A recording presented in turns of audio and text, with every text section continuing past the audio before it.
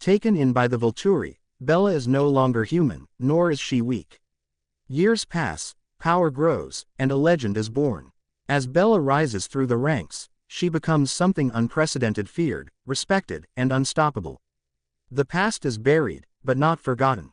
Because when a weapon learns control, it becomes far deadlier. A sequence of unfortunate events was the only way I could describe the chaotic patterns of my life. All my life had been riddled with these types of events. How one person could be stuck with such a ridiculous amount of bad luck and absolute suckage was beyond me. My innocent act of moving to Forks had been one of these occurrences. It had directly resulted with the meeting of the Cullens, which led directly to how I was turned as a vampire, and landed me to where I was now during this mission. How was it that streaks of bad luck always seemed to rear its ugly head during the absolute worst of times and situations? These were rhetorical questions, of course, but I still longed to understand. Sometimes I wish I had developed a gift of manipulating luck, but that would have been too easy. I groaned dazedly as I gradually felt myself come back to my senses. I kept my eyes closed and breathed in the harsh and musty scent of stagnant salt water and mold. I felt scurrying feet and disgusting slimy fur against my midsection and jolted my legs abruptly, sending a swarm of what I assumed were rats scampering off in erratic directions. Finally, I lifted my head and rested it against the slightly damp stone wall behind me and sluggishly opened my eyes. I went to move my hand up to rub my eyes but found I could only move it about a foot up before my movement was restrained. I looked to my right and left and realized I was shackled with some sort of venom-infused chains. The clamps around my wrists were secured, connected to iron links and anchored deep into the walls. I let out an aggravated sigh, noticing that my earpiece had been removed. However, I felt the comforting feel of the saber still in place, under my pant leg. Not that it would do me any good, there was no way in hell I was going to be able to reach it. My thoughts moved to the Cullens, to my family, to Chelsea. I hoped, and for the first time in my existence, prayed silently to whatever God was listening that the Cullens had managed to escape. I had no idea how long I had been out, but I was hopeful that wherever they were far from here. I didn't wish this predicament on anyone, not even my gravest enemy. Torture and imprisonment were a nasty business, and in my mind, much worse than death itself. I looked up as the heavy wooden door opened and Dante walked in, with two of his guards walking behind him in tow. He knelt down, balancing on the balls of his feet as he played with a small dagger, dancing and bouncing the blade between his fingers. "I'm glad to see that you are finally awake, Sleeping Beauty. The serum usually knocks out a vampire for only about 30 minutes, but you were out for a solid hour. It would have been such a shame if you had not have woken." He grinned and I rolled my eyes. "Yeah, well, you wouldn't have needed to wait at all if you wouldn't have ordered to inject me with whatever the hell that serum was." I replied back mockingly, causing him to shake his head with a smile. "If you wouldn't have fought so hard against coming with me, it wouldn't have been necessary. By the way, it would do well for you not to piss me off. In case you haven't noticed, you aren't in the best of positions and are at the complete mercy of myself." He chided and I shrugged. "Like always, you underestimate me and in turn, your position in this situation, you pompous prick." I replied, wincing only slightly as his fist came in contact with the side of my face. My head turned to the side at impact and I felt my jawbone slightly crack, causing my eyes to widen. This was new. I hadn't felt a bone be broken since I was a human. "Ah, yes, as you have noticed by now, there was more to that serum than you thought. It is true that it acted as a neurotoxin, but it is so much more than that." He chuckled as I turned my head back around to meet his gaze. "Care to enlighten me?" I replied, and he pretended to be in a state of pure reflection as he looked at my expression curiously. "I am surprised you do not recognize it. Just the same though, seeing as you will not be getting out of here on your own accord, I don't see what harm it will do, so I will indulge your request. You see, the serum that was injected into you immobilized you long enough for you to be restrained, but it also stops your venom from being able to flow for several hours even after you awaken. This means that your bones and skin are much less durable. Your speed is also reduced significantly. In short, it makes you to be much more human." "Allow me to demonstrate," he replied and slowly brought the small knife up, licking the blade and then wiggled it in front of my eyes. I moved my eyes to watch the movements of the blade as it moved to the left side of my face, and winced as I felt the venom-coated blade cut through my skin as he drug it down my left eyebrow and down across my face, avoiding my eye and ending at the middle of my cheek. I clenched my jaw tightly as I felt his venom enter my skin through the cut, knowing that it would eventually leave a scar when it healed as the familiar burning sensation flooded through my senses, the same sensation that I had felt when I had received my other scars during missions. It was a shame that there had not been more venom on the knife though. I would have liked the cut to have healed instantly. Looks like you've finally learned some ways to actually be successful at interrogations. You're almost at my level now. Almost. I growled, earning another harsh slap to my face and felt more bones crack across my face. Shut up and know your place. You are not better than me and I will not stand for being insulted, not within the walls of my own coven. He snarled and I slowly brought my face back to his direction. Ah, but you still have so much to learn apparently. You may want to let up on my jaw. Otherwise, I won't be able to talk to give you whatever information you are searching for, and what a shame that would be. I replied and he eventually grunted out an acknowledgement at my words, causing me to smirk despite the pain that came from the action. There was no way in hell I was going to make this easy for him. I don't feel like wasting too much time on you, so let's cut to the chase. The fact that you came searching for information means that you are too close for comfort to my client. If you answer this question, the interrogation will end. Where are the Cullens? He asked and I looked straight into his eyes with a satisfied grin.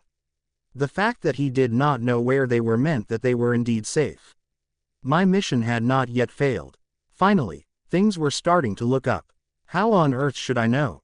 I've been locked away here and away from them, all thanks to you. I replied back, growling out only when I felt the blade sink deep into my shoulder as he moved closer so that he was far too close for comfort. Do not play me as a fool. There must be some sort of safe house you have set up in Forks. My men already searched the area around their apparent vacant residence, and while their scent was still relatively fresh, no one was in the area. I believe you have moved them to a new location. Tell me where it is located and I will make this as humane as possible. He breathed out across my face. You are positively insane if you think for one moment that I will place any trust in that statement. You betrayed me. I have no reason to believe a single thing you have told me. I replied back as my left eye squinted shut as he twisted the blade around in my body, resulting in pain radiating throughout my very core. With his free hand, he gripped at my right shoulder, his thumb resting on my collarbone. He slowly began to increase the pressure of his grip and I felt my bones groaning out from the pressure of the touch. I will allow you to feel the truth of what I am saying. All the information I have shared from the moment you walked in and even to now is the truth. If you give me the information I am needing, I will let you live. Now, answer me. Where are they? Who else is helping you with this mission? Why are you protecting them as if they are a part of your own coven? He said in a stern voice, and I was finally relieved to know that this had not all been for nothing. I could feel his intentions and the truth of his words. If I could escape, I would finally have the edge on the situation, and with a ton of important knowledge, none of which I would have obtained had I not come. You can go fuck yourself, Dante. I will be reduced to nothing more than ash before I ever give you any of the information you are seeking. I finally retorted and winced only slightly as I felt my collarbone fracture from the strength of his hold as he growled in annoyance and irritation. He was going to have to do so much more to get me to break.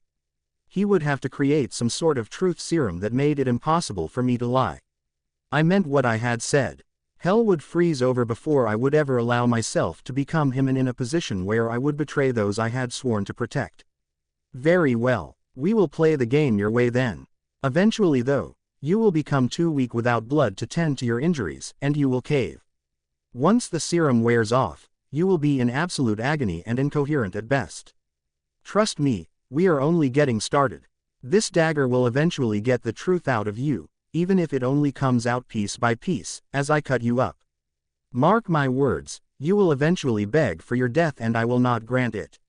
He snarled as he pulled the blade out, only to shove it back into my abdomen, slicing upwards and through a couple ribs, causing me to cough violently and to hang my head down as I willed the pain to leave my broken body. He stood as he extracted the blade and put it back into his pocket, shaking his head in anger at my direction, before motioning for his guards to exit as he turned his back. You have it all wrong, Dante. I finally breathed out, effectively stopping him in his tracks as he turned to look back at me over his shoulder with a raised eyebrow. "I'm not playing your game, you're playing mine and you're just too stupid to realize it.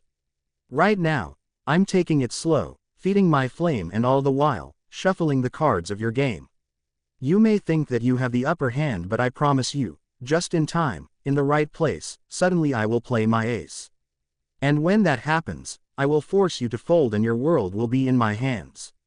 When that happens, I won't soothe your pain. I won't ease your strain. And you will be the one begging for your death that I will grant, but not before everything you hold dear, everything that you love, will be gone. The Volturi do not give second chances and we do not forget." I grinned out as I lifted my pure black eyes to meet his own, causing him to shift uneasily between his feet before he walked out briskly, slamming the door behind him, leaving me alone once more. My mind began to race as I thought as to how I could get free. There was no way in hell that I, the captain of the guard, was going to go out like this. I simply refused, and he had severely underestimated my desire to find Nero and tear him apart with my teeth, turning his body into nothing but ash and then burning that as well, until he became absolutely nothing. Everyone was about to learn a lesson in crossing the Volturi, and I would personally see to that. My eyes moved to my right arm as I began to think of a way I could get it free. I pulled my arm down and took note of the way the shackle moved up and down my arm, stopping as it came in contact with the bones of my wrist and hand. I thought back to what Dante had said about the serum, and I realized what I had to do, although I was not looking forward to it at all, but there was no other choice. Without my venom coursing through my veins, my teeth would not be strong enough to cut through the chains. Although I knew something that could, it was only a matter of getting to it. I ground my teeth together as I pulled my arm from the wall as far as the chains would allow me to do so. Without giving it a second more of thought, I slammed it against the wall, biting back a scream of pain as I felt my bones fracture in my wrist from the impact. Shakily, as the pain exploded throughout me once more, I extended my arm back out, and brought it back with as much force as I could muster. I let out a painful gasp as I felt my bones crack further, as a sharp jagged piece cut through my skin. I looked up at the ceiling of my prison, searching for inner strength as I fought against my instinct to not inflict any further pain on myself as I repeated the motion one last time. I felt my gut twist as my body reacted to the pain that was being inflicted upon it by my own hand, allowing myself a few moments to fight past the desire to black out as every single bone in my wrist shattered into nothing more than fragments. Healing from this was going to be a bitch, but it surely beat the alternative. I was not going to sit back and wait to play in any more of his sadistic games. I moved my abused arm around against the shackle and gritted my teeth together even tighter. I was almost positive they were going to shatter from the pressure as I pulled my arm down with all my strength until finally the iron cuff slid off of my arm, as my skin and muscles scrunched together, no longer held together by any bones. I let my hand rest on my thigh for a few moments before reaching into my pant leg and retrieving my saber. I brought the blade up and swung it down against the chain that still bound me on my left arm, effectively releasing it and then taking the sword in my left and uninjured hand. I stood from the ground and leaned back against the wall, panting as I gripped the handle of the blade tightly, my jaw clenched as I steadied myself in my weakened state. I leaned the sword against the wall and brought my fingertips to my wrist, and pushed the bone back into place with a sickening snap, mentally screaming a line of obscenities at the pain before grasping the sword once more in my left hand. Then hesitatingly, I brought one foot in front of the other and made my way to the door. I brought my injured hand up and pushed against the old and splintering wood, and pushed it open slowly, peeking my head around the corner as I evaluated my surroundings. No one was in sight. Overconfident fools. Slowly I moved out and closed the door behind me and looked around, realizing that the dungeons themselves were a labyrinth of sorts. I focused my senses and decided to follow the smell of fresh salt water. I chose the path to my left and began moving as quickly and silently as I could, following every curve and turn, my grip tightening on the handle of the sword with every step. One day in the very near future, I would get my revenge on Dante, but I knew I could not do so in this state. Finally, after ascending up a spiral stairwell, I found myself face to face with a metal door and tried to push against it but found it would not budge. I cursed lightly to myself as I heard a yell from back where I had been. They knew I was no longer restrained and time was not on my side. I heard the scurrying of their footsteps as they searched for my whereabouts, thankful that my shield obviously still was intact and masked my scent. I brought my sword up and sliced through the door, finding that it had led me to the ocean, but it was a significant drop. The dungeon apparently had been built partially underwater, and went out fairly deep into the sea before leading to this overlooked tower, the area where they obviously disposed of vampires, ash and drained humans alike. I peered down at the raging and dark water below me and turned my head over my shoulder as I sensed the same vampire who had originally let me in approaching quickly. Allowing myself no more time to think about my actions, I leapt off the edge of the doorway and headed straight to the watery abyss below. I felt the wind fly past me as I plunged quickly from the building, maneuvering my body into a perfect swan dive, mentally preparing myself for the pain I would feel at impact. Sure enough, I felt the harsh sting of water as it hit my face, and I allowed myself to be submerged into the dark watery void, forcing myself to remain underwater as I felt Dante's presence above me. "Should we go after her, Master?" a vampire asked with a deep growl. "Do not waste your energy or time. Allow the coward to rot in her watery grave.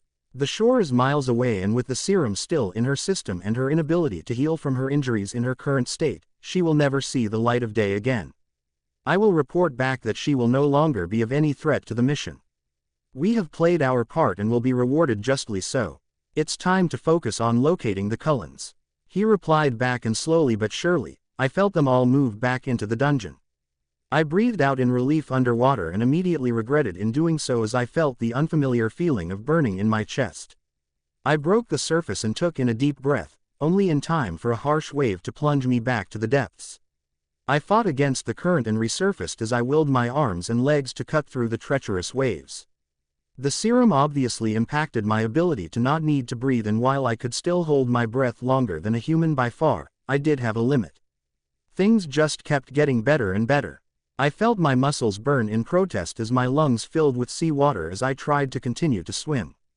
It felt like I had been swimming for hours, but I knew that was not logical. While it was true that I had gone quite the distance from the tower, there was still no sight of shore. I had broken the surface once more only to be knocked back down by a strong wave, and I no longer had it in me to fight against it. Dante had been right about one thing. My injuries were far too severe, and without my venom flowing in my system, I had not been able to heal.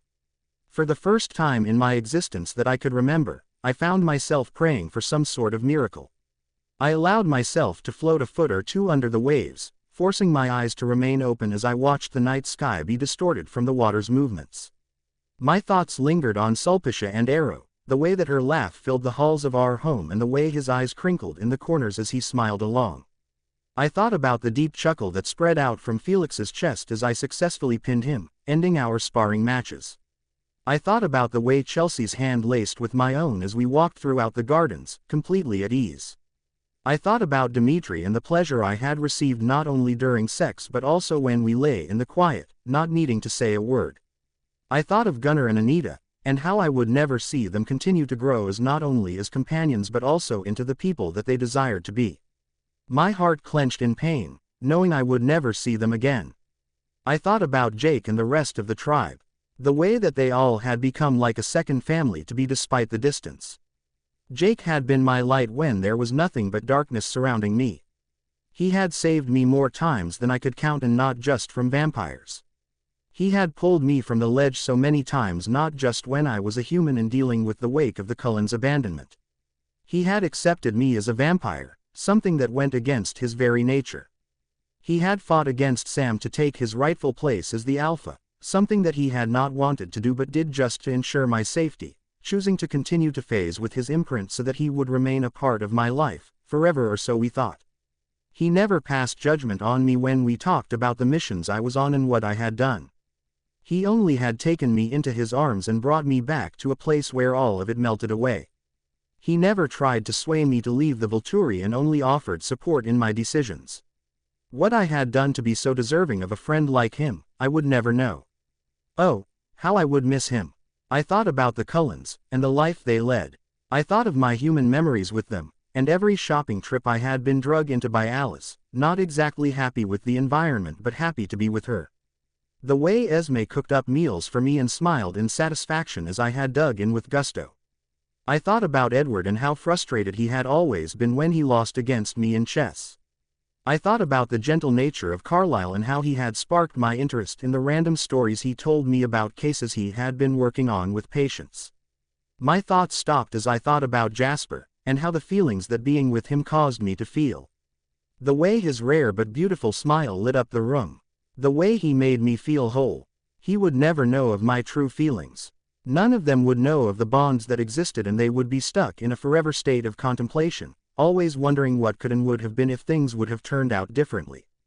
I had not sought out closure with them the way I had with Sulpicia after all. It was almost a shame.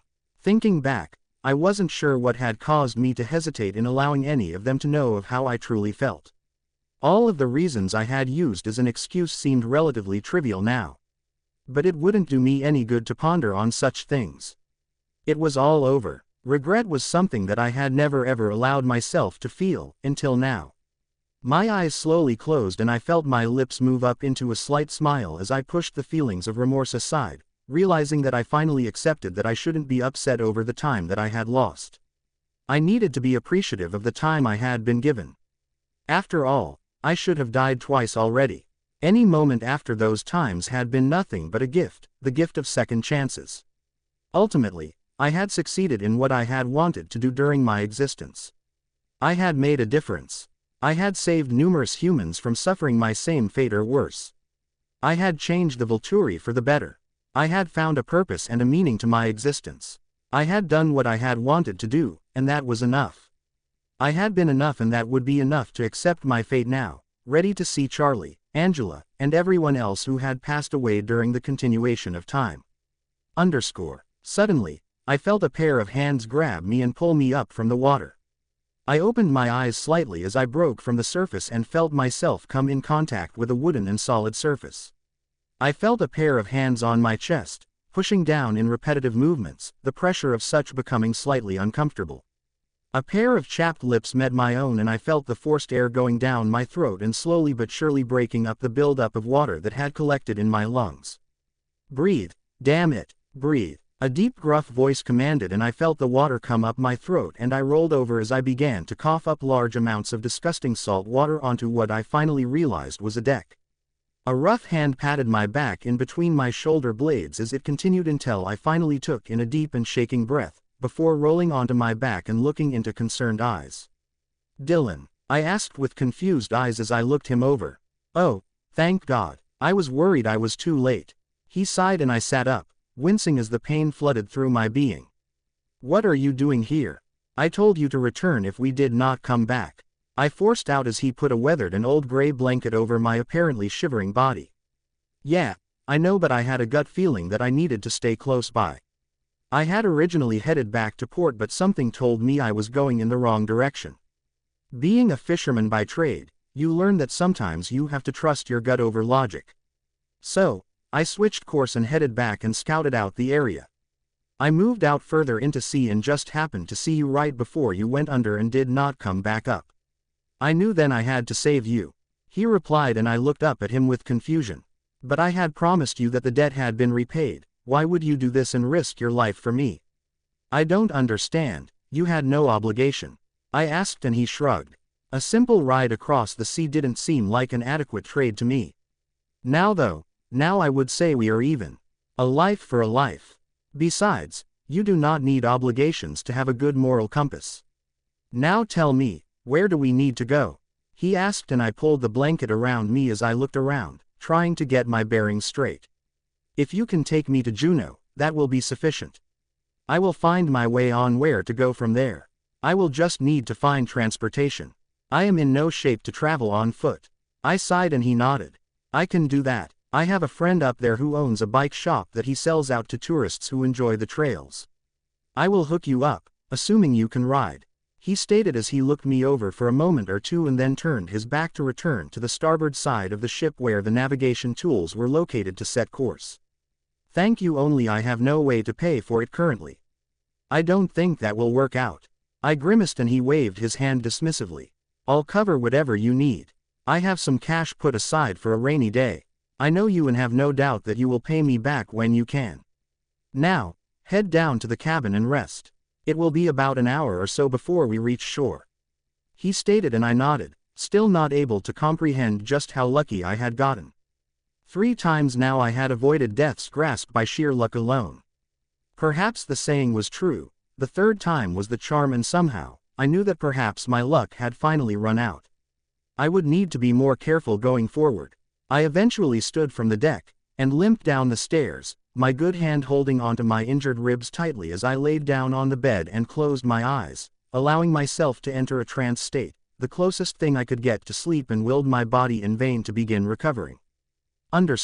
My eyes opened as I felt the boat jostle as its movements stopped. I heard Dylan's heavy boots move against the deck and the whistling of the rope in the air as it was flung out from the deck and onto a nearby post. I pulled the blanket off and swung my legs off the bed, wincing as I slowly felt my venom begin to move throughout my body and straight to my various injuries. I groaned and knew it would be a slow process, although I was not sure just exactly how slow it would be. I had no way of knowing how long it would take for my venom to flow properly again, but I hoped it would be soon. I folded the blanket neatly and placed it near the pillow covered with a plaid-colored pillowcase. My hand moved against my throbbing ribs and I slowly moved up the stairs, taking deep and steadying breaths with each step until I finally found my way out and onto the deck before moving onto the port where Dylan was waiting for me patiently, his light blue eyes clouded over with concern. "Are you sure that I can't convince you to give yourself more time to heal? No offense, but you look like shit," he stated rather bluntly as he put a cozy large black sweatshirt over my torso, zipping it up, and I shook my head. "I have inconvenienced you enough as it is. Besides, there is some place that I need to be. I have people waiting for me that are probably worried," I replied, and he nodded, dropping the subject as he put a steadying arm against my waist and walked with me throughout the town and to a nearby shop. "Are you sure that this is okay?" I asked with a raised eyebrow as my eyes noticed the closed sign up in the window. "Yeah, I mean it is late and everything, but the owner of the shop is a night owl. I am sure that he is still here, just working on other projects. Wait here for a moment," he replied and walked up to the door and placed a sequence of hard knocks against the door. I watched as a human man came to the window and smiled as he turned on a light and opened the door. He walked out, his hand smoothing out his unruly dark brown hair as he walked out, and smiled at Dylan. "Oh, hello there, Dylan. It's a little late for you to be out and about. To what do I owe this pleasure? Is everything all right?" he asked with a smile as he looked at me and granted a smile with a nod, to which I returned.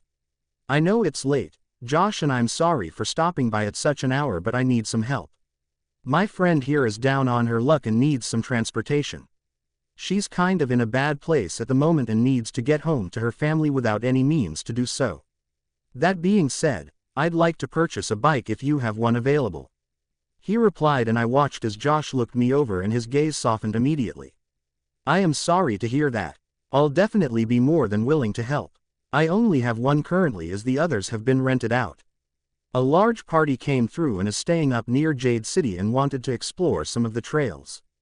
The one available is a bike I honestly just finished fixing up and built myself from scratch. I think you will find it to be most comfortable.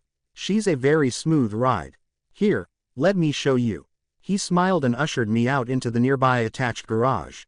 Dylan and I followed him as he gripped the metal handle to the sliding garage door and opened it, before walking in and grabbing a chain and pulled down, effectively illuminating up the dark area. I watched with curious eyes as he moved further from Dylan and I by a step or two and gripped a light tan-colored tarp and pulled it away to reveal a black and lime green Kawasaki Ninja model bike. It was definitely an older model but looked to be very functional and was in pristine shape, and found myself to be very grateful. Even if it had been a pile of junk, I was definitely not in a position to be picky anyway. I was finally able to get all of the parts needed to rebuild her and make her better than she ever would have been in stock condition. The modifications will allow for better handling, and I changed out the tires so that it is capable of off-road maneuvering, something that is almost necessary for the area. He grinned, clearly proud of his accomplishment. "I think that it would be perfect." "How much?" Dylan asked as he fished out his battered brown leather wallet from his back pocket. I watched as Josh rubbed his hand against the stubble on his chin, clearly in a state of contemplation as he looked over at the bike, to me and then back to the bike. "You know what? This one will be on the house. Consider it a thank you gift for helping me with shipment of parts when my supplier fell through last year due to the unseasonably rough winter. I wouldn't still be in business if you had not helped when I needed it the most. Besides, I can tell that this is a bad situation. I want to do anything I can to help this young woman get home and to the ones she belongs with. I think about my daughter, and if she was ever stranded and in a position where she couldn't come home, I hope that someone would lend a hand if they could. Besides, there is not a thing as too much good karma. He shrugged and I watched as Dylan shook his head. That seems like an awfully extravagant way to say thank you. I only helped you out cause it was the right thing to do. I'm not sure I can accept. You have a family to support. Are you sure? He asked, and I moved my eyes to look at Josh, who only smiled before walking back into the stop and turning the light off once more. Because of your help, we are definitely not struggling financially. Besides, what else are friends for? He smiled and I watched as the two eventually shook hands, sealing the deal. Humans were indeed curious beings. As thankful as I was, I couldn't understand this situation. I had been given help by two people without any type of compensation. Maybe the world wasn't as bad off as I thought it was. I moved forward and took the handlebars of the bike in my hands and moved the bike out of the garage, swinging a leg over it, and started the engine after putting the key in the ignition. Thank you again, Dylan. I don't think I can ever repay you for everything you have done for me. This bike may have been free, but I will still send compensation for you and for Josh as soon as I have access to my funds. I said as he handed over a helmet, which I slid over my head. As a vampire, it was a truly unnecessary accessory, but given my current state perhaps it would be helpful after all. Like I said, don't worry about that. Just focus on the pressing matter at hand and take care of yourself. I still don't feel quite right with letting you head out in the state that you are in. I know you aren't exactly human, but I'm not blind. Those injuries are rather significant. He replied and I sighed. I swear, I will be fine in time. Thank you for your concern. I hope you have a safe travel back home. I replied and he nodded and reached out, patting my shoulder, before giving it a knowing squeeze, and walked away, heading back to his boat without another word. In so many ways he reminded me of Charlie. I watched as he walked away until I could not see him any longer, and then turned my head around to the long road ahead of me and began my journey. The lightly snow-dusted trees flew by me as I maneuvered the bike down the well-packed dirt and thankfully clear roads, allowing my senses to help direct me in the direction that I needed to go to meet up at the secret Volturi-established safe house in Dees Lake up in British Columbia, where I hoped that the Cullens were waiting. I don't know what I would do if I found out that something had happened to them. That would mean that something happened to either Gunnar, Anita, or Chelsea, and that thought alone was enough to make me push the bike to the limits. I needed answers desperately. The bike began to waver slightly as my hands trembled. The burning of my venom was increasing with every second as the flow of such increased its flow rate. My left eye closed involuntarily as I began to pant heavily, finding that keeping conscious was becoming more and more difficult with every mile that passed by. What I wouldn't give to have my earpiece with me right now. I was not one to ask for help, ever, but I had never been in a situation such as this before either.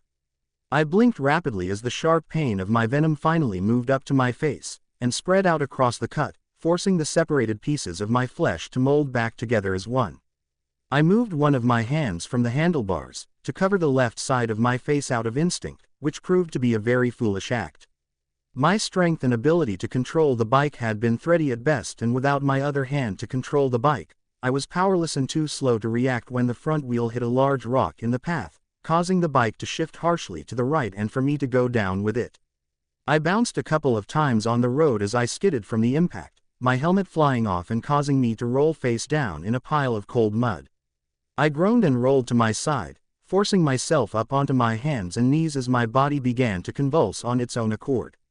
It was like I was experiencing the initial change from a human into a vampire all over again. Son of a goddamn bitch. I groaned out as I rolled onto my back and watched as a few snowflakes began to fall from the slowly moving in clouds above me. My back arched up from the ground and I hissed out in pain, my eyes clenching tightly once more. My fists clenched at the dirt as my fingers dug in, watching as the now all too familiar blackness began to come in from the corners of my vision. I was going to find out who had invented that serum, and I was going to give them a piece of my mind before taking their head off of their shoulders. Too lost in the inferno raging inside, I did not notice as a gentle presence came within my immediate area. I only noticed I was no longer alone when a soft and gentle hand lightly caressed the side of my face, the fingertips barely ghosting over my skin. I breathed in deeply and was met with a familiar scent, one of vanilla and a hint of fresh parchment. My eyes opened and I looked at the face above my own, becoming lost in a sea of concern and love. "Chelsea, what are you doing here?" I forced out through trembling lips. "Yes, it's me. The reasons for my arrival should be very obvious. You didn't think that I would not come to you the moment that I could after you sent out that distress call to me. And don't worry, I left the Cullens in the very safe hands of Anita and Gunnar. I may have deviated from the mission but not completely," she replied as she answered my next unspoken question. "Thank God. I am so relieved to know that you are all okay." I breathed out and watched as her face hardened a bit. "I would be hesitant to say that we are all okay, Bella. Physically we are good but everyone is extremely frayed. You have no idea how worried we all are. Alice was practically hysterical by the time we got to the safe house and it took everything I had to keep Jasper, Alice and Esme from coming with me to locate you. I actually had to eventually enlist Jasper's help to sedate everyone, and I think it killed him a bit inside to do it. You have no idea how desperate he was to get to you, and I couldn't explain to him about the bond he had with you, or even the one that Alice and Esme did, which only added to their confusion. If it wasn't for his soldier training on following orders, I think he would have fought against me more. Honestly, what were you thinking? Do you truly desire death so?" She replied with a harsh voice. "Not really anxious to die, more like anxious to finally turn the tide with the situation. Can we please do this later?" I mumbled out with a slight glare as whimpered as another wave of pain hit me like a freight train.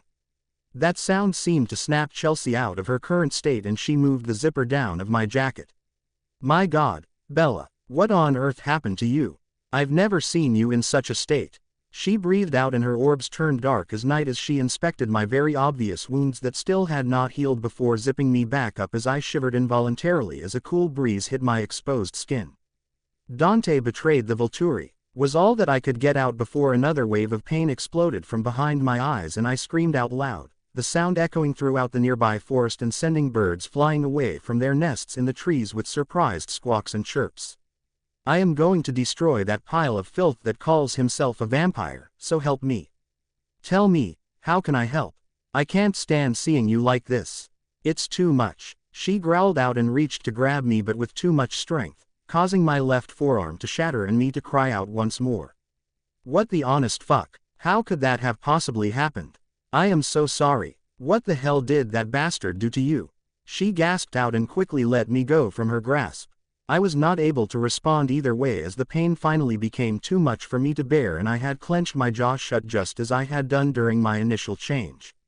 I refused to let out any further screams as I did not want anyone else to share in the suffering that I was going through, especially those who I cared the most about. Chelsea sighed and picked me up, much more gingerly this time as if I would shatter with the slightest touch. She cradled me against her chest and moved over to the bike and swung her leg up over it and pulled me closer to her as she gave out a couple of revs of the engine. "I need answers, Bella. I have so many questions and I swear to you, I will stop at nothing until Dante and his coven of lackeys are nothing more than a pile of dismembered body parts that I ignite into an inferno of flames. But let's get you to the safe house. Everyone is fretfully worried about you, and rightfully so as it would appear. Once you've recovered from whatever the hell all of this is, we will need to have a talk but for now, just focus on getting better." She stated and placed a kiss to the top of my head and began to race in the direction I had been headed previously. I allowed my eyes to close and prayed it would be a quick journey. I felt the warmth of the rare sunlight for the area dance across my face, causing me to blink a few times and me to squint as my eyes adjusted. I watched the small dust particles as they danced in the air above me and the breathtaking shimmer of sunlight as it reflected through the nearby window. I took in a breath and found that it was unneeded. Curiously, I did not feel the relief that that very action had given me what felt like just a few moments ago. I had never been so relieved to be back to my old self. My head dug back into the soft and luxurious pillow and I let out a content sigh as I snuggled deeper into the soft mattress, pulling the soft satin sheets back up to my chin and closed my eyes once more, wishing more than anything that I could fall back to that peaceful state I had been in. If you would have asked me when I was a human what were some of the things I would never miss again after being turned, I would have rambled off the cursed habit of blushing at seemingly everything and anything. My innate ability to trip over every flat surface. However, the one thing I would have said above all others is the need for sleep. As a human, my dreams were plagued with nothing but vivid and lucid nightmares. However, as time had passed since being changed, I had found that I missed the ability to sleep more than anything. Not because I missed the ability to dream but rather the capacity to shut my mind down for even just an hour. I had never felt so refreshed in my entire existence as I did in this moment, and it was something that I was going to miss. Sighing once more, I reopened my eyes and began to inspect my surroundings. I was in one of the 7 bedrooms that this house had. It was by far the largest safe house that the Volturi had ever built, but was used for purposes just like this. Privacy, or at least the illusion of such, was something that we all held dear and had come in handy when multiple members had been dispatched to gain control over situations. The room I was in was the one I had always chosen when I was staying in this house, as it had the largest number of windows and led out to the only balcony that the house had on the 2nd level. I finally moved myself up into a sitting position and looked down at my arms. Curiously enough, I was covered in bandages and splints.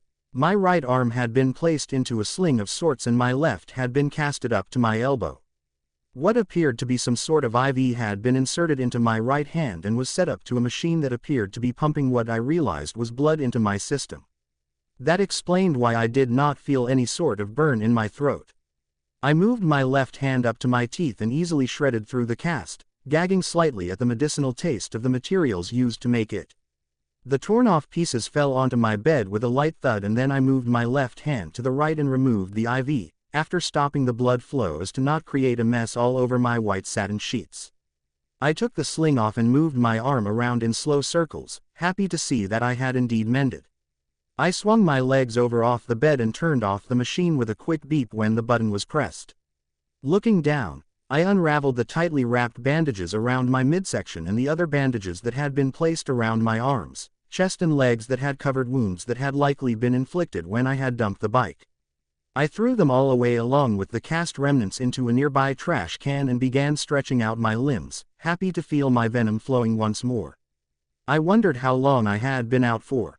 It only felt like a couple hours, but something told me it had been a lot longer than that. Reaching up with my hands, I shook my hair loose and moved into the connected bathroom and stepped into the shower after I had allowed the water to heat to max and removed my filthy and torn pieces of clothes. Steam engulfed the room and I had never felt so relieved to be getting clean. I could still feel Dante's hands on me, his breath against the skin of my face. It made me feel disgusting. I sighed in relief as I worked an eucalyptus-scented shampoo throughout my long hair, happy to see a large amount of sand and other sea debris come loose. I grabbed a loofah and worked some awfully expensive-looking body wash into, likely left behind from Heidi, but I was sure she would not mind. The scent of rose filled my nose as I scrubbed my skin clean, removing the dirt and grime that had collected around the various adhesives of the bandages and from the mission itself. Satisfied that I was now clean, I stepped out and wrapped my long hair in a soft and fluffy red towel and wrapped another one around my body as I sat down on a padded stool at the vanity and picked up my eyeliner and expertly darkened the areas around my crimson eyes and brushed on a couple of layers of mascara. I looked at the now thin but apparent scar that ran down my face. Sighing, I ran my fingertips down the scar and grabbed some foundation and lightly dabbed it into my skin, but soon gave up. It would just be something that I was going to have to live with, although I was not pleased as I did not like having my scars exposed. I then removed the towel from my hair and dried it out and brushed it so my luxurious layered locks fell neatly across my chest and down my back. I picked up the comb once more and did a more extravagant side part, styling a larger amount of side bangs so now they draped across almost the entire left side of my face. It didn't cover it completely, but it definitely helped. I stood from the stool and removed the towel from my body and hung it back on a nearby towel hook. I gathered the clothes that I had been wearing since the mission and tossed them into a nearby trash can and moved to the closet, where I pulled out a pair of dark jeans and a forest green turtleneck sweater along with a pair of brown boots that I had stashed away many years ago, with a variety of other clothing. I moved out towards the patio and reached out as I opened the glass French doors and walked out, not caring about the way the light caused my skin to shine like a bed of diamonds. I leaned against the railing before swinging my legs up and let them drape over as I leaned against the wall, drumming my fingers against my thigh in thought. I knew the Cullens along with Gunnar, Anita and Chelsea were in the house. I could feel them all stirring beneath me, and while my shield likely made it impossible for them to know I was awake, I had been surprised to awake alone. I had been expecting to find someone, if not all of them, in my room. Perhaps they were trying to grant me some privacy, which was something that I was slightly happy for, but I knew that it was only delaying the inevitable. I knew the talk that Chelsea had alluded to when she had found me in the forest was long overdue. She would have questions, hell, they all would. The reason for my delay in heading downstairs was not due to that reason though. As I had laid under the waters in the ocean, I had accepted my death. I had accepted that I would never see any of them again. I had accepted that I would never have the chance to explain and explore the bonds that existed, and here I was, able to do what I had given up on entirely. Once again, I was back at the whirlwind state of my life. The question is, what would make the most sense and be the best course of action? Should I approach the Cullens first and provide some clarification on the questions that I know that they had, especially Alice and Esme? How the hell would I begin to even broach that subject anyway? I shied away from bonds as much as I could from those happening outside of my family. I couldn't allow myself the luxury of them. I couldn't be tied down. What's worse is I could not allow any of the people who held bonds with me to take on that risk. I realized now just how close I had put the Cullens to danger, and even though they had agreed to the risks, I had not understood the full weight of the situation myself when we had embarked. How could I even look them in the eye now? The matter of talking to Jasper about the mate bond was entirely another matter.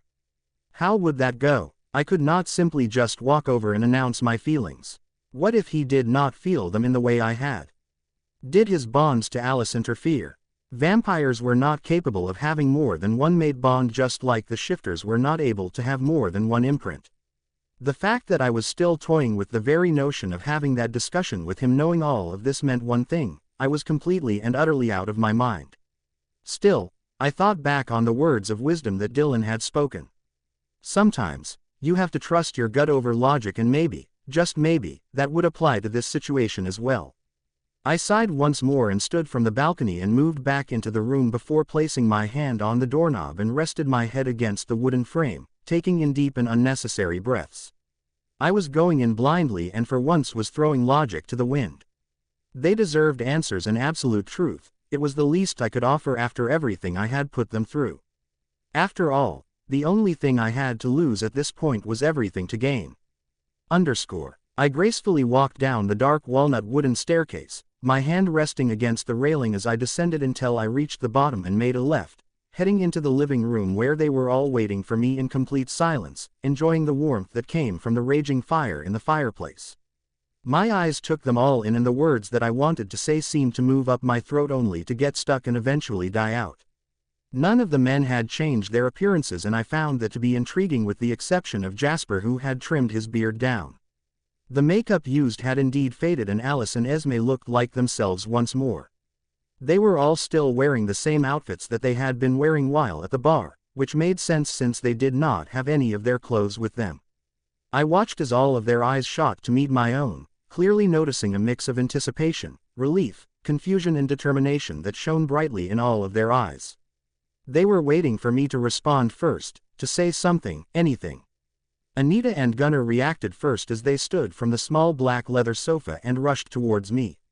Their bodies collided with my own, resulting in a sound that resembled a landslide as Anita wrapped her arms tightly around my waist and nuzzled her face into the left side of my neck, while Gunnar wrapped his own around my neck and burrowed his nose into my hair, taking in deep breaths.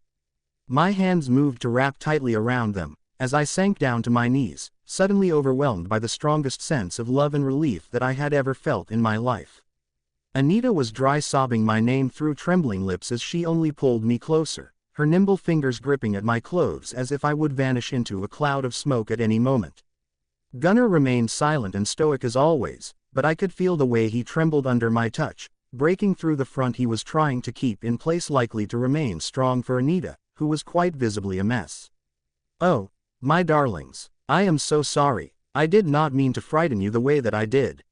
I murmured out soothingly as I ran one of my hands against Anita's back in calming circles and the other moved to run through Gunner's hair. I thought we lost you. I thought I would never see you again. Anita continued to sob out and I sighed as I leaned down to place a gentle kiss to the top of her head. I know, but I assure you, I am okay now. There is no need for these sobs. Please try and collect yourself. You're breaking my heart here. I continued to soothe until she took in one last sniff and pulled herself together and moved back with Gunner only for her to run her fingertips against the side of my face, pushing my bangs away so she could touch my newest scar. Please tell me that you did not seek out Dante knowing what danger you were putting yourself in. She breathed out, her tone laced with anger, and I could not blame her. Even though my name with the Volturi was on that note with the newborn who attacked Dimitri, I assure you, if I would have known about Dante's involvement with who I assume is Nero and the hidden alliance he had with him and his coven, I would not have sought him out. I assure you, I replied as I placed a gentle hand to the side of her face. That's good because I was prepared to give you an earful if that was the case. That is what it certainly looked like from the outside looking in. She said as she took a few steps back with Gunner, allowing me to stand. How did he manage to catch you off guard, Mother? I thought your secondary gift prevented this very thing from happening. Gunner asked with a raised eyebrow, causing me to sigh and move towards a cabinet that I opened and pulled out a decanter and a glass. I sat the glass down and opened up the decanter of human blood from a drunkard and poured some out. I gripped the glass and took a sip, sighing as I felt the effects of the alcohol in the blood warm me from the inside out, helping to steel my nerves. It was time. I suppose that part is entirely my fault. I normally would have shaken his hand or kept physical contact with him during our conversation to gauge his intentions. I arrogantly thought I had a good enough read on him by his eyes and body language not to need to do that. I was wrong, I replied as I looked into the flames and took another sip before turning around and looking at Chelsea, who had her arms crossed tightly against her chest as she looked at me and at the glass in my hand. I knew she did not approve of me drinking this type of blood, always worried that it would destroy whatever shreds of control I had over the beast inside. Before I answer the questions you all have, I need to let you all know of how sorry I am. I put you all in far more danger than I thought by taking you with me. I promise you that I will never make that type of mistake again. Please, tell me, did you run into any snags while leaving? Were any of you injured? I asked as I looked over at the Cullens with a careful eye. You don't need to apologize, if any of us should, it's me. I should have saw this coming but didn't. I only hope that it was because of your shield and not because of another mess up on my end. Alice finally breathed and I shook my head. I bet it was because of my shield. We will work on ways to allow you to receive more visions while keeping my shield up, Alice. I swear, I replied and she nodded. To answer your questions though, when you did not return to us at exactly 20 minutes, we did as we were instructed. We visibly sealed our mock deal and left without any altercations or issues. Once safely out of sight from any humans in the area, we began to run towards Denali and I called over to Anita. They found us relatively quickly, and we traveled until we ran into Chelsea. Chelsea escorted us all to this house and then made preparations to leave to find you. Alice finally supplied while playing with her hands and looking at me longingly. And then, I pressed as I continued to look deep into her gaze until she finally looked away. And then, well, I nearly lost it. Chelsea affirmed that you had given the distress signal and I knew of your directives and that it shouldn't be questioned, but knowing you were out there and in an unknown amount of danger caused me to try and fight past Chelsea, Gunner and Anita. I was blinded by fear. I wasn't even aware of what I was doing. My body had acted on its own accord. Edward finally moved to restrain me, while Carlyle had to the same for Esme. Eventually, Jasper had to use his ability to calm all of us down, and then Chelsea was able to finally make her way to you. I am sorry, she croaked out at the end and I raised an eyebrow at her. Why are you apologizing? I asked, genuinely confused. Because we delayed her leaving, and in turn, stopped aid from getting to you sooner, which was apparently needed given the state you were in when she returned with you in her arms. She finally replied, and seemingly unable to stop herself any longer she rushed into my arms just as Anita had done, completely catching me off guard. She held me as tightly as she possibly could, and I sat the glass down on the hearth and without hesitation, wrapping my arms around her tightly as I had done with Anita. She began to purr in happiness as she relished in our closeness.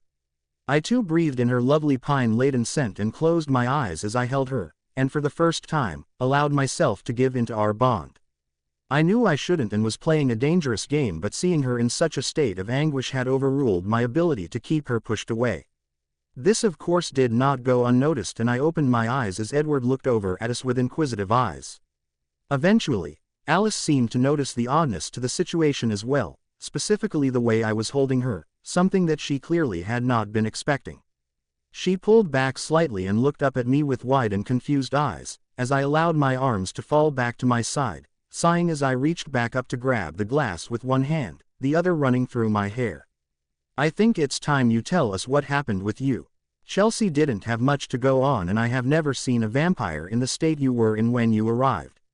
I've never had to administer blood through an IV or worry about setting bones before when handling an injured vampire, but I wasn't sure if the wounds heal properly without doing so." It was not exactly the most pleasant of experiences, Carlyle murmured as he ran a hand absent-mindedly against the small of Esme's back, who was looking at me with pure concern. I nodded and moved away from the fireplace and sat down on the only vacant chair, crossing my legs automatically as I sat and nibbled on my bottom lip in thought. The initial meeting with Dante proved to be most beneficial. He was indeed able to decipher the origin of the seal and advises that it comes from a coven located in the far north, off of the coast of Russia. However, none of his men have ever been able to locate it and tell the tale, so I could not get the exact location. However, I have the general idea of where I will need to go to find Nero, and that is something," I said slowly, watching as Jasper's face hardened. "You mean where we need to go? And while that is good news and all, I couldn't care less about the intel you learned. I want to know what the fuck he did to you," he asked with a clipped tone, and I nodded before looking back into the fire. This was the first time I think I had ever heard Jasper cuss. I was getting ready to leave after offering payment for the information, assuming all was done. However, I was stopped. He had warned me to drop my mission, but I had refused. A smarter vampire would have said what needed to be said, but I was too cocky. I dismissed the warning, which resulted in him having his men inject a serum of sorts into my neck.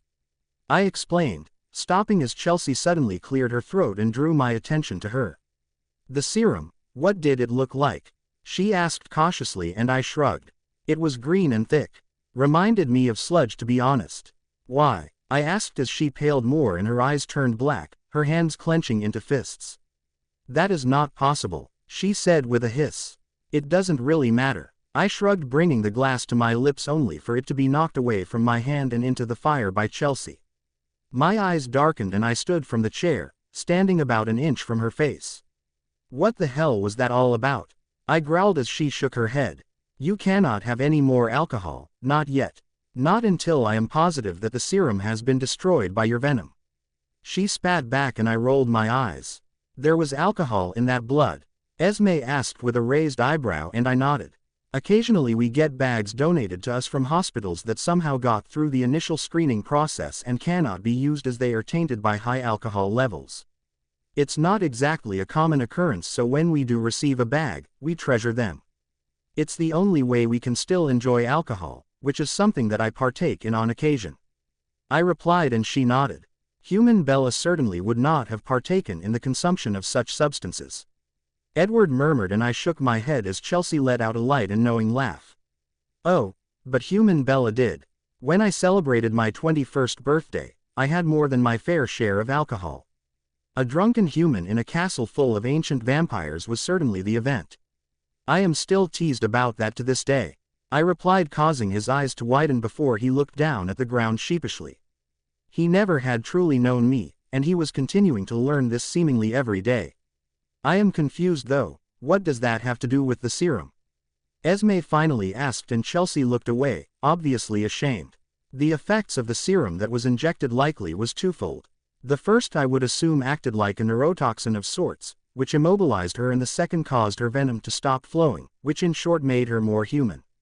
It would have weakened her skin, her bones, and stopped all ability to heal. It would have slowed her down, and made other things happen, like needing to breathe, for instance. If there is any trace of the serum left in her system, it will interact with the alcohol and cause her to become very sick, and throwing up blood and venom is not an experience I would like her to have to endure. She replied, and I looked at her with wide eyes. How on earth did you know all of that? I asked, and she shook her head. Because it was something that I created. She replied, and I tilted my head. That cannot be. If it was, I would have learned about it while in Volterra. I argued, and she shook her head further, moving her pleading eyes to meet my own. I had created it to make it easier to disunite or unite bonds back during my darker times. However, once I met you, I realized just how wrong I had been. I had stolen away vampires' free will when they had been immobilized, and I thought of you. I thought about how I would feel if the serum was used on you, and I became pissed at myself for ever using it. I knew how you feel about people being put in a position like that, and knew you would never grow to trust me if I continued to use it. So, I destroyed the recipe along with the vials we had left in stock and vowed to never use it again. I have no idea how that serum ended up in Dante's possession, but I am so sorry. If it weren't for me, none of this would have happened. She confessed, and I looked at her and sighed. Chelsea, listen to me. I paused as she refused to meet my gaze, forcing me to place a gentle hand on her chin and turn her face to meet my own. The Volturi did a lot of things that I did not agree with before joining. I am not going to blame you for what happened to me, and you shouldn't blame yourself either. Dante is the responsible person, and the blame should go on him. I tried to reason. She remained silent, and I allowed my words to sink in. She seemed to mull over my words until she finally nodded, and I allowed a small smile to appear on my face to reassure her even further. She did not need to deal with the weight of what happened to me. That was mine and mine alone to bear. When I awoke, I was chained in the dungeons beneath the bar. They had removed my earpiece but had not noticed the saber that I had kept under my pants. He explained the effects of the serum and began to interrogate me, seeking information on the mission and the whereabouts of all of you. I stated as I continued on with the story. Interrogation my ass. You mean when he began to torture you? Anita growled, and I sighed. It's true. He had a small dagger that he used to inflict the majority of the damage I endured, with the exception of my collarbone, forearm and wrist. His hands broke my collarbone, and well, I broke my own wrist. I replied hesitantly, leaving out how my forearm was broken as I took in Chelsea's guilty expression, earning a shocked gasp from Alice. Why on earth would you do that to yourself? She whispered, and I shrugged. I wasn't going to just sit there and wait until round 2 of the interrogations happened. He had already cut down my face, stabbed deep into my shoulder, and cut through a couple of ribs. When I was left alone with the understanding of how my bones had been weakened, I smashed my right wrist against the wall repeatedly until the bones were shattered, which allowed the shackle to slide loosely and for me to remove my arm. After, I was able to retrieve my saber and was able to use that to slice through the chains on my left, which granted me freedom. I replied, how on earth could that sword be able to do that? Edward asked, and I raised my eyes to meet his own. The blade is infused with a collection of venom from my family, which grants it the ability to slice through vampires and through any material for that matter easily. I replied, and he nodded, signaling I could continue with the story. Thankfully, my gifts did not seem to be affected by the serum, so my shield masked my scent and allowed me to navigate throughout the dungeon chambers until I finally found an exit that led me to an overlooked tower over the ocean. They had discovered I had escaped and began searching for me, and one in particular was headed my way. Without giving it much thought, I jumped off and tried to battle the waves. I continued. Why didn't they go after you? Jasper asked, and I shrugged once more. Luckily for me, Dante was sure I would have drowned and thought going after me would be a waste of time. Truthfully, he had been right. I was truly in no state to try and swim against the currents. I had too many injuries that I could not heal, and as Chelsea already mentioned, I did indeed need to breathe on occasion, which only made it that much more difficult. The shore was literally miles from where I was, and I suspect I would have drowned, but Dylan showed up and pulled me from the water, tossing me onto the deck of his boat and began to perform CPR. He then got me to Juno and to a friend of his who gave me the bike I was on when Chelsea found me, on my way to you, which leads to where we are now. I finished and looked over at the Cullens. How can we trust that the intel he provided is true? A vampire who had sided with the enemy wouldn't in their right mind provide truthful information. Jasper said softly, and I nodded. I thought the very same thing, and I challenged him on that during the interrogation. That's how I earned my broken collarbone. He placed his hand on me and allowed me to use my gift to sense the validity of what he had said not only in the dungeon but also in his private chambers. I replied and Carlyle nodded, letting out a relieved breath. I guess that leaves just one more question then, he began as he looked over at his wife and family before meeting my gaze once more. Why is it that my mate and adoptive son and daughter nearly went insane once we learned that the distress signal had been dispatched? Edward and I felt a pull to try and get to you as well, but we were able to keep it at bay, keeping your directives at the front of our minds. But that didn't seem to be the case for anyone else involved. I have never seen any of them act in such a way before, and quite honestly, I did not care for it and can't help but suspect there is more at play than just a desire to keep you safe.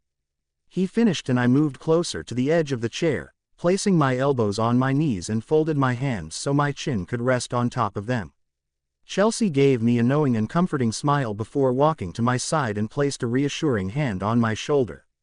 She knew how difficult this was for me. I never gave in to my emotions. I allowed logic to rule over my actions, and right now, every instinct in me was screaming to lie, and yet, the pull in my chest to come clean was stronger. I never had seen myself as being a selfish soul, but that is exactly what I was being right now. Just the same, they had a right to know. It was their life and their bonds as well. What they did with the knowledge would be on them.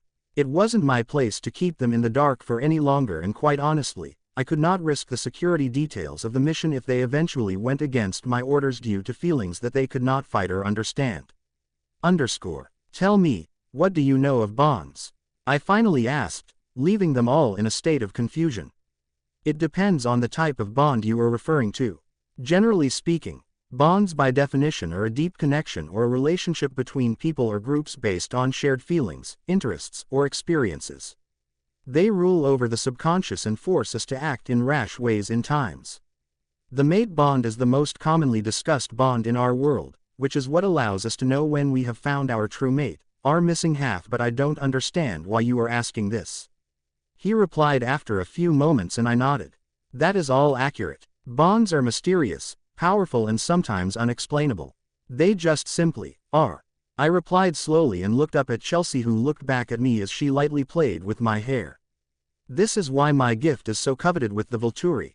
By being able to influence bonds, I can force someone to become loyal to someone they never had been with before, or can force them to become disloyal to those around them. I have become much more mindful of that since Bella joined the ranks, but it is still something that I find that I must do from time to time. Chelsea supplied, and the family nodded in understanding.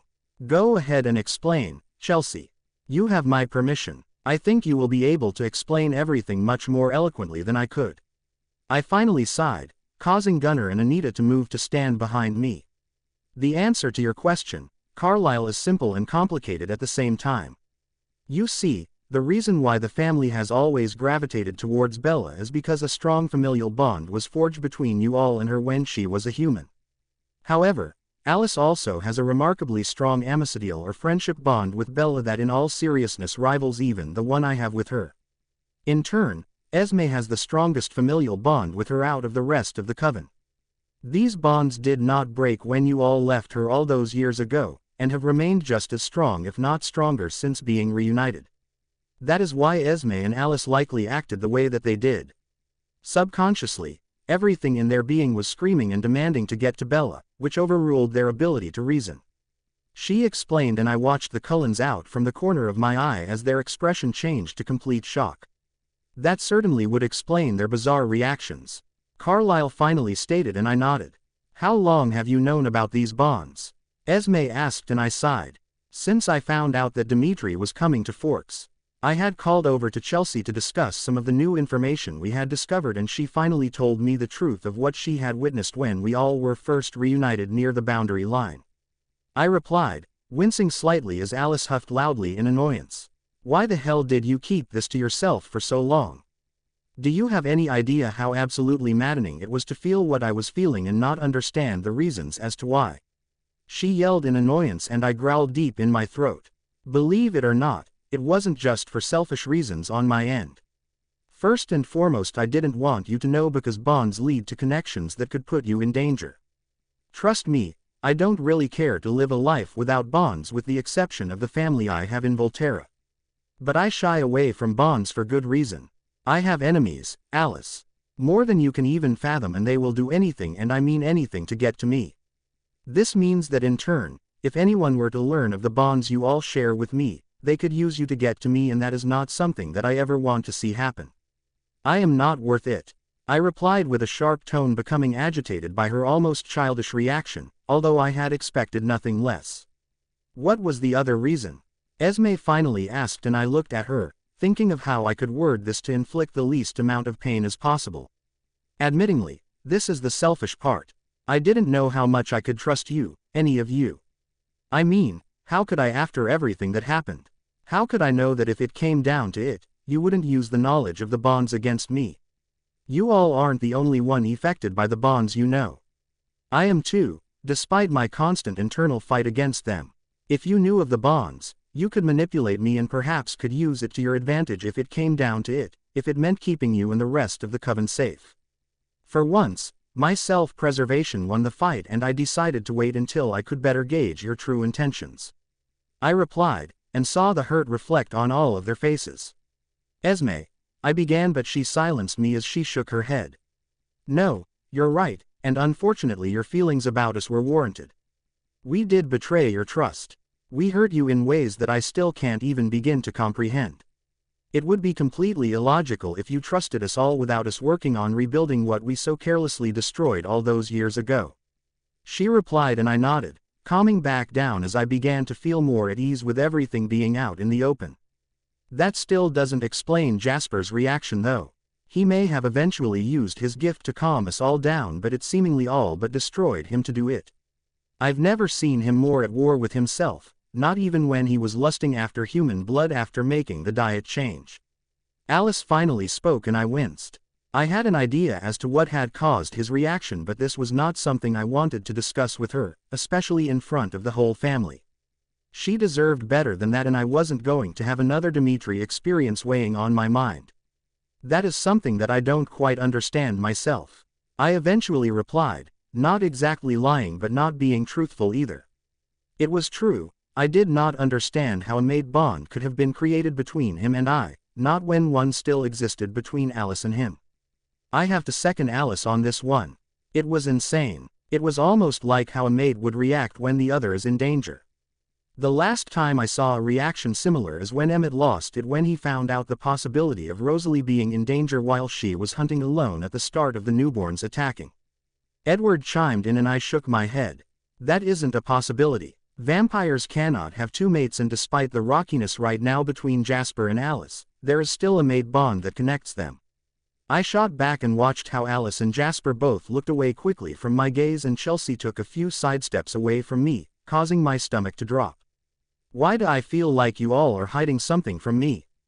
I finally asked as I stood slowly from the chair, looking at Chelsea with hard eyes who shifted her weight between her feet.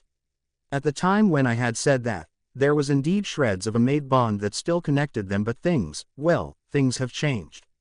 She replied back hesitantly, and I felt my eyes growing darker, not liking where this conversation was headed.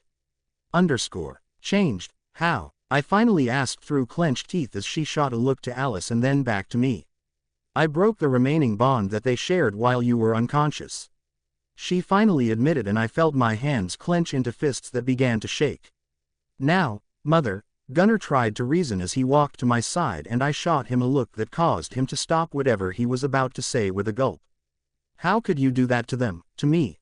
You promised me when I first arrived in Volterra that you would not interfere unless it was absolutely necessary. You have no idea what you have done. I yelled, and my body vibrated in anger as I forced myself from attacking her. I had never felt so betrayed. How could she have manipulated their bonds just to give me a chance with Jasper? She had no right at all. It's not like that, Bella. I swear, she argued back, and I shook my head. I can't believe I ever trusted that you would change. I snapped, not even bothering to register the look of pure pain that danced across her venom-filled eyes. Bella, please, I am begging you, don't be like this. Please stop trying to tear apart our bond. She pleaded and reached out a slightly shaking hand, causing me to growl and bare my teeth. Don't be like this. How on earth should I be reacting? Nothing can fix this, Chelsea. Nothing. Once a bond is separated, the deed is done. It cannot simply be mended. You know this. I yelled back, causing her to pull her hand back to wrap around her chest tightly, clearly in an attempt to keep herself together. Please don't be mad at her. She did so at our request. Alice finally spoke, and I shot my eyes to look at her incredulously. Alice, just because you asked for something doesn't mean it needs to be granted. Hell, I asked over and over again if I could be changed to a vampire, and I was always turned down. If I would have been turned when I asked, I wouldn't have had gotten that stupid paper cut, and Edward would never had forced you all to leave, and the bond between you and Jasper would have never been damaged to the extent it was, and we wouldn't be where we are currently. I replied back in an exasperated tone. Bella, please. We both wanted this. Regardless of what could have been, we are living in the here and now, not in a world of what could have been. I love Jasper, and there is always going to be a unique bond that connects him and I, but I love him enough to let him go, and I love myself enough to realize that the bonds holding him and I together were tainted at best. We both deserve to find happiness again, and he couldn't give that to me and I couldn't give that to him, not with how things were. Now though, we have both been set free and have a second chance. Please don't be mad at Chelsea, she only did what she thought was best after examining our bonds. She replied, and I sighed, still very much pissed about the whole situation. And how are you going to feel when he finds a new mate, Alice? Are you truly prepared for that? I asked, and watched as she furrowed her eyebrows for a moment as I moved forward and took her hands into my own, mostly so I could gauge the truth of her next statement. It will hurt, of course. I gave my mind, soul and body freely to him for nearly a century and a half. But as I said, I love him enough to let him go. He and I will always remain close, no matter what happens, but I desire him to find a mate just as much as I desire to find a new one for myself. When that happens, I will welcome whoever she is to the family with open arms. She replied as she laced our fingers together and looked at me with a soft gaze. I too would react the same when Alice finds the one she is now meant to spend eternity with. Jasper finally spoke up, and I turned my gaze to meet his own, easily becoming lost in the deep crimson of his eyes that still had flecks of gold scattered throughout them. I eventually nodded and released Alice's hand and moved to look out the window, deep in thought. The bond that was keeping Jasper from being mine had been removed, and there was nothing I could do now to keep it at bay. Vampires were territorial creatures by nature, and he was mine and mine alone to claim. He would eventually feel the bond such as I did, even with my shield, and if I was not honest with him, the pain I would feel when he became infuriated that I had misled him would be too much to bear.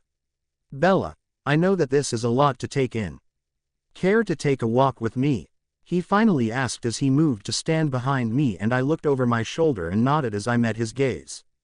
We won't be far. Take some time to calm yourselves now that you know I am going to be all right.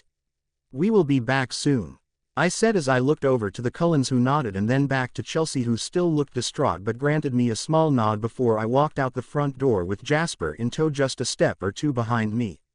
I knew I would need to fix things with Chelsea, but now was not the time. I still was not in the right mindset to forgive and forget.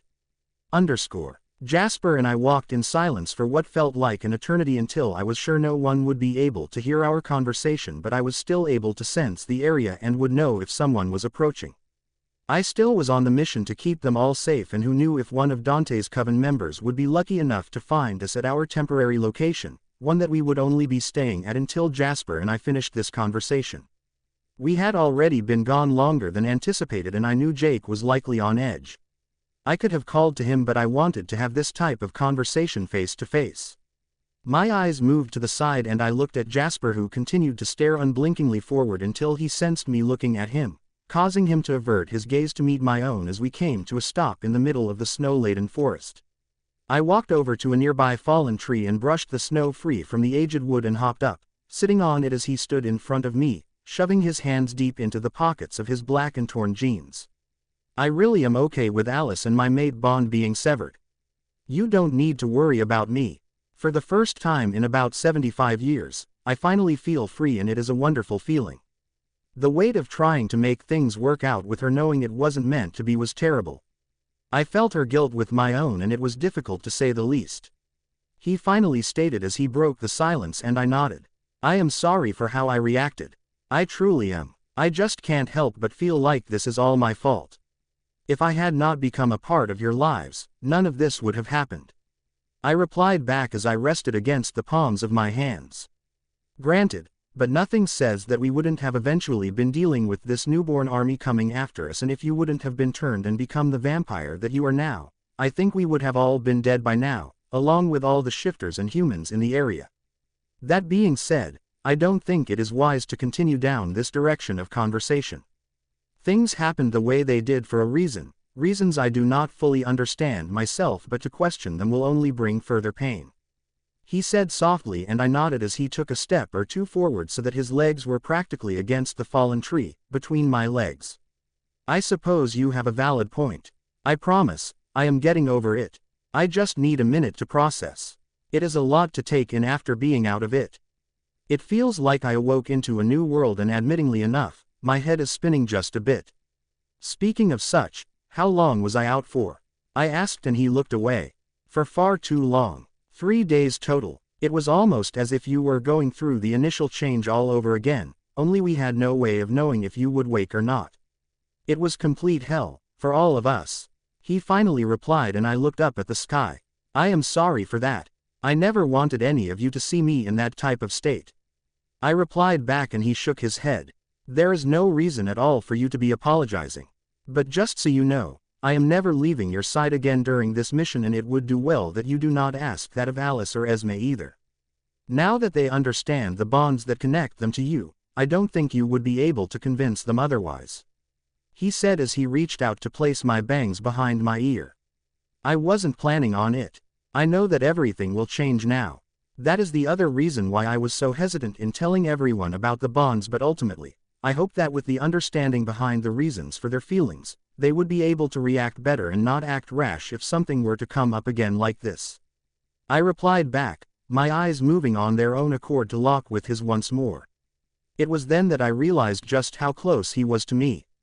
I could feel his unneeded breath washing across my face as he breathed in and out deeply, seemingly searching for comfort in my scent, something that I realized I was doing as well. Bella, everyone else would interpret your emotions back when you learned about Alice and I having our bond severed by Chelsea as anger, and correct me if I am wrong, but I think you were scared. Can you tell me why that is? He asked, and I bit down on my lip, averting my eyes from his own, causing him to place his fingers under my chin so that I was forced to meet his gaze once more. It may be easier to explain if I simply showed you. I replied back and watched as he rose his eyebrows in surprise. I am going to lower my shield so you can feel what I am feeling. I closed my eyes and focused on my shield, reining it in as slowly as I could as to not overload him with too many emotions at once. I heard his sharp intake of breath as his emotions collided with my own. His hand was still on my face, and I felt the confusion and realization hit him with such force, it practically made me shudder. Eventually, after what felt like an eternity, he opened his eyes and looked deeply into my own. Bella, does this mean what I think it does? He finally asked, and I nodded my head in affirmation. I knew he could feel the beginning of our mate bond. I understand that this is happening rather quickly, considering it hasn't been that long since Alice and you officially became separated. If this is too much or something that you don't want to pursue, just let me know and I will have Chelsea stop this before it even has a chance to begin. I affirmed and watched as he looked at me with confusion. This isn't just about me, darling. I need to know what you think too. He replied back, and I sighed. Jasper, I am honestly a mess when it comes to relationships and have long since abandoned any hope of ever being in the position we are in presently. You must understand that our bond is still relatively new and has not yet solidified. For this reason, you should not feel as if you need to seal the deal, so to speak. You are under no obligation whatsoever. I paused as I thought about how I wanted to proceed as I watched him fall into a deep state of thought, and before you even think about it, you need to understand.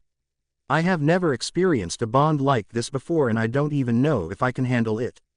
If you choose to want to explore this bond with me, you need to understand that you are taking on a challenge. You will have to deal with me as I am, and with what I do with the Volturi. You will need to deal with my feelings, my thoughts, my doubts, and my strong independence. This possible love story does not simply lead to a happy ending, Jasper. The road down this path will inevitably be filled with challenges and strife.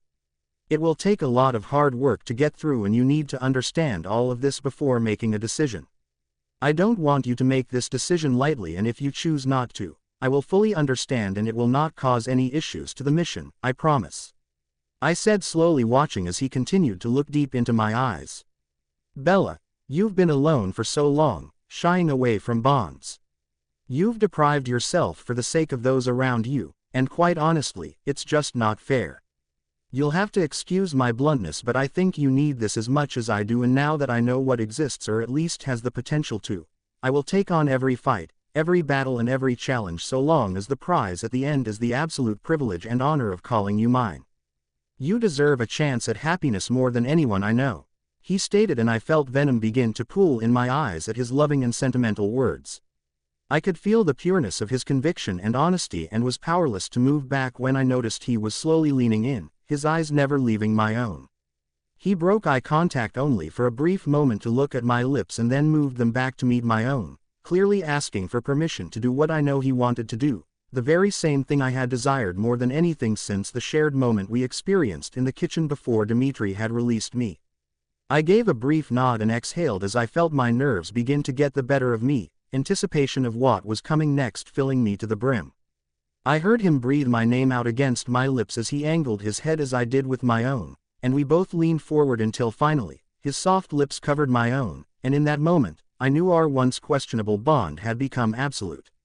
Heaven was not a place that I thought about often. Even as a human, I had my reservations about if a place like that existed. If it did, that meant there was indeed a God, and I could not understand how that could have been a possibility, knowing just how dark and unjust the world was. If there was indeed a God, how could he just sit back and allow terrible atrocities plague the very world he created? Wars, genocide, human trafficking, famines, and corrupt governmental control were only a select handful of these types of occurrences that weighed against the possibility of such things existing, at least in my mind. As a human, I often found myself becoming too emotionally connected to victims who endured these types of events to watch the news or keep up on current events, as they often depressed me to no end. Perhaps that was the reason why I had found myself so determined to make a difference, no matter how big or small. I desired to impact the world, even if it was by changing and saving people, one at a time. That being said, as I felt Jasper's gentle yet demanding lips moving against my own in perfect synchronization, I realized that this was as close to heaven as I would ever get and ever know. My hands had moved from the log and had found purchase in his soft blonde locks, pulling gently as I tried to bring him closer to me, wanting absolutely no distance between him and I, as I felt our souls, our conscious, slowly merging into one.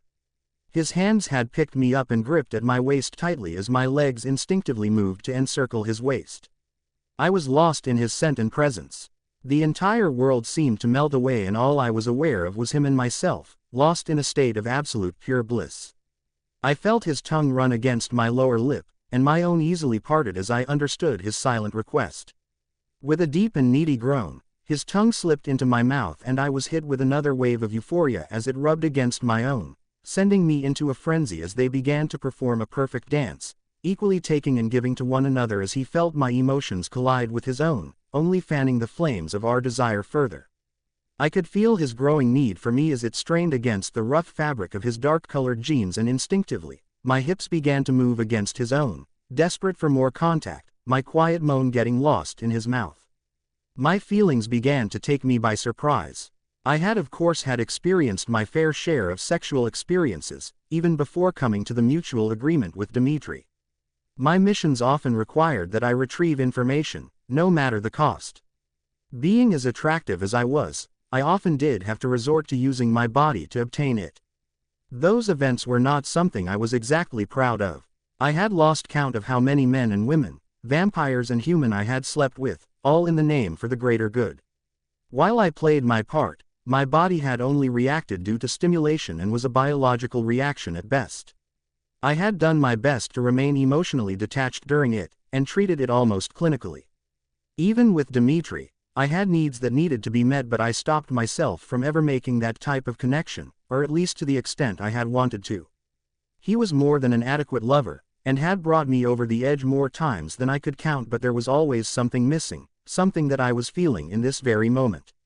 I had always thought emotional connections were vastly overrated, and I failed to see how they could make sex more enjoyable, but now, in this very moment, I realized just how wrong I had been. For decades now I had felt as if something was missing. I never knew what it was. I had a loving and supportive family. I had a best friend and connections that I never was able to experience as a human. For all intents and purposes, I felt fulfilled in handling various missions. At first glance, it appeared that I had it all, and yet, at night when I was alone, or at family parties or celebrations of the holidays, I always felt that sinking feeling, forcing me to realize that something was indeed missing in my life. What I had been missing was this type of connection, this type of devotion, I dare say, this type of love. And now that I had a small taste of it, I began to feel desperate to never let it go, to never let him go. It was almost like the human equivalent of drinking seawater. The more I had, the more I desired. Just the same, I thought about Jasper and what he deserved. He had been through so much, more than anyone else in the family. He had lived a life of discord, death, and betrayal before joining the Cullens and Alice. He needed someone who could love him, sending love into every crack of his battle-worn, non-beating heart and effectively healing him from the inside out, which wasn't something I was even sure I could do. I felt his hands glide from my waist to my jean-covered ass, his fingers digging into the fabric as he only pulled me closer, grinding against me even harder as his lips left my own only to find my neck, causing me to gasp in surprise and move my own hands to hang around his neck, my head tilting to the side as I felt my skin between his lips, as he placed gentle nips and moved his tongue in circular movements against what would have been my pulse point. Perhaps this wasn't fair to him. He needed love, and lots of it. I wanted to desperately give it to him, but I didn't know how. I had only seen sex as a means to an end. I had used it for my advantage, selfishly, and I was terrified that I was going to end up hurting Jasper like I had done with so many of my other conquests, and that was the very last thing that I wanted. I didn't want to be the cause of another scar being inflicted on his heart and soul, but I hadn't the clue on how not to do that. We were moving far too quickly, obviously blinded by the pure desire and need to convey something in this very moment. The truth of the matter was that he did not know me at all. He knew only what I chose to show as a human during our brief interactions, but I was no longer that same person. Even now, he could only gauge my feelings, but he could not read my mind. There was so much he needed to know, so much he needed to understand. I had tried to give him an out, regardless of how much it would have hurt me, in a means to save him from myself, but he had thrown all of my warnings to the wind. It made my heart ache, suddenly feeling very much like Maria. Was I too using him the way that she had? Was I worried about how the bond would impact the mission and desired that it be solidified to make him that more of an asset to me? He'd been here too many times before, this I knew. While he had done horrible acts and committed numerous seemingly unforgivable crimes throughout his time with Maria, he was innocent compared to me.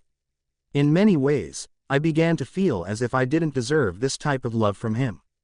In my mind, he was far too perfect for my hands to hold. I couldn't shake the worry that if he chose to stay, he would inevitably be throwing everything away.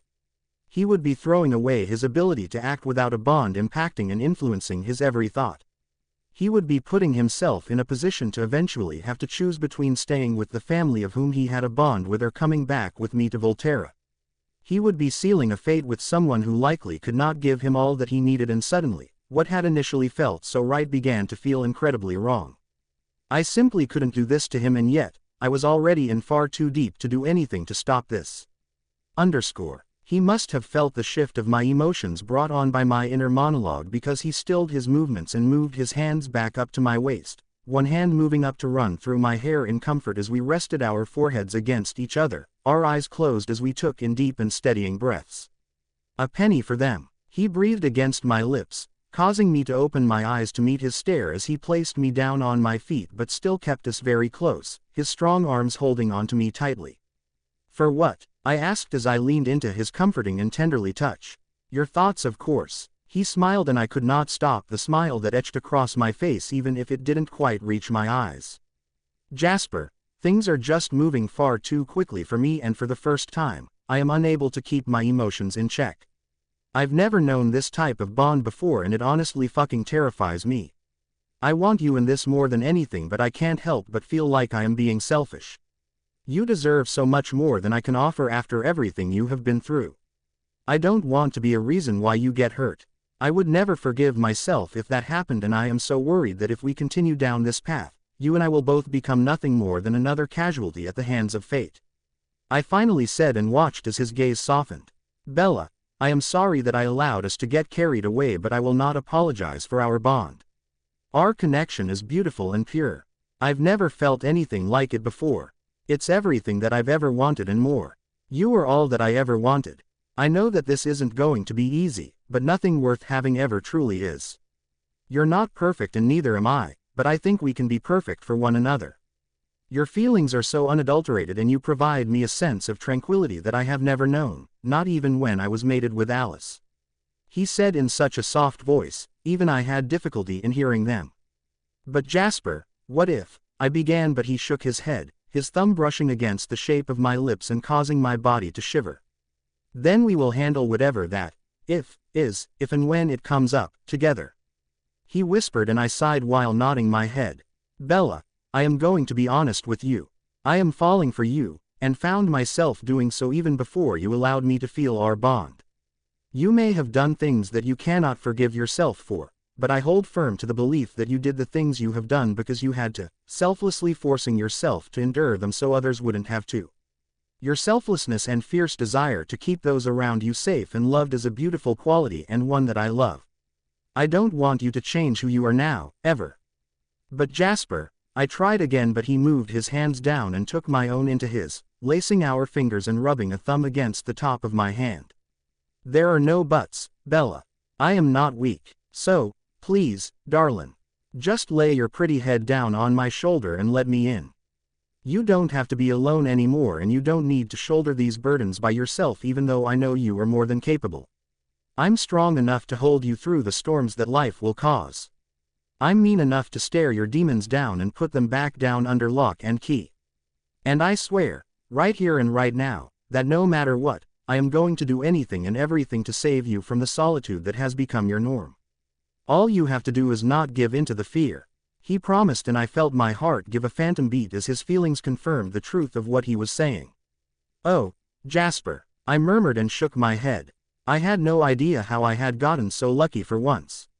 When Chelsea arrived with your unconscious body held tightly in her arms, I felt as if my world was coming to an end. I was swallowed up with regret, lost in a sea of so many things I would have told you if I knew that I was never going to see you alive again. Now that I have been granted a second chance, all I want to do is lift you up into the light that you deserve to be encased in.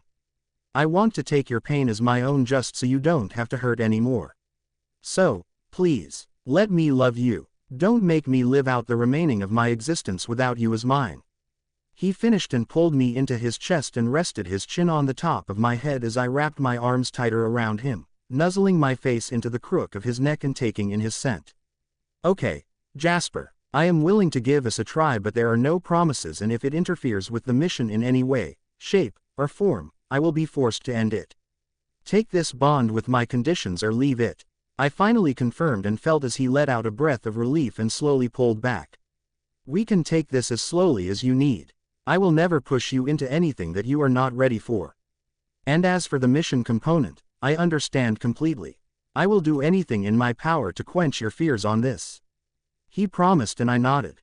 Additionally, I know that we will need to inform the family but it's too soon. I will need a way to tell Alice privately. I think she deserves to know before anyone else. I finally stated and watched as he nodded. Of course, knowing your bond with her and how this may impact it, I would desire nothing less. I don't want to cause you the pain if she would distance herself from you again. I know she would not be expecting me to have found another mate so soon, but I strongly believe that she will find relief in knowing that I found it with you. If anything, that means that you will be a part of the family forever, and in turn, a part of her life. Just the same, I think you're right. I would hate for her to distance herself and then possibly put the mission and matters at hand in jeopardy. I will allow you to take the lead on this as well. He promised and I looked up at him with thankful eyes. I was asking so much of him, hopefully he did truly understand where I was coming from. It wasn't that I wanted to hide our relationship like a dirty secret. I wanted the world to know about him and I but had to be smart about this. We should head back, you know. I have a feeling they may come looking if we don't. I finally murmured and he sighed and placed a loving kiss to my forehead. You're right as always. Lead the way, beautiful. He smiled and took my hand into his own, our fingers lacing automatically as we began to head back almost at a human's pace, almost as if neither one of us really wanted to go back to reality. As the house came into view, I dropped his hand with great reluctance and a huff, causing him to let out a laugh and shake his head. You are positively adorable, just so you know. Here you were worried that I would blow our cover, but I think you're going to have a more difficult time with it than me. He whispered and I shot him a playful glare. Very funny, Jazz. I shot back as I brushed my hand against his own and watched as his smile only grew wider at the way I shortened his name. His smile was one of the most breathtaking things I had ever seen, and I realized that it was easily my second favorite thing he could do with those lips, suddenly desiring to claim them once more. I very much like when you refer me to that. He smiled and suddenly pulled at my hand and pulled me behind a very large pine tree, causing me to gasp in surprise. Jasper, what are you? I began but was silenced into a moan as his lips found my own once more. The kiss was fueled with the residual desire that had simmered but still lingered from our previous session out further in the woods. I was powerless to do anything but respond in favor, my tongue sliding into his mouth with ease and battling his tongue for dominance, something that he allowed me to win with ease. His hands pushed me against the tree with so much force, I felt the wood began to crack and groan. With a sigh he finally pulled back, and I took his bottom lip into my mouth and sucked. I wanted to mark him so that the world knew he belonged to me and me alone, but knew I couldn't do that. Not yet. Pushing aside the intrinsic desire that came with the mate bond, I finally met his gaze that had darkened a few shades, clearly from sheer desire. You are going to be the death of me, I murmured after a few moments after I had a handle on my own yearning, stopping myself from taking him in the woods. If you want to go slowly with this, then you really should work on reining in your emotions. You know just as well as I do that one of the perks and also downfall of a mate bond is that I cannot deny you of anything. He replied back smoothly and I looked up at him, realizing that he had sensed my desire just a few steps ago. Noted. I smiled as he pulled himself from me and we began walking back to the house, and into the living room where they all had remained waiting, effectively putting my mask back up once more. I looked over them all with caution, wondering if they were able to see through my facade, but it appeared as if I had been successful. The only expression I could see on their faces was curiosity and concern, obviously worried about the state I had been in when I had left. Chelsea looked up at me slowly and locked eyes with my own, obviously scared to speak to me, not knowing how I would react, and I couldn't help but sigh. She was about to say something when suddenly her eyes widened, and I knew in that moment she sensed the bonds between Jasper and I, and how it had solidified. Her reaction next, though, was entirely unexpected. She began to squeal in pure happiness and jump up and down as she looked wildly between Jasper and I. I quickly moved forward and grabbed her arm and quite literally dragged her from the room and into the adjacent nearby study, ignoring the curious looks of the Cullens, Anita and Gunnar, who looked at her as if she had grown a second head. I closed the door with the heel of my foot and looked at her with a stern and exasperated expression that soon melted into a smile that I could not contain. Her energy was as infectious as always. Oh my God, Bella. Please tell me what I sensed was accurate. She gushed, and I chuckled as I took in the happiness in her eyes. Yes, it is, but you need to calm down. We aren't quite ready to announce this to the family and I need to talk to Alice one-on-one about it first, so please, try and collect yourself. This reaction is out of character, even for you, I said, and watched as she looked at me rather sheepishly before putting a strand of her hair behind her ear. I know, and I'm sorry, but you have no idea how happy I am for you. It's been so hard knowing that you were missing this type of bond when all of us back home had one. He's such a good person, Bella, and compliments you in ways that I didn't even know was possible. Just wait until Marcus senses this, he's going to flip. She continued to gush, but with more control, and I laughed out loud at her choice of words. Thinking of my rather stoic uncle reacting the way she was describing was truthfully a hilarious thought. Yes, it is very exciting, but this is all still so very new to me. I apologize for my initial reaction when I learned of you severing his and Alice's bond. I honestly thought that you had done so to try and eliminate any barriers that separated me from him, and I thought you were meddling. I confessed and watched as she nodded, instantly sobering up. I know, and I am sorry that I didn't break the news to you in a more controlled and secluded manner. I should have known how you would react, but I swear, that was not my intention. I promised I would never mess with bonds that impacted you directly, and that is one promise I will never break," she said as I opened my arms and she rushed into my embrace. "You were wrong about one thing though," I said as I rested my chin on the top of her head and felt her stiffen slightly before peering up at me. "And what is that?" she asked with a raised eyebrow, and I looked down at her with the softest expression I could. "No one, and I mean no one, will ever share an amicitial bond like you and I. Alice and I may have a bond, and I will not even try and deny that it is strong, but I will never have as concrete of that type of bond with anyone, besides you," I said, and watched as her eyes filled with venom. I was not surprised. I rarely showed this side of me, and for good reason, but I knew that she needed to hear it as much as I needed to say it. This had to be difficult for her. I know she was worried about losing me and that I would return to the Cullens, but I just couldn't. She was strong, emotionally and mentally, but everyone needed reassurance from time to time. She was no exception. "So, are we good?" she finally asked, and I squinted my eyes slightly. "Chelsea, I'm still not exactly okay with everything. I believe that their bond should have been able to fizzle out on its own. Also, this was the very last thing I needed to try and deal with during the mission. I know you meant well, but you seriously have caused a mess for me. However, what is done is done.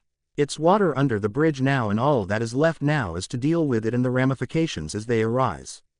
If the bond does impact the mission negatively though, I will call for you to break the bonds, and if that is to happen, you will have to separate them, no matter what. Is that understood?" I asked with a raised eyebrow as she sighed and looked down.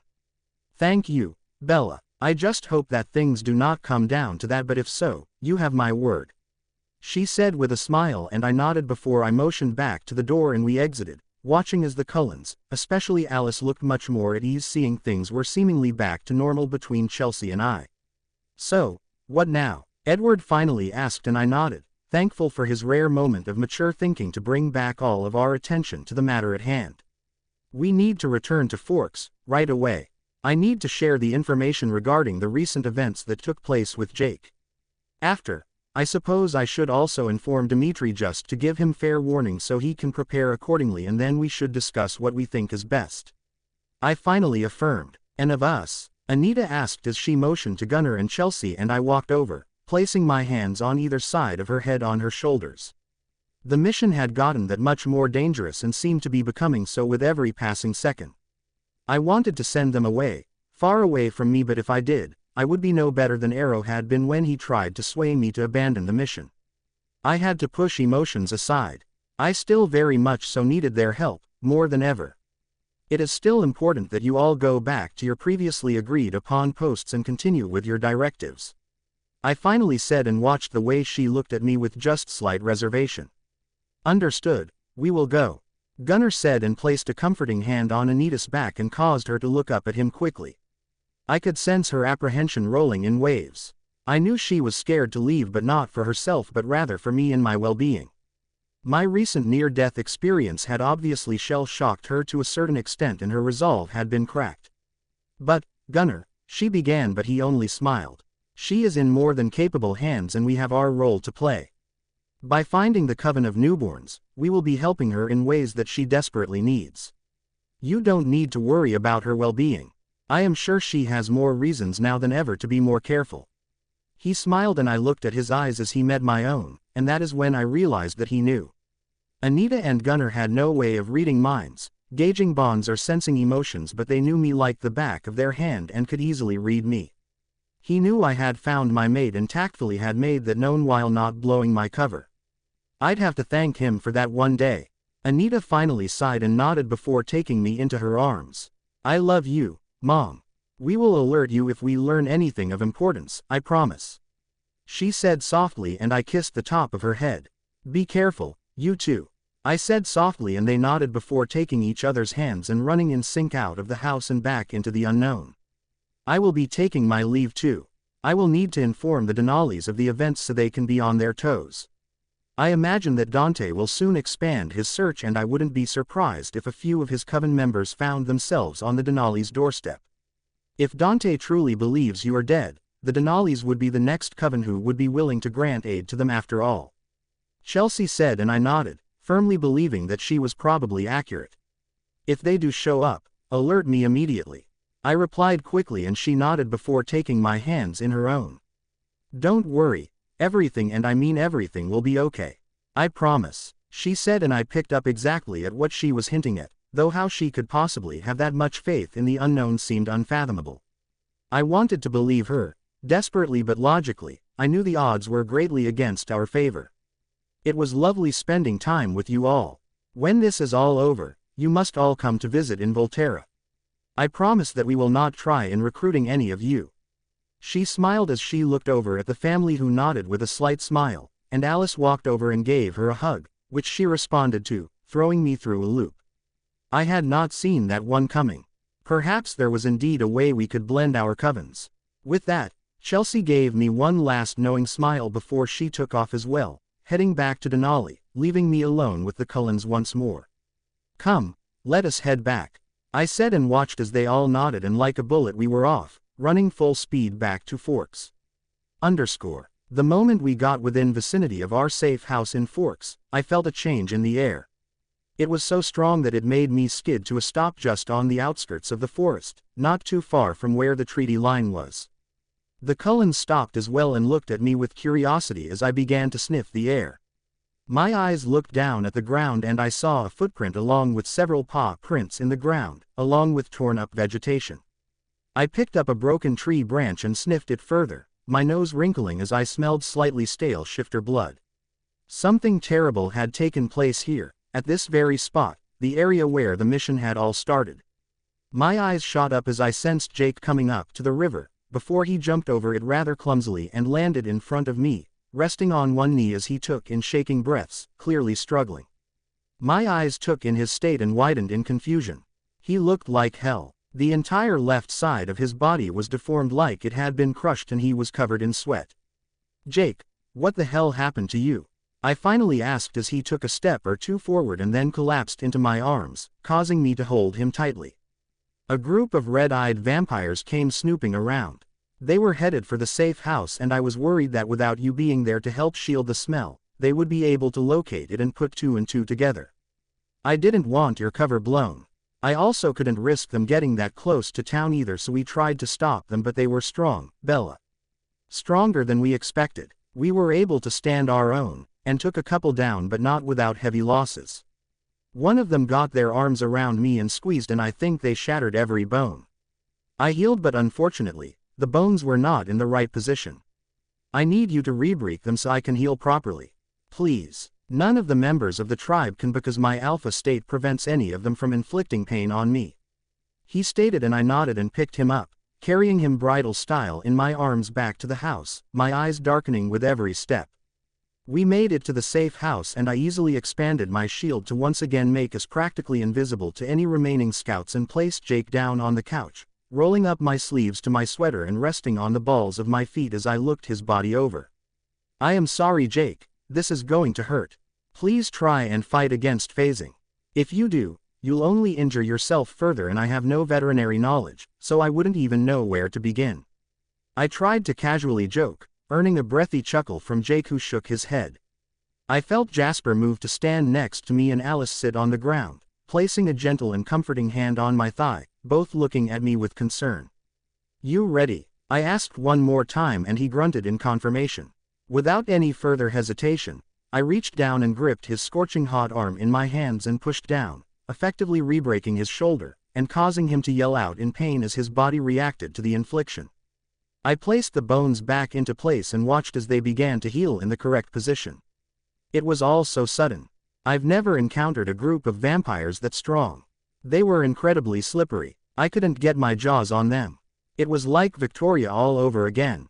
He breathed out harshly as I pushed against his ribs and realigned them, watching as he now breathed with much more ease. It was obvious that his damaged ribs had been causing issues with that as well. You don't have to do this right now, Jake, I said, suddenly flooded with memories of what I had just endured with Dante. Each time I heard him, even if my motives were good, he released more knowledge, causing me to feel like I was interrogating him just as I had been. It made me positively sick to the point where I had to give in to the beast more than I wanted to shut down my remaining shreds of humanity, knowing full well if I didn't, I'd never be able to continue. No, I do. Time is of the essence. I don't know if the ones who got away will return.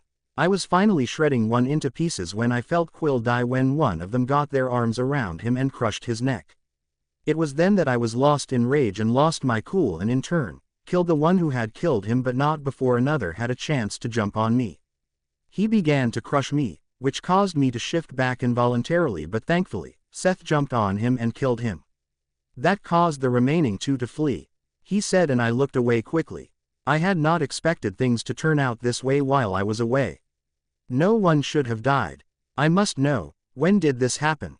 I asked with a strained tone as I gripped his knee and slid it back in place, causing him to yell out again in pain. Sweat was now profusely dripping down his body and practically drenching my hands. Just a couple of hours before you got back. Where the hell have you been anyway? I thought it was going to be a fast trip. He stated and I felt whatever color I had left in my eyes drain. This all had happened while Jasper and I had shared our first kiss and my anger at Chelsea reignited. If Chelsea had not tampered with their bonds, quite literally forcing me to react the way that I had to the news of Alice and Jasper, we would have been back sooner and maybe, just maybe in time to prevent this from happening. The other source of anger was with me and me alone. Alice may not have been able to see any of the shifters but maybe she would have seen something else that would have tipped us off, if only I had not been out of it for 3 days. I could have spent that time training and working with her, which caused me to curse lightly under my breath. It was more dire than ever that I worked on a way to keep my shield up and for her to still receive visions. If I didn't, God only knew how many more of us would fall. I looked up at Jasper briefly, who clearly was thinking the same as I and placed a comforting hand on my shoulder. I felt his calming presence wash over me, attempting to replace the negative ones I had just been experiencing but I sent them back at him with force, causing his eyes to widen. I didn't need my emotions restrained.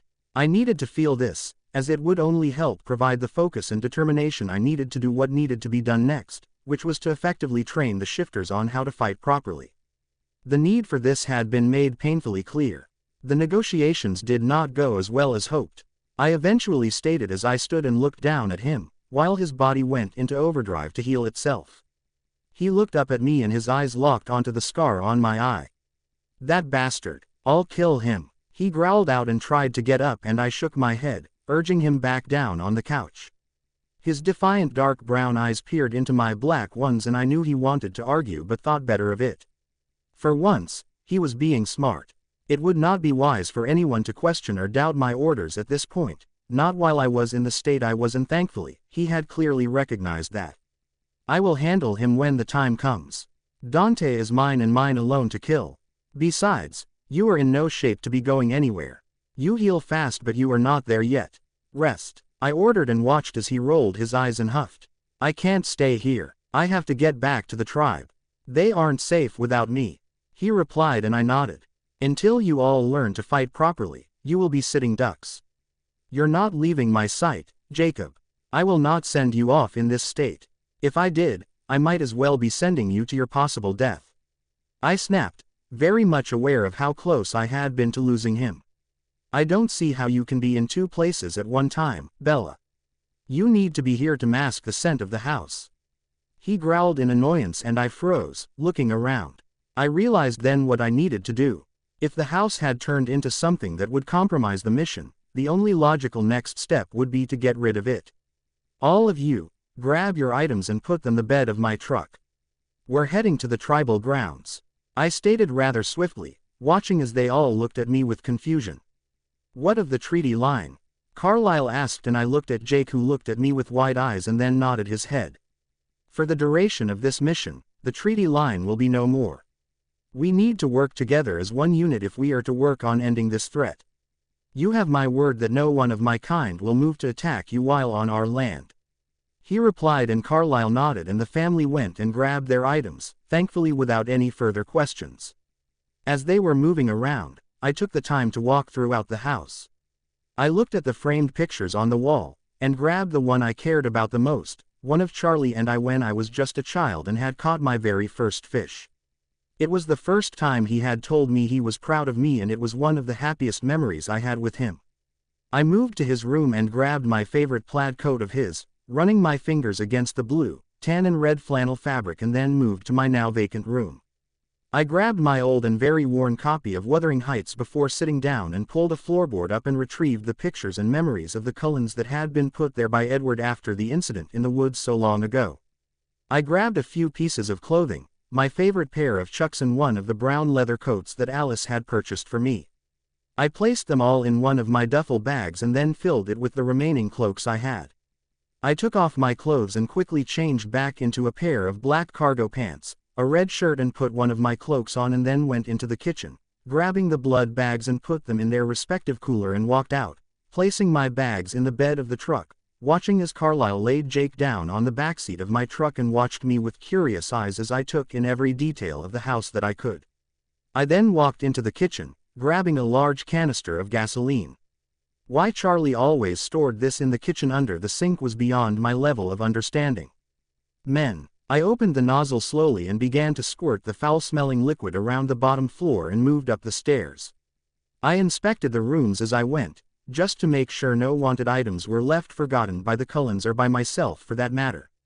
I threw the empty canister into the kitchen on my way out and closed the door, taking the steps slowly until I was facing the house in the front yard, several feet away. "Bella, what is going on?" Alice asked as she walked over to me, her nose crinkling as she smelt the gas still lingering in the air. "Jake is right. I cannot be in two places at the same time, and the tribe needs me to be there right now, at least until they all know how to fight properly. Quill died to make sure that this house was not discovered, and I simply cannot allow anyone else to take that risk. Please, step back," I said in a monotone voice and reached into my pocket and grabbed my trusty Zippo. "Bella, no, you can't do this," she yelled and went to stop me, but Edward grabbed her arm and pulled her into a comforting and secure hold. She knew how much this would hurt me. It was true that this place was no longer a home, but it had been where I had grown up and then finished out my later teenage years before going to Volterra. It was where I said my first word, taken my first step, and shared my first kiss. It was the only place that connected me to Charlie. But desperate times called for desperate measures. Without giving it a second thought, I moved my thumb against the flint and watched as the flame came to life. I threw the Zippo on the porch and watched as it easily ignited with the gasoline that had saturated the house. The flames moved quickly, and I watched as they ate away at the wood. It certainly did not take long before the support beams for the second floor burned away, and it all came crashing down into one large flame. I stepped back just one step as the building collapsed on itself, the flames still burning brightly. The deed was done. The house, along with any of our scents, was now no more. I turned from the fiery wreckage to face the Cullens, who were looking at me with complete sympathy. "Bella," Edward began, but I shook my head. "It's fine. It served its purpose and now it's time to move on.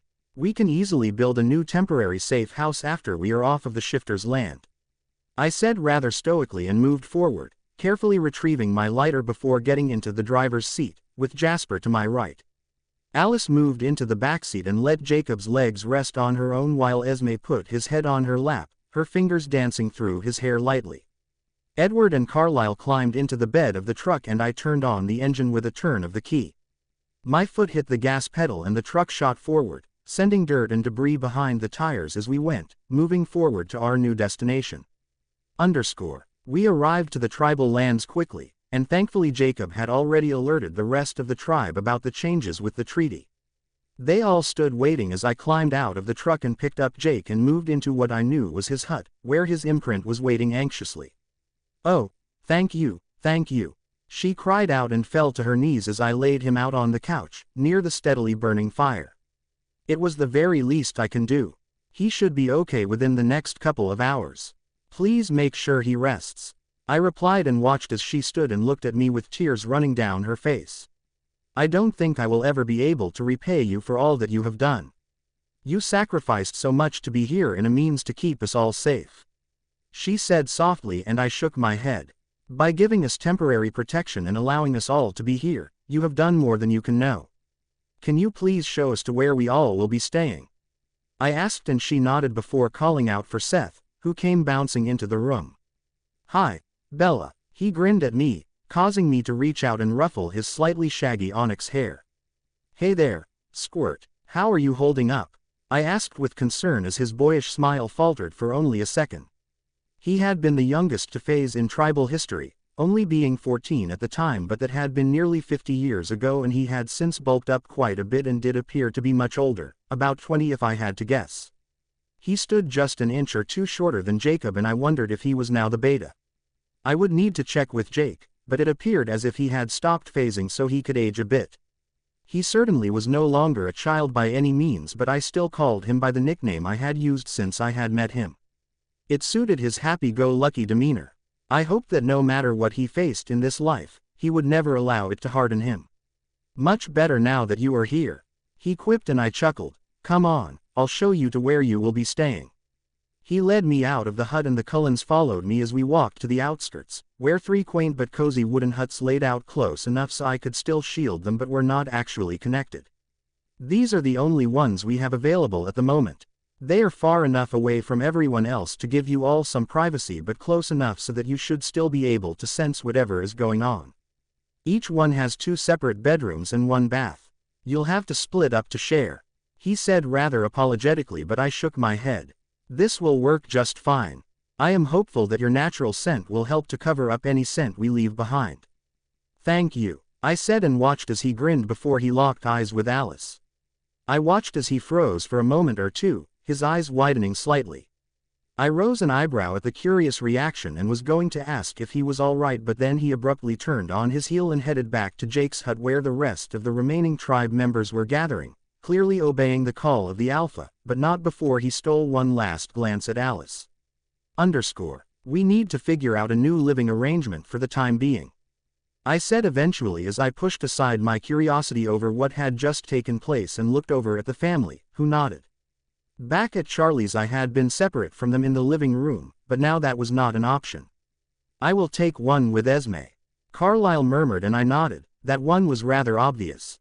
We can share, if you would like, Alice asked with a slight amount of hope in her eyes, and I looked over at Jasper and back to her.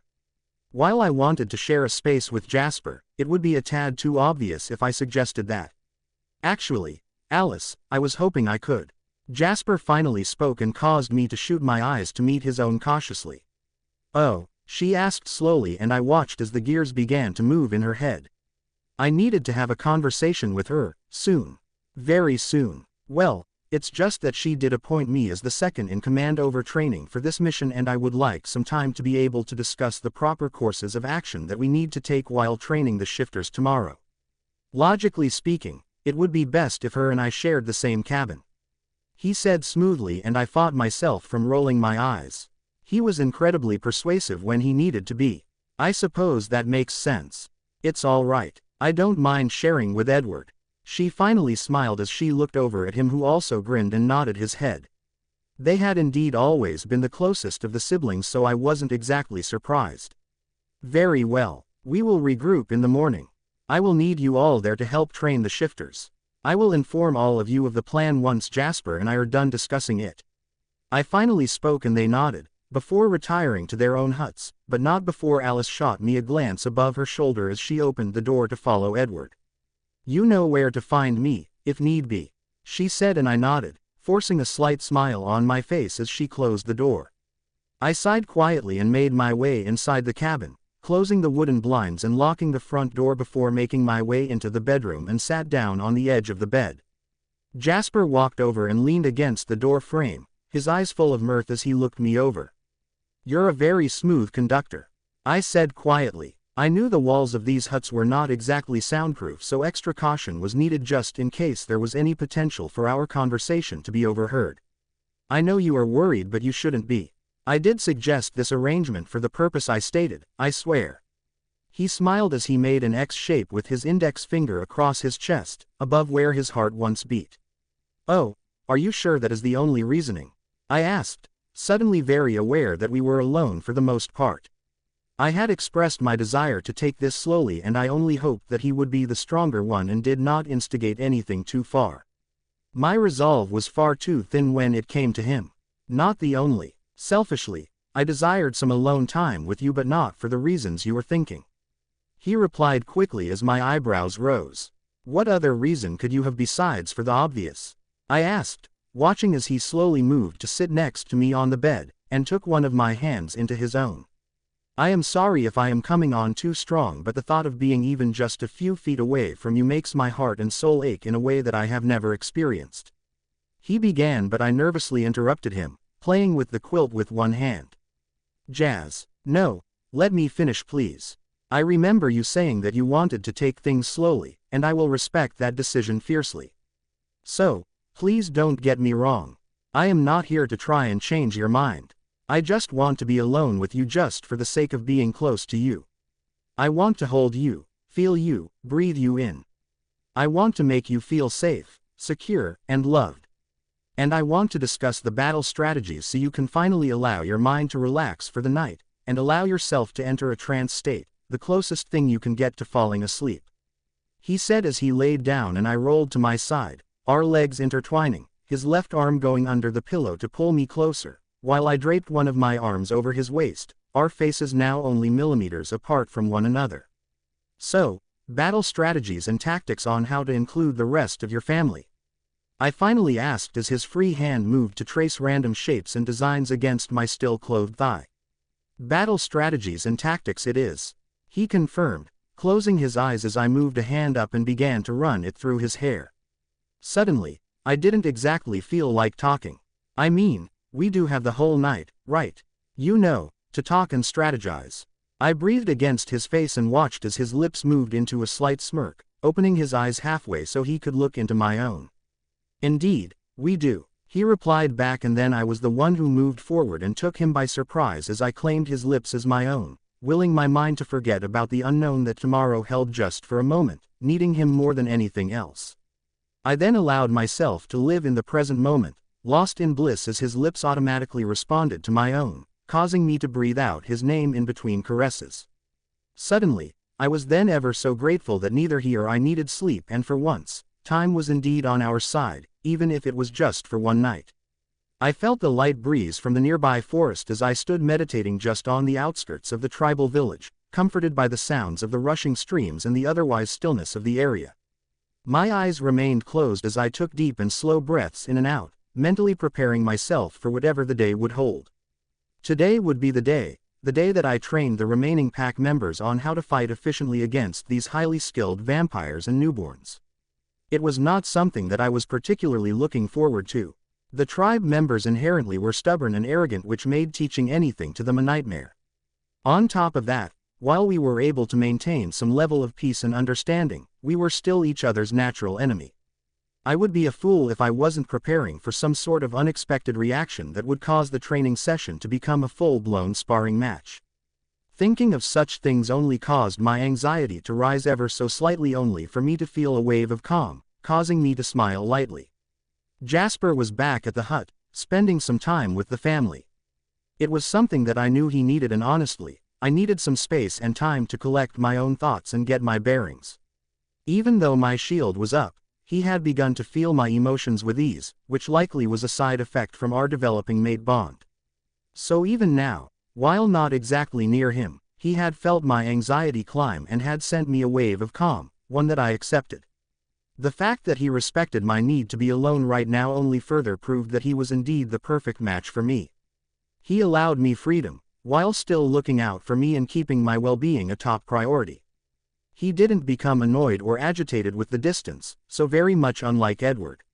My thoughts moved to the prior night and I couldn't help but smile more. Jasper had been very true to his word. We spent the majority of the night simply relishing in each other's closeness. Apart from a few incidents of getting lost in kisses and light caresses, we had simply remained wrapped up in each other, discussing various strategies and exploring our blossoming bond and setting boundaries. It was determined that we would start off the training session just like how we had done with the Cullens. I'd ask the tribe to shift with the exception of Jake and watch how they would fight with one another. Then, I would have them start fighting the family. It was logical and I was hopeful that they would pick up the techniques as quickly as the Cullens had and we could move on to different issues. I sensed Jake as he moved to stand next to me, and granted him a soft nod as I opened my eyes to meet his own as he placed a sturdy hand on my shoulder. "It's awfully early for you to be awake. The sun is barely above the horizon," I murmured and he nodded. "I know, but I wanted to talk to you a bit before we began and knew I would find you in this area," he replied, and I tilted my head with slight confusion. "Of course you would know where I was. You would recognize my scent miles away, even with my shield up," I replied back with a light laugh, causing him to roll his eyes. "Even if I was scent blind when it came to you, I would know where to find you. You always seek peaceful areas like this out when you have a lot weighing on your mind, something that you clearly do right now," he replied back as he dropped his hand from my shoulder and to around my waist, pulling me closer as I leaned my head against his shoulder. "I am so beyond sorry that I was not here when they attacked. It was me that they were after anyway, and they wouldn't have come if I wouldn't have sought out Dante. You have my deepest and most sincere condolences for Quill," I replied, and he sighed. "We all know of the risks that come with this mission and will gladly stomach them all just for a chance to destroy them. We never would turn away a chance to rip up a bloodsucker," he replied, causing me to cringe inwardly. "I know, but still," I pressed, "that is what worries me the most right now. We have been able to keep things amicable between our kinds, but we've never fought against each other, even for fun. I worry that both the Cullens and the tribe alike will give into their inherent nature and things will get out of hand." I finished and I felt him nod his head. "You and me both, but if that happens, I will push out my Alpha command and rein them all in. You will just need to worry about pacifying the Cullens," he said slowly. "Easier said than done. They aren't my coven after all, and while they have been good so far at following my commands, they don't feel the same authority from my words that the others at home would," I murmured back, causing him to chuckle to my annoyance. "Nothing about this situation was a laughing matter. You know worrying means that you simply have to suffer twice, right?" he asked as he moved a hand to run it through my hair, causing an involuntary light purr to vibrate throughout my chest. "Such words of wisdom. What have you done with my Jake?" I asked as I eventually pulled away and looked up at him, taking in his grin. "Being the Alpha does that to you? One could say the same thing about you. You've become so much more emotionally and mentally stronger since you took up the position of captain of the guard with the Volturi," he replied, and I nodded. "I am curious about something though, Jake. I couldn't help but notice the changes with Seth. Did he stop phasing so he could age a bit?" I asked, and Jake nodded. "Seth didn't want to stay stuck at the age of 14 forever. I can't say I blame him. With the Cullens out of the area and you not coming around after Charlie's passing, he finally was able to stop phasing and did age. He started phasing again on his 21st birthday. It was a good choice. He matured a lot and grew a lot stronger, as I am sure you noticed," he confirmed. "Tell me, what is the current ranking with the tribe?" I inquired as we began to walk closer to the stream, my feet kicking a small pebble in the process. "Seth is my beta, or second in command. Embry is the third, followed by Jared and Leah. Brady, Cullen and Paul left the tribe to remain loyal to Sam when I took my place as the rightful Alpha, and we haven't heard from them since. Last I heard, they were living up north in the Culville Reservation," he answered easily as we continued walking slowly around the perimeter of the tribal lands, making our way back. I noticed an interesting occurrence between Seth and Alice. I began and shot my eyes to the side to gauge Jake's reaction. "You picked up on that, did you?" I had hoped it had been subtle enough to go unnoticed, he asked with a light and almost reluctant sigh. It was then that I knew my initial instinct had been correct. Just like vampires did not release information on their mates with ease due to a concern of keeping that information safe, the shifters felt the same with their imprints. "Don't worry, I think I was the only one, and it's not something I would ever share with anyone. However, for the sake of this mission, I need to know. He imprinted on her, didn't he?" I continued, and Jake eventually nodded. "He's a little out of sorts about it. This would be the first time in history that a shifter imprinted on a vampire. On top of that, he can't understand how that could have happened knowing that she's not available. None of it makes any sense to him or any of us for that matter," he replied with a slight grimace, and I sucked my bottom lip in between my teeth.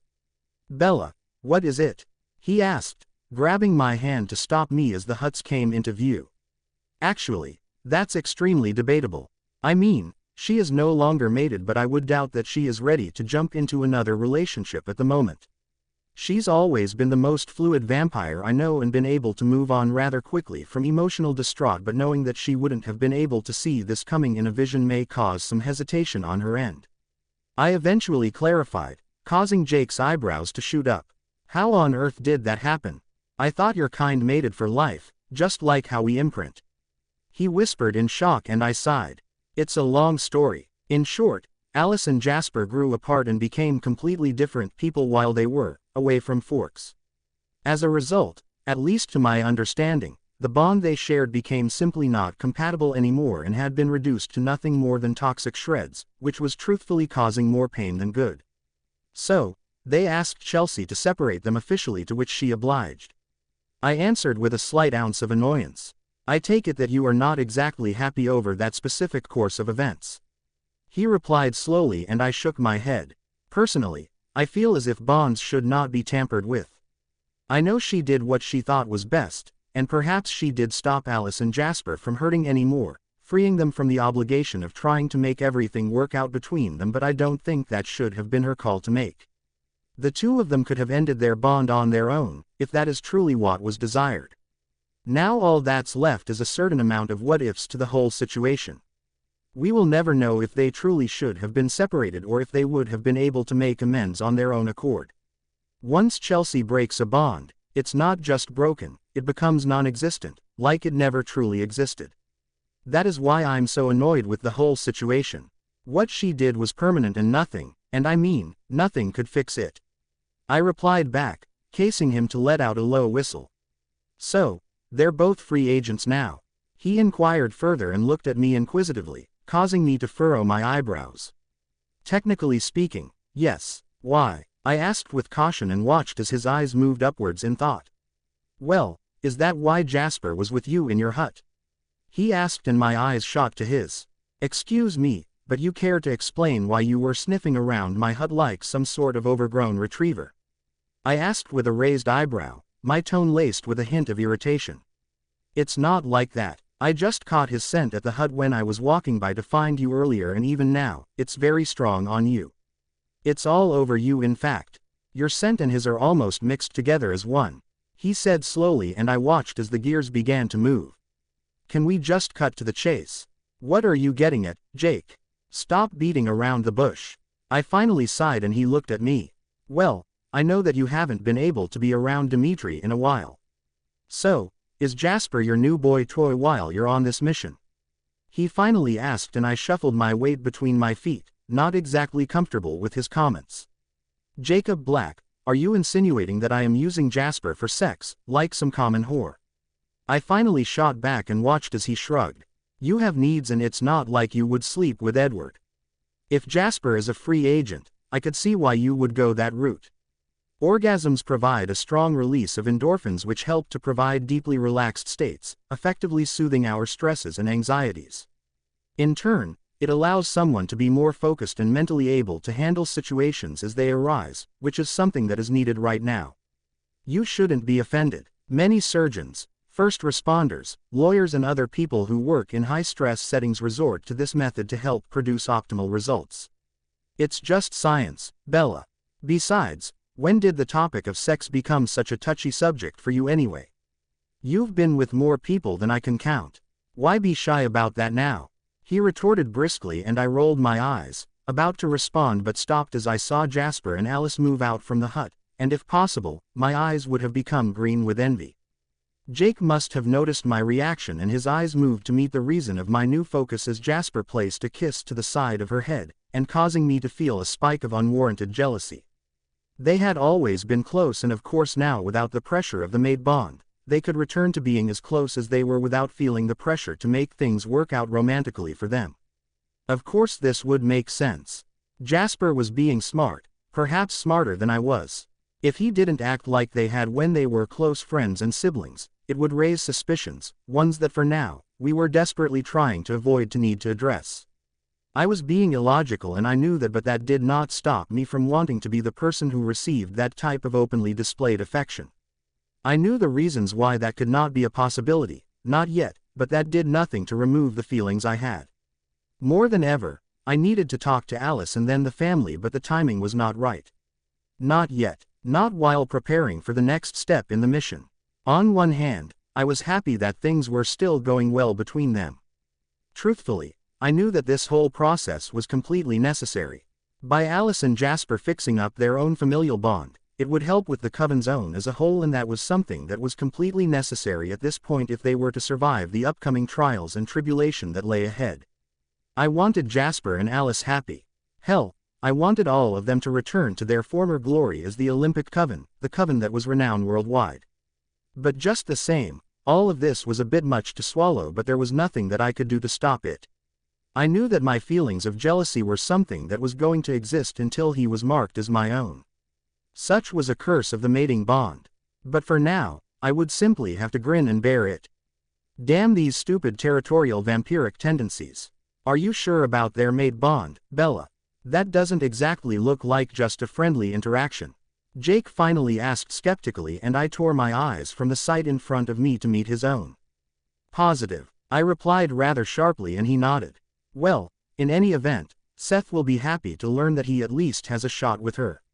I think they will be very compatible, if things work out the way they should. They have similar demeanors and energy. I just wish I understood the reason why he imprinted on her. It doesn't make any sense. Typically we imprint to keep the bloodlines pure and to mate appropriately, but that cannot be the case with this one since Alice can't have children. He said as we began to walk once more, thankfully shifting the conversation back to a much safer route.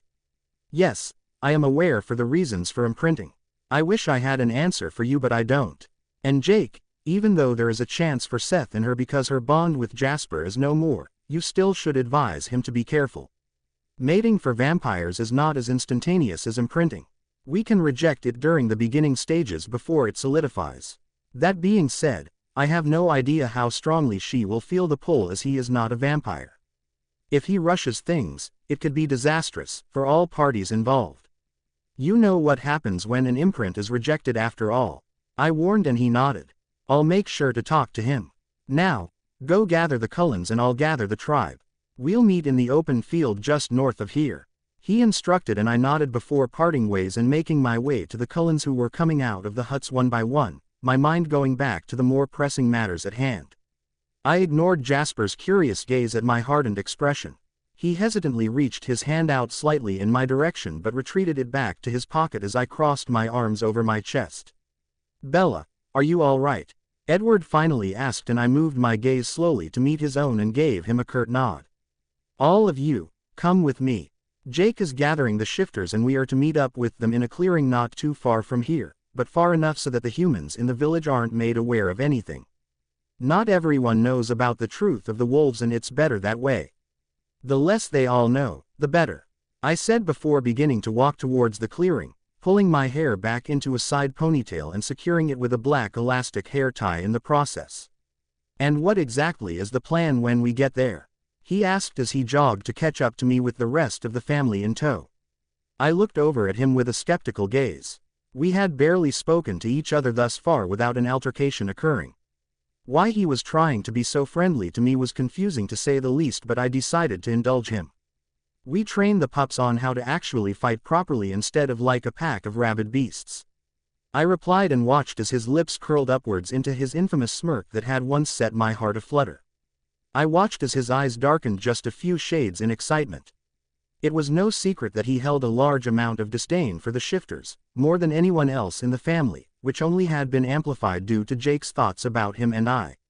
While it was true that Jake had been supportive of me, I knew that he still blamed Edward for the chain of events that had led me to becoming a cold one myself.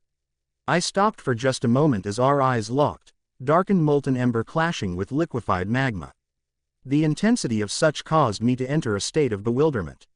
The mate bond of course did not exist between him and I, and likely never did, unless it had been there before. His actions after my birthday created some sort of rift and change with our paths and future outcomes, but something was there, I could sense it. Something that perhaps could not be recognized by mere gifts alone. Something that perhaps went far deeper than just a bond.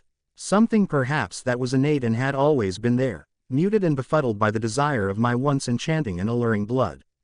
I just had no idea what type of force this could be, but it certainly was strong, and it was calling to me in a way that beyond even my understanding. I sensed the family come to a still as he tentatively brought a hand up, his palm facing me, and gradually, I brought my own hand up, my slim hand pressing against his own, my fingertips coming to an end before the ends of his own. I watched our hands with almost a sense of wonder as I was flooded with his feelings, his intentions. The unrelenting yearning to prove himself. His unwavering resolve. The longing to protect. The craving to make a difference. The sheer magnitude of such caused my eyes to flutter just briefly before locking back with his own, enticing me to the point where I barely registered the slight rumble of disapproval coming from somewhere to my left and behind me. "I will never let you down again, Bella," he finally stated as he allowed his hand to fall back to his side and mine to remain frozen in midair for just a moment or two while I collected myself before eventually nodding and continuing forward, stealing glances to my right as he mirrored my movements, easily and fluidly falling in step with my own. I had no idea what had caused this type of reaction from him.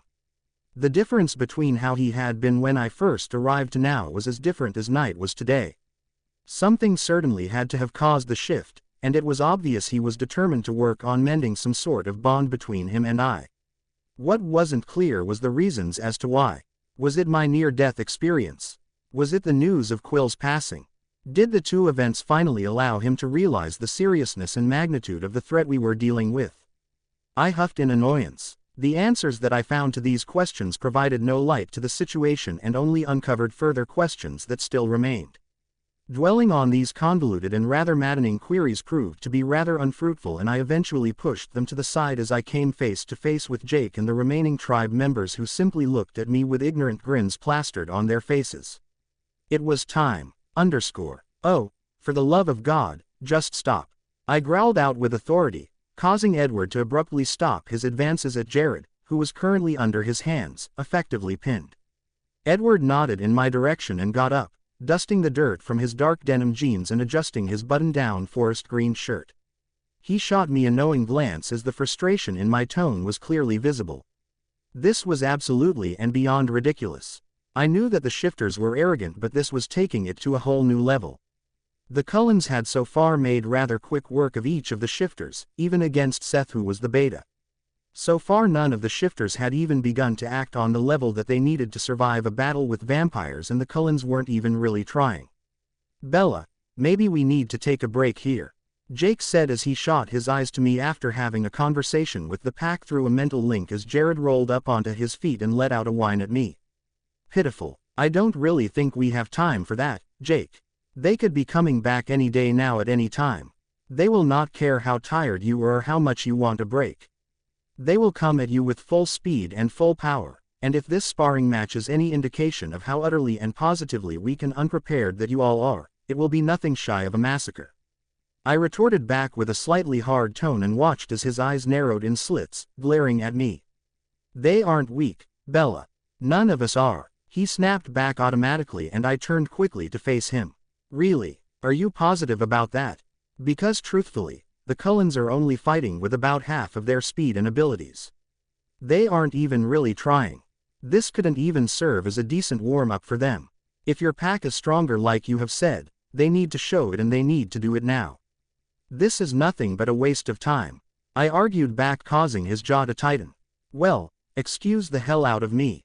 You know that this wouldn't have even been a thing if you wouldn't have gone and almost gotten yourself killed. Don't put the weight of your own failures on us." He growled back, and my body automatically reacted to his challenge, my lean muscles becoming tense and shaking beneath my skin. I could sense the Cullens growing anxious and hoped that they would not interfere. "I am very much aware of that fact, Jacob. Thank you for stating the obvious instead of providing something of importance. Is there anything else that you'd like to enlighten us all with?" I replied back with heavy sarcasm and watched as he too began to tremble.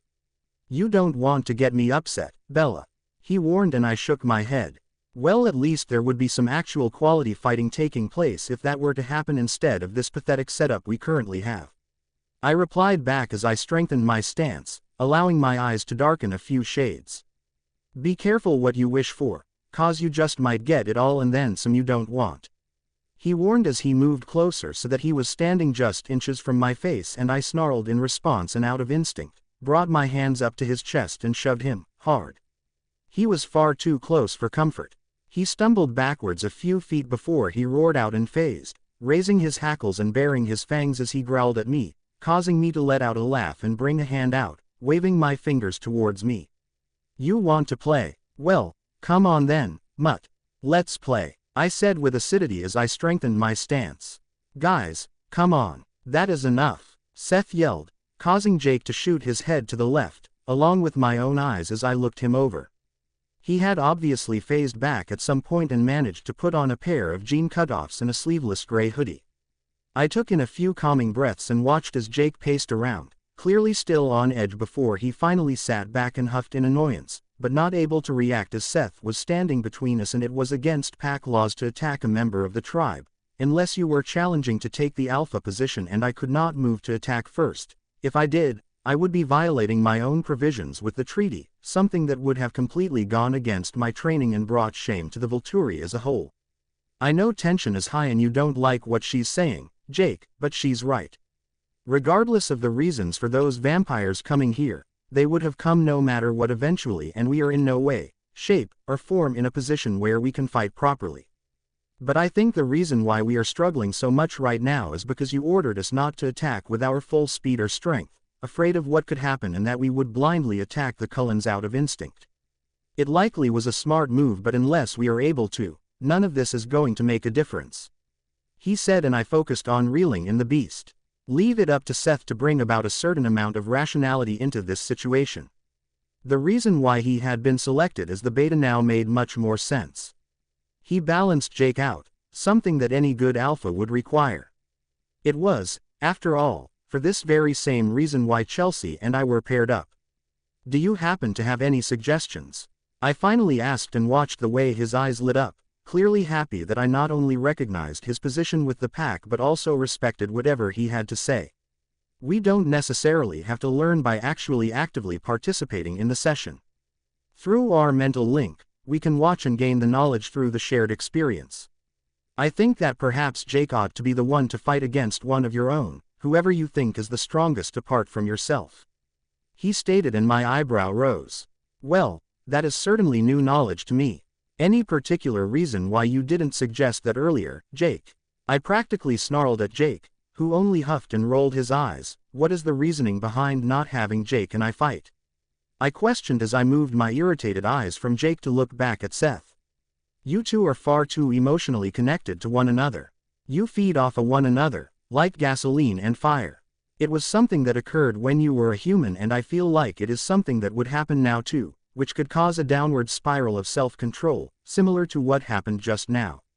You may be a master of your emotions, but Jake gets to you in ways that are hard to ignore, he replied after a few moments, and I sighed, knowing he was right.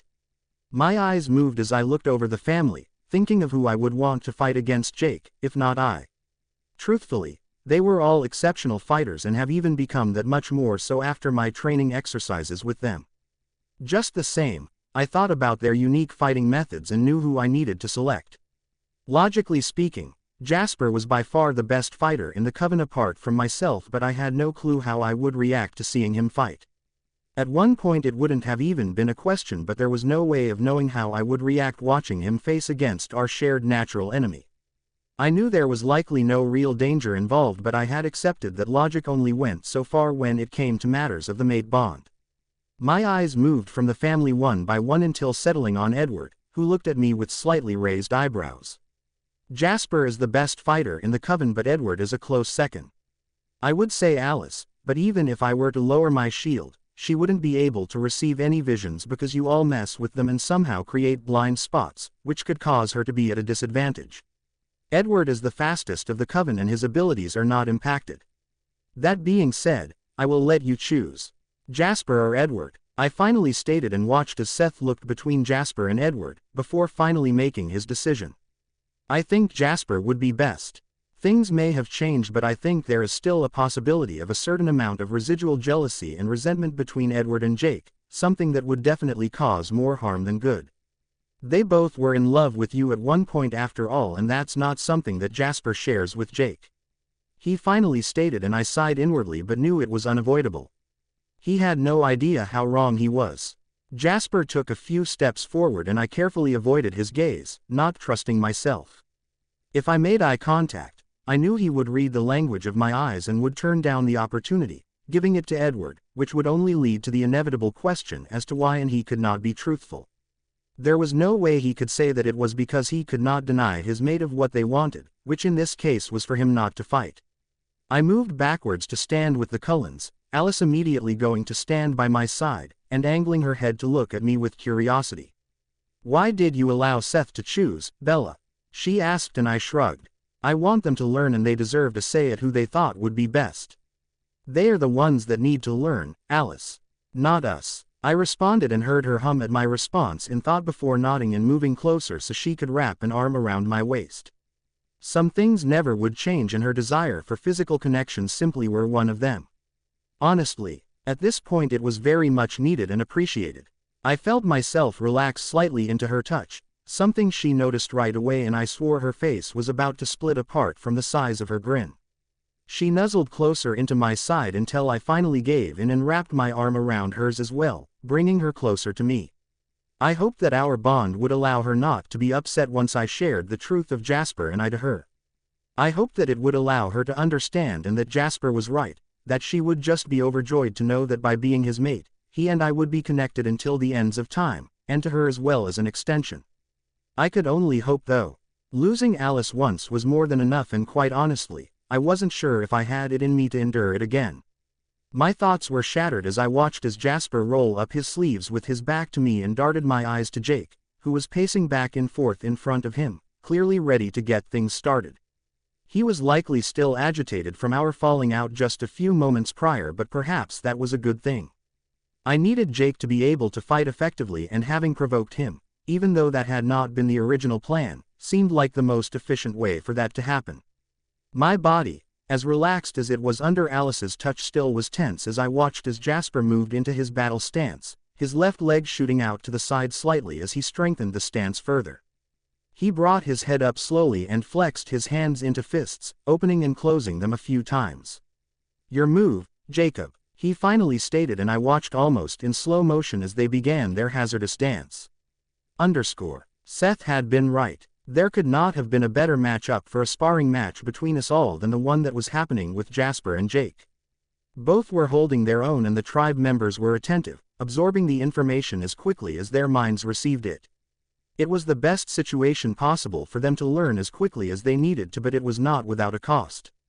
Jake was limping as Jasper had successfully been able to bite down on his rear leg and had caused the bone to fracture, and in turn, Jake had managed to slice across Jasper's chest, and had taken off a few chunks of skin as his jaws had clenched down.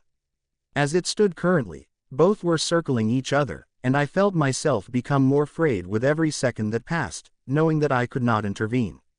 The shifters had to learn, and if this was the best way, then so be it. As they were circling, Jasper moved his eyes from Jake for the briefest of moments. He locked them with my own, and I watched as his resolve began to crumble. His defenses went down as he straightened out, projecting his gift to me to make me feel more at ease. And just like that, what I had feared would happen the most, did. Jake, noticing that he was now distracted, took the opportunity and launched forward, taking Jasper by surprise.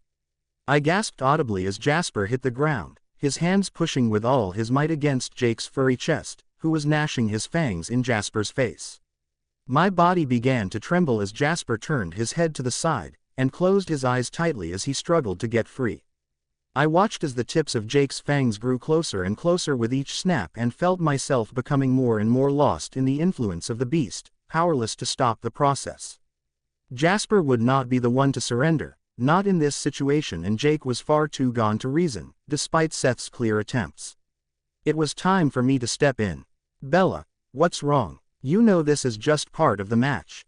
Jake won't actually kill him," Alice asked as she felt my body begin to tremble, and I pulled away from her quickly, not wanting to hurt her in the process. "You don't know that, Alice," I finally responded through clenched teeth. "Jasper, that is enough. Admit surrender, now," I ordered, and watched as he reopened his dark red eyes to meet my own. "No, I got this." He argued back and I growled out in annoyance.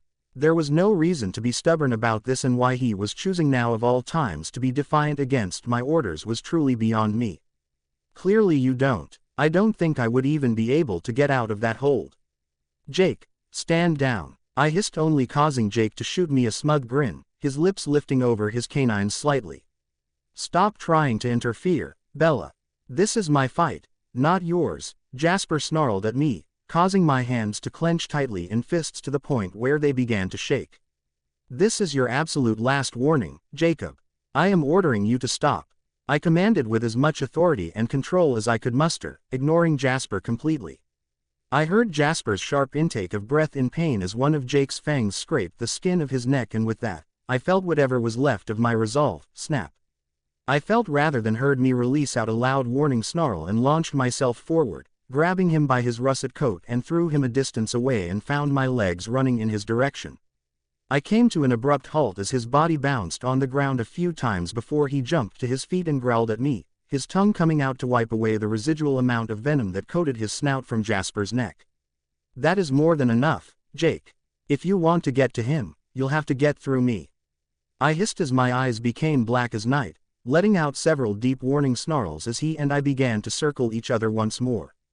Jake launched himself forward and I quickly retreated a few steps backward, causing him to snap his lethal jaws as he only antagonized me further, seemingly doing all that he could to provoke my inner beast to come out and play, something that at this point, I was ready to do. I simply could not stand the thoughts that now burned in my mind of Jasper falling to Jake and being hurt in the process. How dare Jake even lay down one infliction on my mate? Luckily as it may be, Jake had apparently forgotten or no longer cared about the treaty that existed between the Volturi and the tribe and effectively made the first move, aggressively lunging in my direction and successfully tackling me, causing us both to roll and wrestle down a small ravine, landing with a splash in a steady and shallow stream, with myself on top. Stay down, I ordered as I pushed hard against his chest, causing him to reach up and sink his lethal fangs into my shoulder, where my neck and shoulders met, effectively shredding through my skin and muscles. I snarled in pain and rolled us over, just so I could put my feet against the underside of his body to send him away from me in the process. He landed a few feet away with a light thud and a slight whimper, allowing myself the time I needed to heal. I hissed out in pain as I felt my own venom seeping to the infliction, pulling my skin back together and sealing the injury once more. The throbbing in my shoulder caused my vision to become clouded. Fine, if you won't submit on your own then I will make you. I snarled, and fueled by anger and my beast, I shot forward with miraculous speed and brought my razor-sharp nails down against his face diagonally, easily slicing across his face, finding that his fur and skin separated rather easily under my nails. He roared in anger and moved to tackle me once more, but this time I was ready for him and easily evaded, launching myself to the side at the perfect moment, skidding to a stop as he tumbled into a nearby tree. He jumped back to his feet and shook his fur to remove the dirt and leaves, growling ferociously. He snuck his tongue out and cleaned the blood from around his muzzle that was dripping from his open slash marks, effectively staining his lethal canines red with the action. He huffed as he pawed the ground anxiously, and I lowered myself close to the ground, getting ready to lunge and meet him in the middle, only thinking about how I would be able to finally force his surrender. I will never allow you to inflict a single injury on him again, Jacob Black. I hissed and watched as he faltered for just a moment, a familiar light of what appeared to be recognition flashing just briefly before becoming clouded with blind anger once more. Just as I was about to launch myself to meet him midair, a pair of strong arms grabbed my waist and pulled me back, causing me to growl in complete annoyance. I struggled against the hold but stilled as I watched a blur of silver-colored fur collide with Russet and Leah pinned Jake down, baring her teeth and forcing him to come to his senses. My head eventually tilted and I looked up expecting to see Jasper but found myself looking at Edward, who was staring back with an almost serene expression. You may be fast, even faster than I, but I am still faster than the rest of the family. They should be arriving rather shortly. He spoke and answered my silent question. Why did you come at all? I hissed out and watched as his gaze softened but his hold on me did not. Because, Bella, you would have regretted hurting Jacob when you returned to your senses. I recognized he was far too gone to reason with. It had become much more than just a sparring match to him. And then, when I saw you intervene, I knew that none of us were going to be able to reason with you either. Your sights were focused and nothing was going to be able to get in your way of stopping the fight between him and Jasper. I only hoped I could make it here to try and reason with you before you went too far. He breathed out and I finally allowed myself to relax as his arms remained around my waist, until the color once more flooded out throughout my irises. There we go, much better. He smiled and then the rest of the Cullens were there, looking on with curious eyes. What is going on here? Jasper asked and I heard the hurt in his tone, which caused Alice to shoot him a pointed look and for Edward to drop his hands from my waist quickly. I just didn't want Bella to make a decision that she would regret later on. I knew she would have never forgiven herself if she hurt Jacob too badly, but she clearly was too far gone with her desire to protect Jasper to do otherwise, much like Alice and Esme were not able to reason just a few days ago. It would appear as if the familial bonds that we share with her also do indeed impact her as well. He answered as he looked over at Jasper, who seemed to think about what he had said before nodding and granting me a hesitant smile, one that I did not return. I turned my head as Jake and Leah along with the rest of the tribe came walking into view, all of whom had phased back and were fully dressed. That was sick. We learned so much watching not just Jake and Jasper but then Jake and you as well. Jared practically gushed and I sighed as I shook my head. Well, I am glad it was somewhat useful even if it wasn't done in the most tactful of means. I finally supplied and looked over at the rest of the tribe to see if any of them appeared to be angry over me attacking their alpha, but the only emotion I could see in their eyes was wonder and appreciation. You really are amazing. Your fighting style with Jake was practically superb. You are far more fluid than the vampires that were here and we all learned how to fight properly while watching as you held your own very effectively against Jake, which is saying something as he is the one that has the most training and skill with all of this. Embry praised and I knew that if I could blush, I would be right now. Compliments made me uncomfortable. I hadn't done anything worth praising over, not really. I watched as the tribe moved forward and began chatting with the Cullens, talking about the sparring match and demanding a rematch. I moved to the side as the tribe moved behind trees to strip and then phased, each one taking on a different Cullen. The performance was indeed vastly improved. I was positive that at least they now had a fighting chance in the event that Dante's coven or newborns would show up again. You could have told me, you know. Jake finally whispered as he moved to stand next to me as he leaned against a tree, his arms crossed against his bare chest. Come again? I asked with a raised eyebrow as I looked at him warily. I never would have fought like I had if I knew the extent about your bonds. He said rather too loudly for my liking and saw Alice shoot us a confused look before continuing on with scuffling with Leah. I have no idea what you are talking about. I retorted with an eye roll, something that seemed to bother him greatly. I think you do. I think you know exactly what I am getting at. You know you can tell me anything, right? He pressed and I shook my head. There is nothing to tell. You're reading far too much into this. Chelsea explained that I have a strong familial bond with the Cullens, and specialized and stronger ones with Alice and Esme.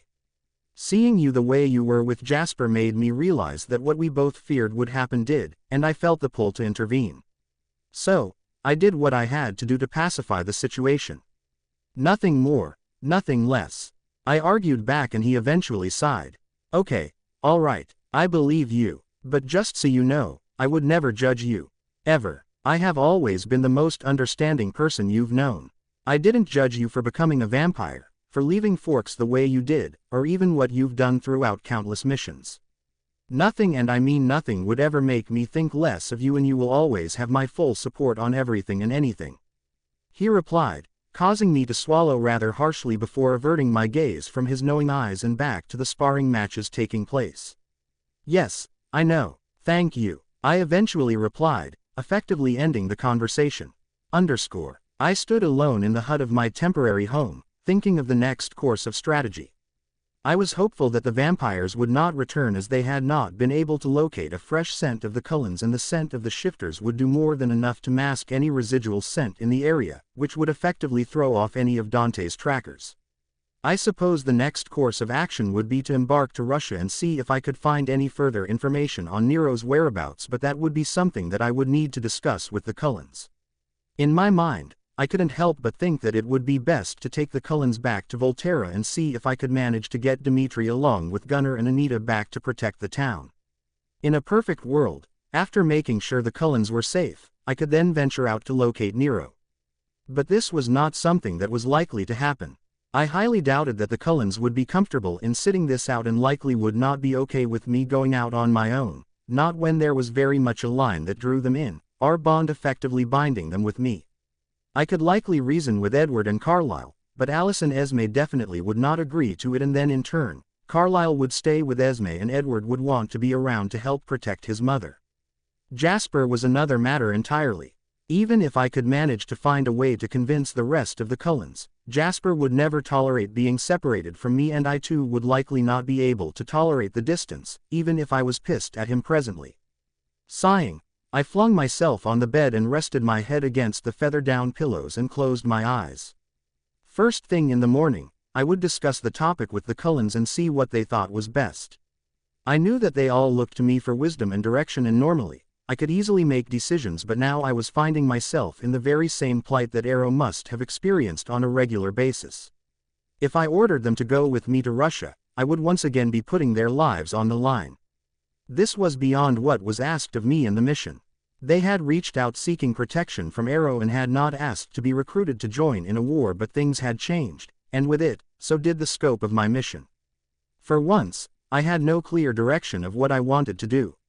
I heard the door to the hut close and the shuffle of feet, and then was met with the most pleasant aroma of Jasper, who walked in without hesitation and closed the door to our room with a slight click.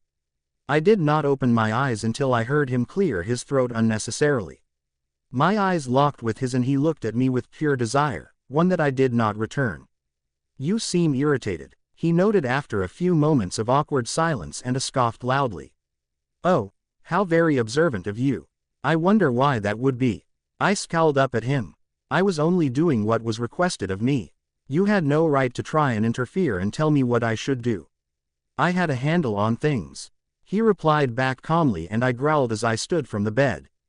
"Not from where I'm standing," I argued back. "Then I suggest you move downwind," he replied, and I felt my eyes squint.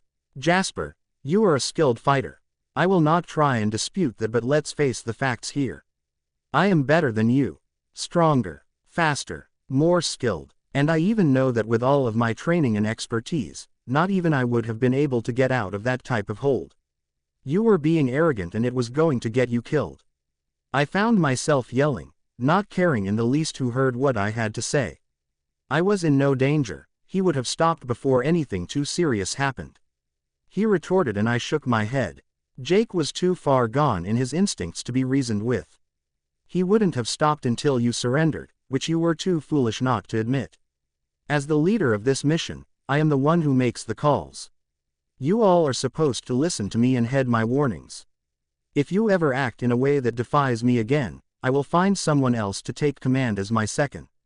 Do you understand me? There is not room for this type of behavior in this mission. If you act like that again when it really matters, you will likely be the reason why someone gets killed."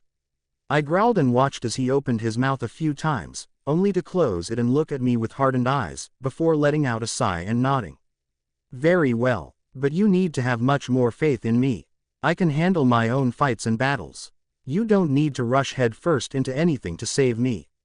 And if you do that during the fight with Nero, I will be pissed," he said suddenly in a rather serious and much quieter tone, his eyes darkening a few shades to match his demeanor. "I understand, but I won't apologize for my actions or the judgment calls I made. You were in danger, not just from Jake but also from your seriously misplaced judgment on your abilities. Tell me, what caused you to act so rash?" I replied back, and he shook his head. "Because I saw the way Edward was interacting with you. It's stupid, really, but I didn't want to look like a failure in your eyes. It's a guy thing. I didn't want to give you any reason to leave me to try again with Edward, and I certainly didn't want to back down to a guy who had once been in love with you. I know there is no true competition for your affections, but that logic didn't seem to reach me," he admitted after a few moments, and I sighed, finally understanding the situation a lot more than I had earlier. It seemed like I wasn't the only one struggling. "Now you tell me," I replied back with a huff. "Jasper, there is nothing going on between Edward and I, and there never will be anything between Jake and I. He has his imprint. Both of those ships have long since sailed. I know, I know, but I'm also aware that you felt the same when you saw me with Alice this morning. It bothered you and I am sorry, but if I acted any differently, it would have raised some serious flags. He continued, and I looked away in embarrassment. So, he had noticed after all. I know. I'm not worried about that. I do trust you, and I trust her. It was just hard to witness. Especially knowing that we haven't been able to mark each other yet. I confirmed, and he nodded in understanding. Listen, we have to work on this. Our bond can either be our greatest advantage or our biggest downfall. We cannot allow it to come between us and the end goals we have with this mission. I know it will be challenging to get used to, but we need to at least try and fight those insecurities. We're stronger than this, I know it. And it won't be like this forever, I promise. Soon, the whole world will know that you are mine and I am yours. He continued as finally moved forward and pulled me into his arms. You're completely right, I affirmed. He was about to respond when my phone went off, alerting me of an incoming call. I earned a groan of disapproval from Jasper as I moved away from him to sit down on the bed to answer the call. Hello, I asked as I put the phone up to my ear. Bella, it's me, Chelsea replied, and I felt my anxiety spike. What's wrong? Are you okay? Did they show up at Denali?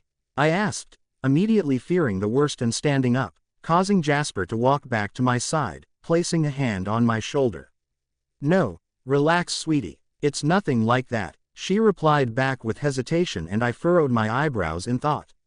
Then what's wrong? I can tell by your hesitation that there is something that you need to tell me but don't want to. I replied back with a slightly exasperated tone. Well, you know Irenia of the Denali Coven? She finally asked, and I nodded. Of course, what of her? I asked as I sat back down on the edge of the bed, as Jasper moved to sit behind me and began to massage out my neck, causing my head to drop slightly in pleasure. Well, she found her mate, and of course they are making a huge celebration out of it. You know how Katrina and Tanya are. That being said, they are sending invitations out to everyone they know, including the Volturi. She stated, and I rolled my eyes. Is this really the time for such things? We are at the brink of war, for crying out loud. Meeting together in a large group sounds awfully risky. I sighed and shook my head. But perhaps that is the reason to have such a gathering. We are all surrounded by the unknowns of this inevitable war, Bella. I think in their mind they figure if they don't do this now, they may never have a second chance. No one wants to be stuck living in a world of what-ifs. She replied back, and I thought on her words for a moment or two. Okay, fine, I suppose I can see the truth behind that statement. I am still confused as to why any of this is of relevance with me. I asked with curiosity. Well, the thing is that under normal situations, the entire Volturi would go. This could be the breakthrough that we need to finalize a formal treaty with the Coven. But Arrow and the rest of the guard feel it would be best to stay just in case there are any attacks from Nero. He has asked that I reach out to you and that you go on his behalf as an ambassador of sorts and try and seal the deal, while keeping a protective eye over the Cullens. She finished, and I groaned. Chelsea, you know how much I loathe these types of social gatherings. There is a reason why I am not one of the main recruiting officers. Besides, I am on a mission here. If any of Nero's men get wind of this party, they will show up knowing that the Cullens were likely invited. I stated with a deep sigh, causing Jasper to nod in agreement against my shoulder. As far as I know, they are taking every precaution that they can so word shouldn't get out. And who knows, maybe it won't be too bad. You'll have a reason to slip into a formal gown and heels, and maybe a little distance from the mission will help to put everything, and I mean everything, into a new perspective. Besides, I don't really think Arrow was asking. I am pretty sure it's a new directive, and I doubt he would order it if he had reason to believe there would be a risk. She replied, and I cursed under my breath. Of course he wouldn't think there would be a risk. He was blind to the whole situation that had occurred with Dante. Just think of this as a new training opportunity. Please, Bella. Fine, I'll talk to the Cullens about it in the morning. I finally relented, causing her to squeal in happiness. I had to pull the phone from my ear to check the caller ID just to make sure I was still talking to Chelsea and not Alice. The similarities between the two of them at this moment was almost frightening. I am so excited. You're going to love it, Bella. It's a masquerade theme, so make sure you stop by one of our tailors along the way to get tuxes, gowns and masks for everyone. There isn't much time to plan, unfortunately. It's scheduled to happen just a couple of days from now. Time truly is of the essence given that we don't know how long we will have peace for. We'll see you all soon. She chirped and without further ado, disconnected the call, leaving me confused at the new information. So, we're going to a ball? Jasper finally asked with a skeptical tone, and I nodded reluctantly, before leaning back into his comforting hold. Yeah, I guess we are. I confirmed. Are you sure that this is a good idea? He asked further, and I turned my head to meet his troubled gaze. Not even in the slightest. I stood outside of the cabins as the sun came up from over the forest trees, waiting for the tribe to gather with the Cullens and I before heading towards the Denali's home. I relished in the brisk morning air, gulping down as much of the scent of the area as I could manage. Leaving this area always made me feel homesick, and I wanted to experience as much of the environment as possible before we had to leave. Chelsea had made mention that I would need to get formal attire for the ball, something that I knew was necessary but not something that I particularly looked forward to. Despite all the changes that I had gone through, my disdain for shopping had not changed one bit. As it was, I had personal shoppers back home who carried out this mind-numbing task for me. Knowing Alice would likely enter her frightening overzealous animated self during the process was also something that I wasn't exactly looking forward to. It would take a great deal of effort to rein her in. My eyes moved to the right as the Cullens all emerged and walked over with curious eyes as they took in my apparent unease, and Carlyle raised an eyebrow at me. Is something the matter? You seem awfully on edge given the current circumstances. He asked, and I sighed. Well, Chelsea called over last night, I began but was interrupted as Alice's eyebrows shot up. Is she all right? Did Dante's men show up in Denali? Why are we still here? We need to go now. She rushed out and I shook my head. Alice, please, calm yourself. That is not the reason why she called, but that was Bella's initial thought as well. Jasper chimed in with a slight smirk as I shot him a playful glare. He had poked fun at that fact multiple times throughout the night. He had found my initial reaction to be quite humorous, making fun of me for being so pessimistic. I found it odd though that she and I had the same initial reaction. Chelsea was my absolute best friend, so naturally I had automatically flown into protection mode when she had called, given the last conversation I had with her before she returned to Denali. But Alice, her reaction was confusing, but then again, what wasn't confusing these days? Oh, well, that's good. My apologies, I just assumed. What did she need then? She finally asked as she relaxed, and I snuck my tongue out to moisten my lips out of habit before continuing. It would seem that Irina has found her mate, and of course Katrina and Tanya are making quite the deal of it. They are holding a formal get-together in a couple days' time to celebrate the new addition to their coven, and of course you all are invited. I hesitated as Alice let out a squeal of happiness. You mean, like a party? She quipped, and I nodded, forcing my face to remain as emotionless as possible. Yes, it's going to be a formal masquerade theme, I confirmed, and my eyes moved to Edward, who had shifted anxiously. Is this really a good idea?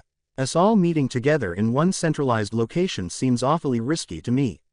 How do we know that if we go, we won't be ambushed? He murmured, and I nodded.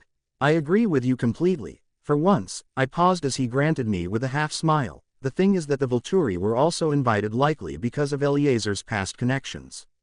The Volturi has wanted to create some sort of treaty with them for some time, but given what happened with Sasha, the three sisters have been rather reluctant. That being said, Arrow has asked that I go in the place of the kings and see if I can finalize that connection.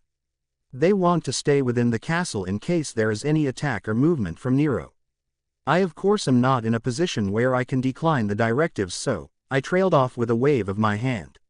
We have to attend as well unless we can agree upon a different course of action, one that will separate you from us. He finished for me, and I nodded slowly. I have been told that it should be a very secure gathering, but we should be very cognizant just the same. The track record for this mission isn't really off to that great of a start after all. I finished and waited for a reaction. It's kind of a damned if you do, damned if you don't situation, to be honest. Nero may expect us to attend if he catches wind of this gathering, and I would expect some of his men to be dispatched. However, on the flip side, he may think that we would be too smart to go and would dispatch his men to other locations. It's hard to truly know what will happen without Alice's visions to guide us all. Edward finally stated, and I watched as the family nodded. It also may cause a wedge to be driven between us and them if we were not to attend. The Denalis are indeed our closest allied coven, and we consider them to be an extension of our own family. They would be hurt if we didn't show. Finding one's mate is one of the biggest events one can experience in our world. Esme stated, as well as she looked between Jasper and I thought on her words, biting down on my lower lip. They also are assisting the Volturi with this mission, so it may be a slap in their face if we didn't show. Besides, with all that has taken place recently, I think a change of pace may be exactly what we need to get back on track. Alice piped up and I nodded in her direction. Just the same though, this seems very risky. I mirror Edward's previous sentiments. Something about this all just seems too well timed. She's been alone now for centuries and she just happened to find her mate now. I suppose it could be coincidence, but something about all of this just feels off. Jasper murmured, and I moved my head to meet his conflicted gaze. All of what you have said rings clear to me. I understand both sides to this predicament. I stated and stopped as the tribe members showed up, and Jake rose an eyebrow at me. What's up? He asked, and I shook my head. Just trying to figure out the next destination and course of action is all. I shrugged as he tilted his head in thought. Well, we're more than good here. Our impromptu sparring match proved to be the most beneficial for us all. We're more than ready to protect the town while you are away. He stated, and I smiled at him lightly. Thank you for that, Jake.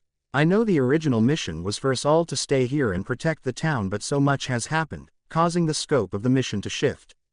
Ultimately, until we find Nero, all of our efforts will be in vain. I hate to impose on all of you, but I need you to protect the town in my absence. I explained and watched as he nodded. Our alliance with the Volturi have solidified that as our course of action. We will continue to protect the town while you are away and working on much larger things. You can count on us. Seth grinned, and I moved my eyes from Jake to grin at him. Thank you, all of you. I assure you, you all will be rewarded greatly and your efforts will not go unrecognized. I affirmed. Trust me, the satisfaction alone of tearing apart a few leeches will be a reward in of itself. Leah cut in and I nodded, acknowledging her statement. We really should be taking our leave then. I will keep in touch. If things were to go south here, do not hesitate to inform me and we will return. I promise, I stated as I extended a hand, to which Jake accepted and shook firmly. You just worry about what you have to do. And please, be safe. He smiled and I nodded. Always am. I replied back automatically and moved away with a flick of my hair along with the rest of the Cullens. Alice, wait, please.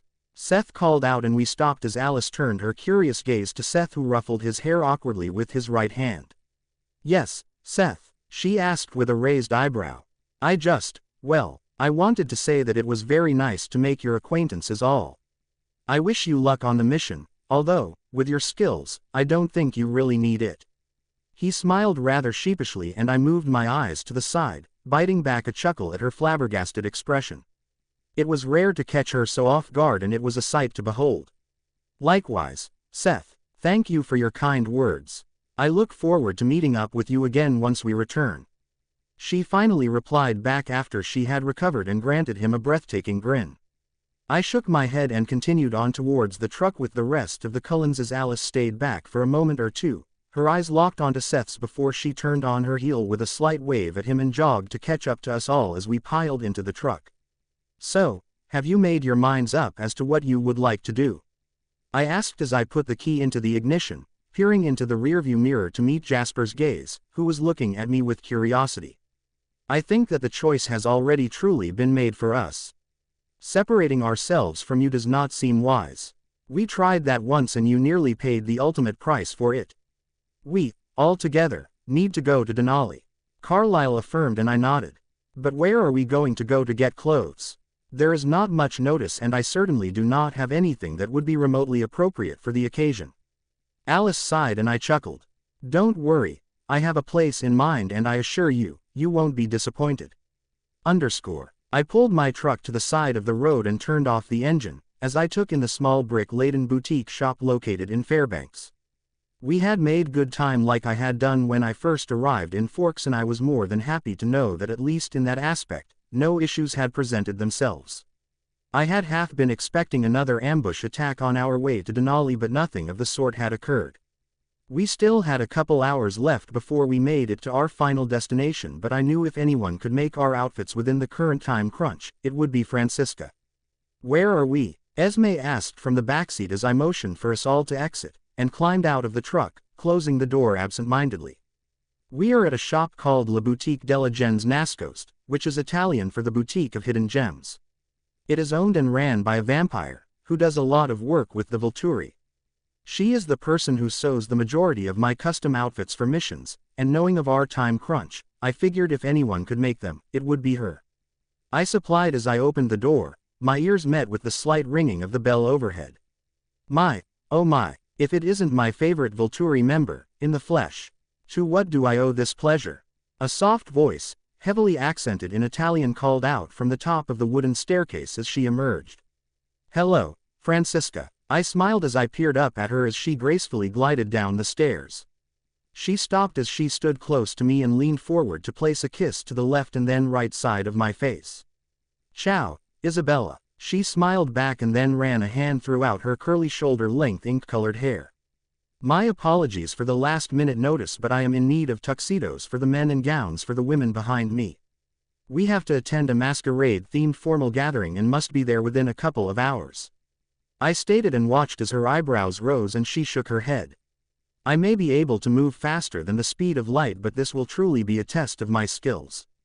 "Who are they?" she asked as she looked over my shoulder. "This is the Olympic Coven," I answered, and her eyes shot back to mine. "Ah, now the pieces are coming together. These outfits are part of a directive from Arrow, no?" she asked, and I nodded in confirmation. As I said, "My apologies. It was a last-minute decision for us as well," I replied, and she huffed. Yes, such is the nature of these missions that you take on. One day I hope you will give me more adequate time so that I can create a true masterpiece fitting of an occasion that is non-business related. Perhaps, a wedding gown." She grinned and I shook my head with a light laugh. "Perhaps one day. Do you think you will be able to fulfill the request?" I asked with a raised eyebrow and watched as she moved around me to inspect the Cullens, her sharp ruby eyes taking them in, clearly making mental notes for their measurements. "Of course. When have I ever failed you?"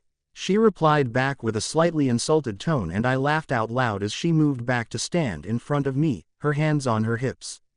"Never. You truly are an artistic genius when it comes to fashion design," I praised and watched as she lit up with the compliment. "Tell me something that I do not know," she replied back as she moved to lock the door and put the closed sign in the window before motioning us all to follow her up the stairs to the loft where the fabric was stored. "Any specific requirements for you? Knowing you, I have a gut feeling that you will be the most picky of them all," she asked as she grabbed a few rolls of fabric and began the measurements.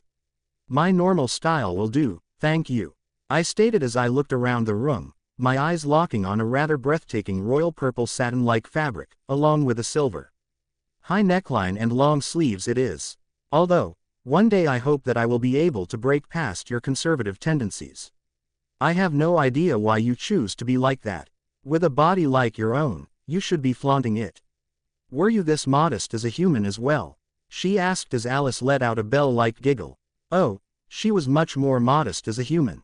Trying to get her to branch out past a pair of jeans and a t-shirt with a hoodie was the most challenging task I had ever taken on. She grinned, causing Francisca to stop her movements to look at the pixie with curiosity. "You've known Isabella for that long?"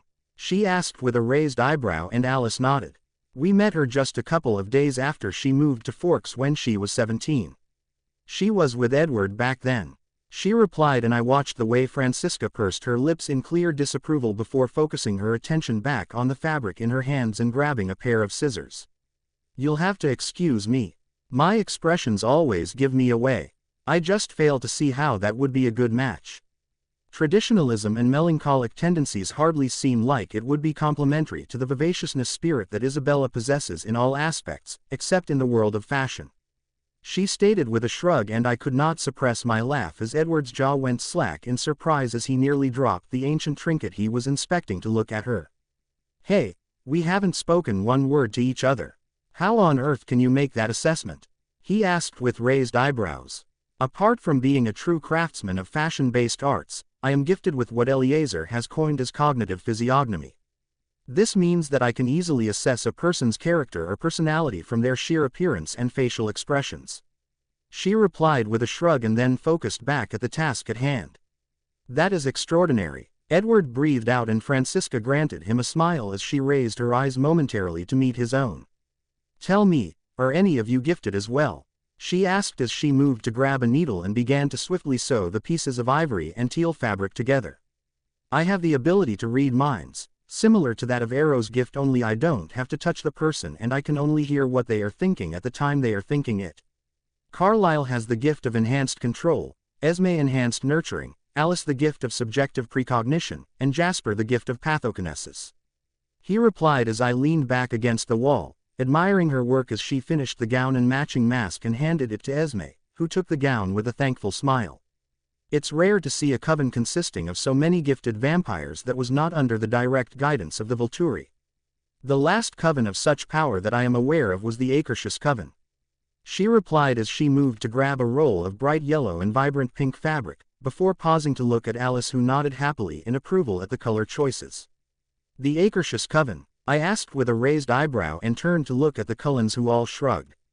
Yes, it was an ancient and very powerful coven many moons ago. They practically had the entire Eastern Hemisphere under their influence.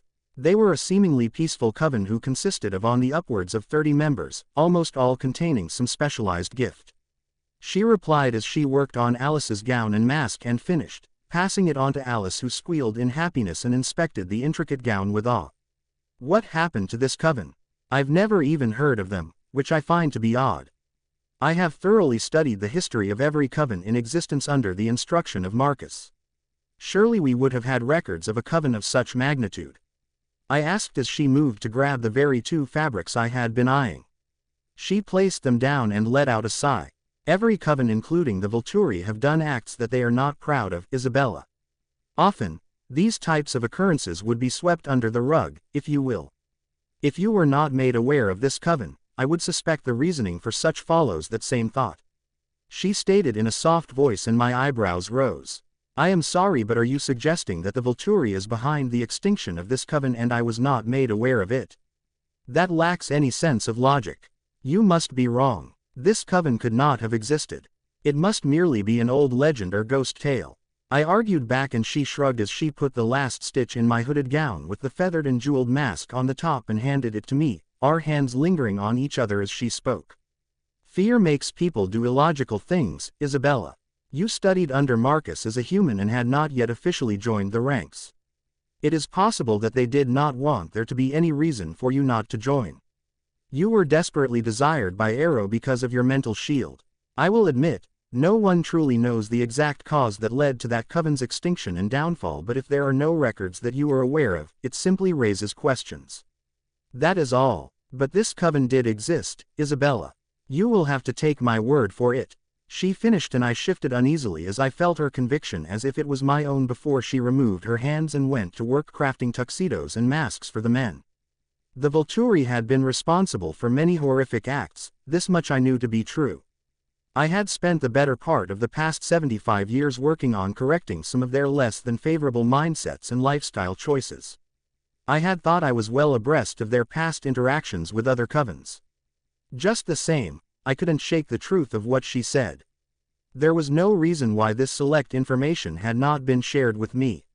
Removing pieces of history, regardless of how ugly the truth was a rather heinous act and only meant that we would be doomed to repeat it. I couldn't help the sharp pain of slight betrayal that stabbed through my chest at the thought of being kept in the dark of something like this, especially considering the relationship I had with Arrow, Keyes and Marcus. Surely, they would not have done this intentionally, not to me.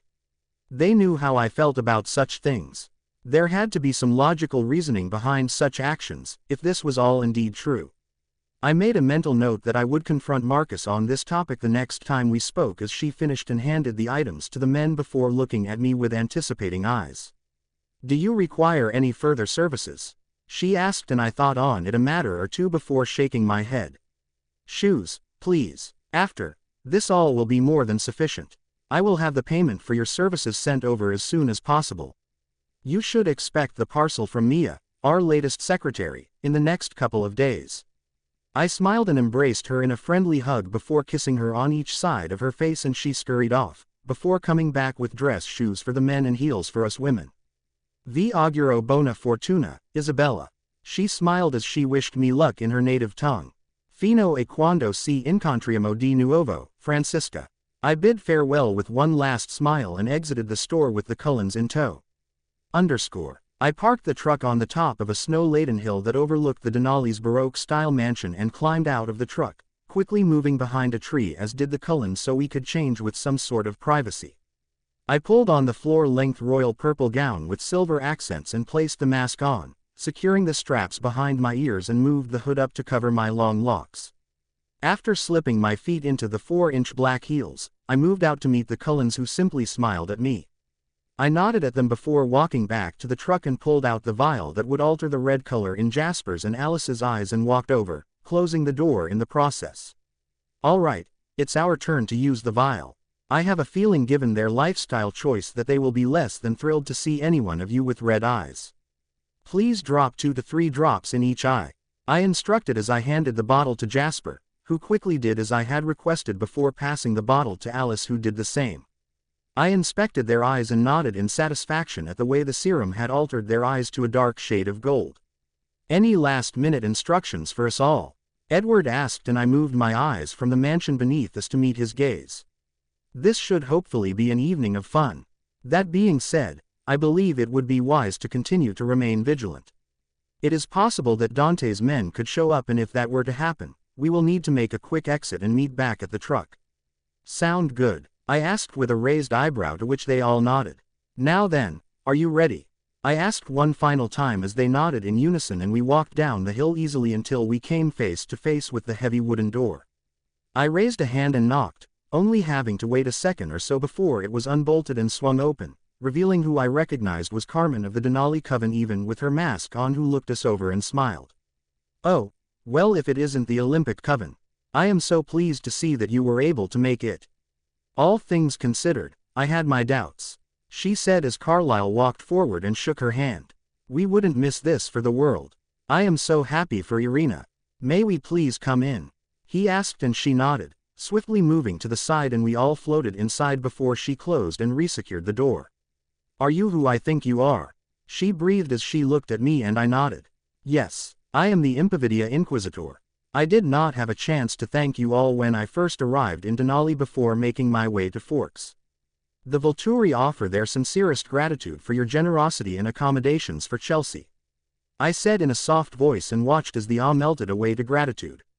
I am aware that our relationship with the Volturi has been rocky at best throughout the years, but Chelsea has proven to be a lovely young woman. We have utterly enjoyed her company. Please, this way. She nodded before leading us down a hallway and to another door, to which she opened, revealing a long staircase which descended into an open and heavily decorated room where the rest of the guests were socializing, drinking glasses of what I smelt was an assortment of animal blood. The harmonious melody from the brass trumpets and the string quartets flowed through the air like a symphonic breeze, welcoming the attention of the guests. The beat of the drums seemed to echo through the halls, so strong that they seemed to resonate off of my very bones. I paused behind the Cullens as the presenter of the Covens looked at us, his dark golden eyes full of curiosity. What is it? Alice asked as she looked over her shoulder to look at me as I moved to stand away from them, indicating that I would not be presented with them. You all need to go ahead and be presented as the Olympic Coven. I will go on my own as part of the Volturi. Hopefully in doing so, it will not raise any suspicions about the Volturi being assigned to assist you all. The Denalis are the only other coven apart from the Volturi who know of the mission, and it is my desire to keep it that way. I whispered so that only the Cullens could hear. They nodded in confirmation and were presented. Presenting, the Olympic Coven from Forks, Washington. The male vampire called out across to the guests, who applauded as they moved down the red-carpeted staircase and made their way into the crowd. Satisfied that there were no issues presenting themselves yet, I moved forward. And who might you be? He asked with a slightly raised eyebrow from his blonde-colored locks. You may introduce me as the Impovidia Inquisitor of the Volturi Coven, from Italy. I stated and watched as both of his eyebrows rose to almost a comedic height. Yes, of course. What an honor this is. he said with a neat bow. He straightened his pose and I bid him a nod before moving to stand at the top of the stairs and overlook the crowd who were looking at me with hushed whispers. Presenting the Impovidia Inquisitor of the Volturi Coven, from Italy. He called out and more whispers broke out as I began my descent down the staircase, one hand lifting my gown and the other placed lightly on the dark wood banister. As I reached the end of the stairs and stood in the room, my dark gold-masked eyes darted back and forth, taking in how many vampires had gathered in the grand ballroom. I recognized some, however most I did not, knowing that I had not worked with the majority of them.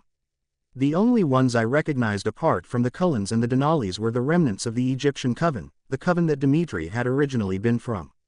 I watched as Tanya, the coven leader over the Denalis, as she moved forward and curtsied practically to the floor, lifting her gold and silver gown slightly, and I mirrored her movements out of a sign of respect and recognition. I humbly welcome the Impovidia Inquisitor to our humble home. Having you attend this gathering on behalf of the Volturi is a remarkable honor, she said as she rose from the ground. I mirrored her action and extended a hand, to which she grasped. The honor is truly mine, I stated, and heard the collective sigh of relief come from the majority of the guests, who then broke out in applause once more. As the applause silenced, Tanya cleared her throat and stepped forward so that she was slightly in front of me. All of you, welcome to my coven home of Denali. We hope that tonight's ball will help enlighten all of you to find joy within this treasured moment as we celebrate the welcoming of our newest coven member and mate to my dearest sister, Irina. She paused as she waited as the crowd cheered once more and quieted down with a raise of her hand. Now that we are all present, it is my pleasure to present my sister and her newfound mate. She smiled as the crowd applauded once more as the door reopened. I turned my head to look over my shoulder and I swear my jaw would have dropped to the floor if it had not been connected to my face. Standing to the right of Irina, stood an all too familiar figure. Laurent. I sensed more than saw the Cullens move to stand closer to me, and heard Jasper's deep rumble in his chest as his eyes locked onto one of the very vampires who had put my life in danger all those years ago during my first taste of a vampire baseball game. I noticed the way his now golden eyes shined with a light that I had not seen before, and how Irina melted right into his touch as their hands interlaced. It seemed that her love for him had changed him for the better, and he was no longer the nomad that I recalled. He was more refined and appeared more at ease. His dreadlocks remained but had been pulled back to one single ponytail that ended between his shoulder blades. He no longer seemed to be weighed down and walked with almost a skip to his step, which became apparent as he moved down the staircase, his golden eyes moving from his beloved mate to meet my own. Oh no, he's coming this way. Alice sighed too quietly for anyone else but for us all to hear as he placed a gentle kiss to the top of Irina's hand as she moved away from him and began to mingle with the guests as any good hostess would do before he moved to stand in front of me. Hello there. My name is Laurent. If my ears have not deceived me, you must be the princess of the Volturi, more commonly known as the Impovidia Inquisitor. He grinned with a low bow and I politely curtsied, hearing a slight gasp of surprise from Esme. Did he just refer to her as a princess? She whispered in a hushed tone to who I assumed was Carlyle. I was not surprised. I rarely went by that title, but it was the truth. As the adoptive daughter of one of the kings and queens of the Volturi, the title of princess was indeed appropriate. I just found it to be a tad too formal for my liking. That is correct. It is lovely to make your acquaintance, I replied smoothly as I rose to meet his stare. I would have thought that being the captain of the guard would have made the wear and tear of the missions more visible, but you truly are a breathtaking creature, he replied, and I shifted uneasily on my feet. If only he could see the collection of scars that lay across my chest and around my neck, very visible but hidden under the fabric, he would think differently. Come now, Laurent, it would not be very fitting if the princess appeared to be a ghoulish figure, I replied back, to which he let out an airy laugh. I apologize, did I interrupt your discussion with the Olympic Coven? He asked with a raised eyebrow, and I felt my head tilt to the side. I gauged his emotions and it appeared as if this was a legitimate question. I found this to be odd. He was part of the Denali Coven, which meant he ought to know about the mission I was on and in turn, my involvement with the Cullens, but this did not appear to be the case. I wondered what the reason could be for keeping this information from him. It was true that he was well known for being an ambitious man who was drawn to those with power, to ally himself with them until they were decimated, and then he would flee for his life. Perhaps, As willing as Tanya was to allow him as part of her coven, she did not yet trust him completely. No, you were not interrupting. The Olympic coven and I were just getting acquainted, which seemed fitting as they remain in high esteem within the eyes of Arrow. I replied back, watching as his eyes squinted slightly in thought. It is my pleasure to see you all again, under much better circumstances. He stated as he moved his eyes from my own to make eye contact with Carlyle. Yes, I too am pleased that our reunion is indeed under better circumstances. He replied coolly, tell me, whatever did happen to young Bella? I am somewhat surprised to not see her with you now.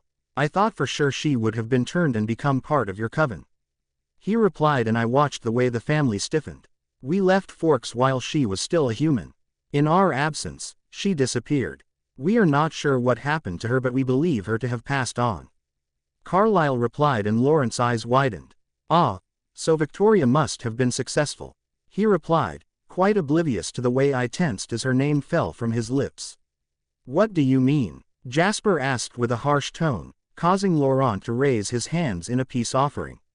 The last I had heard before she fell at the jaws of the tribal shifters, she had not been able to get past their defenses and grew exasperated. She made the journey to Volterra and had presented herself to Arrow, and allowed him to read her. It was then that she revealed the existence and possible threat of exposure to him. I believe that the Volturi must have ended such threat from occurring. It is a shame though. Bella would have made an exquisite vampire. He explained and I felt my eyes widen. Arrow had never informed me of how he had learned about my existence or the events that had led up to that fateful day in the woods when we first met. To know that Victoria had been the one to put my planned death in motion made my eyes darken. It was a good thing that she had already been dispelled of by Jake and the rest of the tribe. I may have been tempted to break free from the task and do the act myself otherwise. Yes, what a shame indeed, Alice responded through a clenched jaw. Well, never the matter. We ought not linger on this depressing topic any longer. It is a mood killer. He sighed and I nodded my head, thankful that he had not asked me to give an account of the Volturi's involvement with my perceived death. I am curious though, what brings you to our home? Hopefully you are not here to order Chelsea to break bonds so you can collect on any of our coven members. He finished and I glared at him from beneath my mask. Carlyle, I apologize but can you please go with your coven to talk with the Denalis? This is a conversation that I would like to have in privacy. I promise to find you later and finish our overdue chat. I asked as I moved my hardened gaze to meet his own, taking note of the way they all seemed ready to lunge at his throat at any moment. After a few moments, Carlyle nodded and quickly ushered the family away but not before Jasper stole one last glance at me from over his shoulder. I hardly feel as if this topic of conversation is warranted. I assure you, I am merely here to fulfill the invitation presented by Tanya. I have no ulterior motives, though I do not feel as if I owe you any sort of explanation. I spoke with a strong voice. I apologize for my bluntness but I find that rather hard to believe. The Volturi do nothing without expecting some sort of reward or gain for themselves. He replied back and I felt my being tense at his overly exerted challenge. I cannot control what you think or feel but you are wrong and it would do well for you not to question what I have to say. You may have been pardoned for your actions in Seattle all those years ago but you are on very thin ice. I warn you to tread carefully. I replied back lowly but with more authority, causing his lips to move upwards to reveal his vibrant white teeth. Very well then, so be it, but you have been warned. Many people do not approve of your rule over the vampire world and with our friends and allied covens. One wrong move on your end could easily cause some serious ramifications, need I say, war. He responded, smirking as he looked into the crowd to see Jasper glaring up at him. Hollow threats mean nothing to me. I have strong foundations with several covens of my own and many hidden alliances that you are not privy to know of. If you wish to start a war, know that it would not last long. The vampires of my kingdom are in my favor, and I will protect myself and them all with my very life if I have to. And none of you can even come close to comparison with my own abilities. I hissed out, suddenly understanding very well why Tanya clearly had not yet grown to trust him. Well then, time will tell. Let's hope you can put something under the foundation of your appealing words, Your Majesty. He smiled and began to walk away to make his way to Irina but turned his head to look back, just be aware that all eyes are on you. One wrong move, and we will have the justification we have longed for a very long time." He smiled and continued back to his family, and into the party. "Captain, do you require my assistance?" Chelsea asked with a low voice as she moved from the crowd to stand next to me, watching the way my eyes remained locked onto his back. "Keep your senses locked onto him. I understand that he is Irina's mate and there is nothing that we can do given the other covens here, but I do not trust him. I have a gut feeling that this is not the last we have heard from him, and please be careful while staying here." I replied back in a hushed tone, and she nodded before making her way back to speak with Katrina and her mate Garrett, who was looking at me with contemplation. After a few moments, Jasper broke away from the family and moved to stand in front of me with a slight smile. "Is everything all right? You're projecting your emotions rather strongly," he asked in a hushed tone, and I looked up at him, easily seeing the uneasiness dancing in his orbs. "Everything is more than okay. No need to worry, I have it under complete control. You should go back to enjoying the party," I replied as I looked beyond his shoulder to where guests were beginning to dance eloquently to the rear of the room. "Believe it or not, that is why I am actually here. You are the guest of honor, and I believe there is some sort of rule of etiquette that you participate in at least a couple of the dances. I thought I would offer to lead you in the first one." He grinned and extended his hand, and I looked down at it and then back up to his waiting and hopeful eyes. "Thank you for your offer, but unfortunately, I will have to decline," I replied back and watched as his expression cracked. "I don't understand. What is your reasoning behind your rejection? I thought for sure you would want your first dance to be with me," he asked, and I sighed. The first dance as the guest of honor is one of significance. By accepting, we would be raising a large number of questions. Remember, I am not here as someone with your coven. We were presented separately and need to maintain that level of aloofness until we are away from here, for the sake of the mission and yours and your family's well-being. Please try and understand, I explained and watched as his mind reeled with what I had said. This is beyond absurd. It is a simple dance, one that holds no true significance, except to me. I fail to see how it could cause any issues. He argued back. That is my final word on the matter, Jasper. I apologize, but I will not be changing my mind. You will need to trust my judgment on this. I have attended more events of this nature than you can possibly begin to imagine and know the unspoken rules and significance of certain actions like the back of my hand. I replied and watched as the Cullens moved from the sides of the room to come closer to him and I. "But," he began, but was silenced as a rather handsome male vampire wearing a pure white suit, with a deep red dress shirt, cobalt blue tie and matching mask that covered the entirety of his face except for his mouth and chin, moved forward and bowed as my eyes met his own crimson ones. "Excuse me, my lady, but I was wondering if I could have the pleasure of escorting you for your first dance," the unfamiliar male asked as he rose, resulting in the longer bangs of his otherwise short burgundy brown hair to flow back to the side of his face, ending at his pronounced cheekbones. I looked upon the young suitor, taking note of his almost outlandish attire. He was the only one present wearing a white suit, and he clearly stood out. I noticed the way Jasper looked at him and then back at me, clearly waiting for my response. I knew that this would likely hurt him, but a person dressed in this sense obviously came from an established and noble coven, and given my secondary objectives from Arrow, I deduced that this may be a smart move on my end. "Yes, you may," I replied strongly enough for those around us to hear, and took the young man's hand, and let myself be led to the dance floor, and away from the Cullens, my ears only registering the quiet plea of Alice to be careful. "What is your name?" I asked as he placed his right hand on my left shoulder blade, and I followed suit, placing my left hand on his upper arm, near the shoulder, realizing that he was about to lead us in a waltz of sorts. "You may call me Axel. You are the Impovidia Inquisitor, are you not?" he replied back as the music began from the string quartet and we began to move with the music, gracefully as a swan. "What gave me away? I do not recall seeing you in the crowd when I was presented," I asked as we moved in a neat versus shape formation, our bodies close at the shoulder, following the waltz formation to perfection. "To be honest, it was the hood of your gown. You are the only one wearing a gown of such style, and while accounts of what the Inquisitor truly looks like varies depending on who you speak to, the fact that you always wear some sort of hood remains the only common factor," he replied, and I nodded slightly.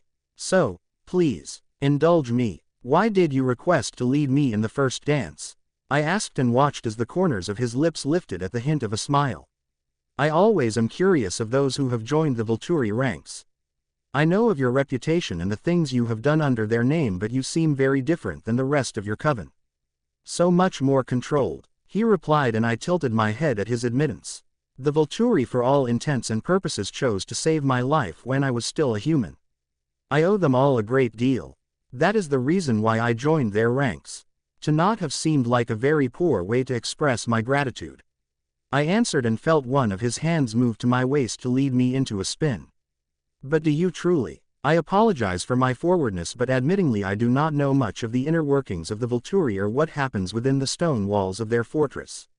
From the outside looking in, they only act in ways that will benefit them. I am curious, did Arrow sense one of your gifts, which is what led to him offering you a place within his ranks? He asked, and I sighed lightly. That would be a possibility, but I fail to see how that could be a bad thing. If I had an innate gift that would help to benefit making the world a better and more secure place for our kind, then why would he want that opportunity to go to waste?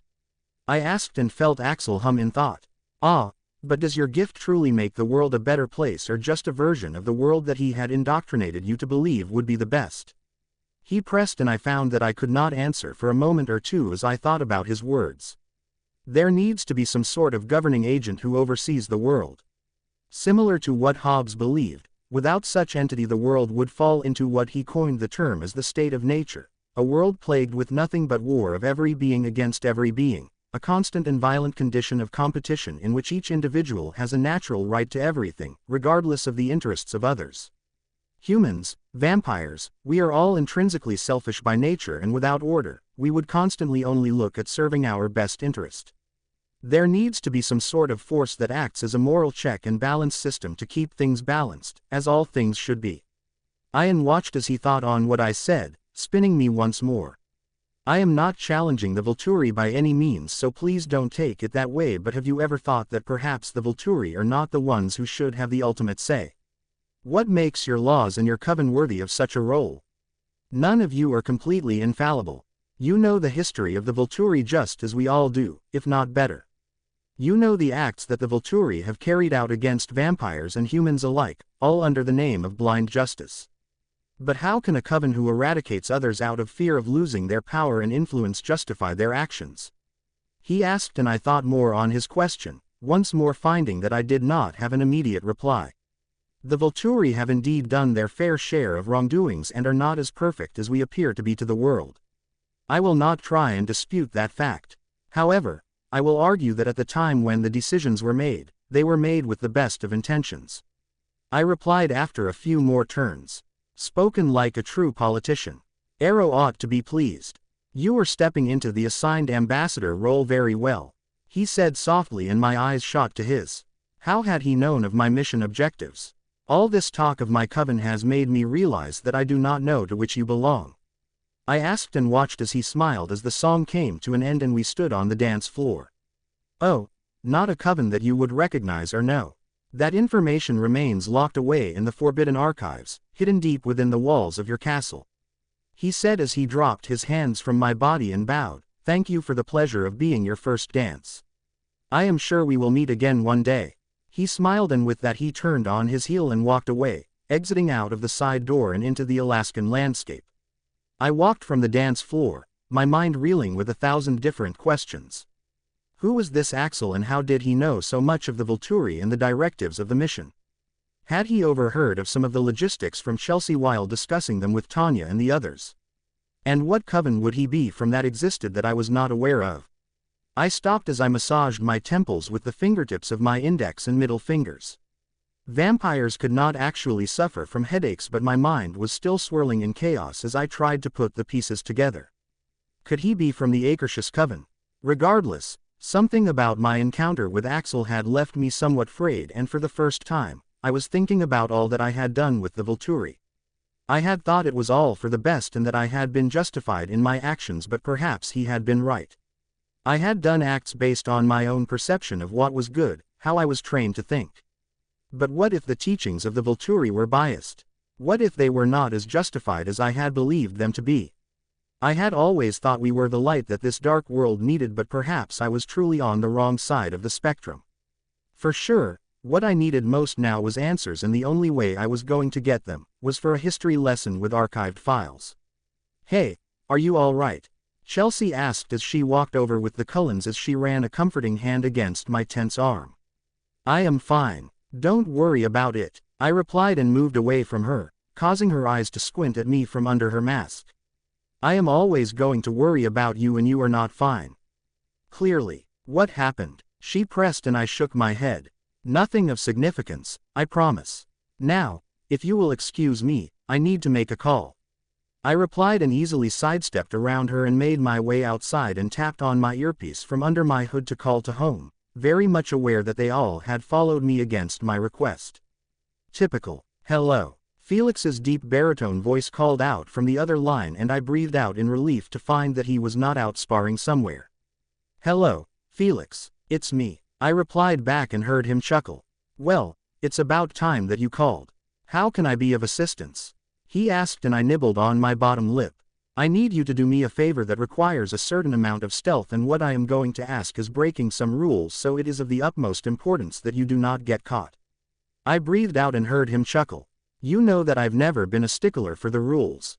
"Challenge accepted," he stated, and I crossed my arms as I looked up at the overcast night sky and how the snow began to fall. "I need you to sneak into Marcus's study and locate all of the archived files and send copies to me as soon as possible," I stated, and heard silence on the other line. "Those are forbidden to read unless permission is granted by the kings." "What information could you possibly learn from them?" he asked, and I shrugged, closing my eyes as a single snowflake fell onto my long eyelashes. "Maybe nothing, but maybe something that will help with this mission. Please, it is of the most importance. I would ask Marcus myself, but I know that he will never do so without Arrow's blessing, and that is not something that would be likely granted. Please, you owe me." I finished and he sighed. "Very well, it will be done," he confirmed, and I disconnected the call without another word and sighed as I turned to face Chelsea, who was looking at me with wide eyes. "Okay, now you're just freaking me the hell out. You both could be banished from the Volturi for what you have asked him to do. What could be of such importance that you would be willing to throw everything you love away?" She growled, and I crossed my arms. "I do not answer to you. This is my life and my choices." I huffed and watched as her eyes darkened. "God, I hate when you get like this." She snapped back and I shrugged. "That sounds like a personal problem," I stated rather coolly, causing her to hiss at me with frustration. "You always do this when unexpected things come up. You bottle them inside and internalize everything. You keep adding and adding to it until finally you combust like dynamite and take everyone out around you as a casualty." She snapped back and I crossed my arms tightly against my chest, now in pure defensive mode. "Well, if I am always like this, then why did you expect me to act any differently now?" I shot back. "Because," she paused in pure exasperation, "I had thought for sure that since you found your mate you would have learned how to reel that in a bit, at least out of concern for his own sake." She yelled back, her hand instantly covering her mouth with her hand as my eyes widened as I looked at her, seemingly paralyzed in spot. I watched as Jasper, if possible, paled more than I did as he looked at Chelsea with wide eyes before shooting them to look at me. "Wait, what, when, how, who? This is huge news. Why didn't you say anything?" Alice asked with wide eyes as she looked at me, but I could not meet her gaze. I could feel as my eyes drained of color as I shook in anger, sending daggers with my eyes to Chelsea. How dare she? She promised to keep this between her and I, and she had just violated my trust in ways that she would never be able to comprehend, and I was doubtful that I would be able to simply forgive and forget over this lapse of judgment on her end, and I was more than ready to settle my score with her. She had done more than enough damage already. My advances were stilled as I looked over to my left to see Dimitri coming to a still, his eyes black as night, his lips lifted into a perfect snarl with the excess venom dripping off of his teeth. "Dimitri, what is it? What are you doing here?" I asked as I turned to face him, giving Alice a knowing glance, promising with my eyes that we would talk later, to which she nodded, thankfully realizing that Dimitri's sudden appearance took precedence. "I have been tracking the scent of Nero for some time. It suddenly changed paths though," he stated as he gulped in and out rapidly, causing an uneasy chill to spread throughout my core. And you are here because, I prompted as he walked over slowly and ran his nose along the hood of my gown and let out a hiss. Because it led me here and apparently, straight to you. Running. It always felt like somehow that is what I resorted myself to do. Running from my supposed deaths and final undoing. Running from the ghosts of my past. Running from even the hint of possible bonds and connections that would only tie me down, even those from those who I had claimed to be family. Running from the less than savory aftermaths of my decisions, my fates, my feelings, my thoughts. Running from the unknown. I watched as my pitch-black eyes took in my surroundings, observing the way each unique and articulate snowflake fell from the tall and strong branches of the evergreens of the forest, falling onto a bed of snow that sparkled and shimmered just as my skin did in the sunlight. I felt the unneeded air rush in and out of my nose and out my mouth, watching as it remained frozen in place for a moment or two, hanging in the frozen cold air. For once, something was indeed colder than I was, but the frigid temperatures never registered with my senses.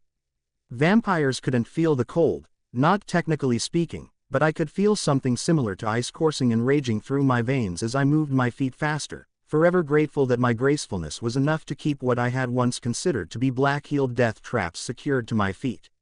I breathed in the foreign smell that lingered on my hood, my dress, my skin, and focused on following the scent as it drove me deeper and deeper away from the Denali home, away from the person I had once considered to be my best friend and the one who had been my lover, away from the very coven that I had sworn to protect, no matter the cost.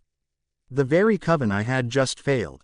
The very moment that Dimitri's words had left his throat, I had felt something inside of me snap. It reminded me very much of how a rubber band would come apart once it had been pulled too far, and broke, aggressively and painfully snapping back at the person on the retrieving end. I had never once failed a mission, but that is exactly what I had just done. I had found Nero, the very being I had sworn to kill, and had done nothing more than danced with him. After all, who else could Nero have been if not for the mesmeric stranger who had successfully broke through my defenses? I cursed at myself mentally as I played over the series of events in my head over and over again, trying to figure out exactly how I had allowed to screw up so spectacularly. Realization sank in along with the truth, and I shook my head in disgust. I had allowed myself to become too consumed in worrying about controlling my emotions and worried about keeping my damned mate bond a secret.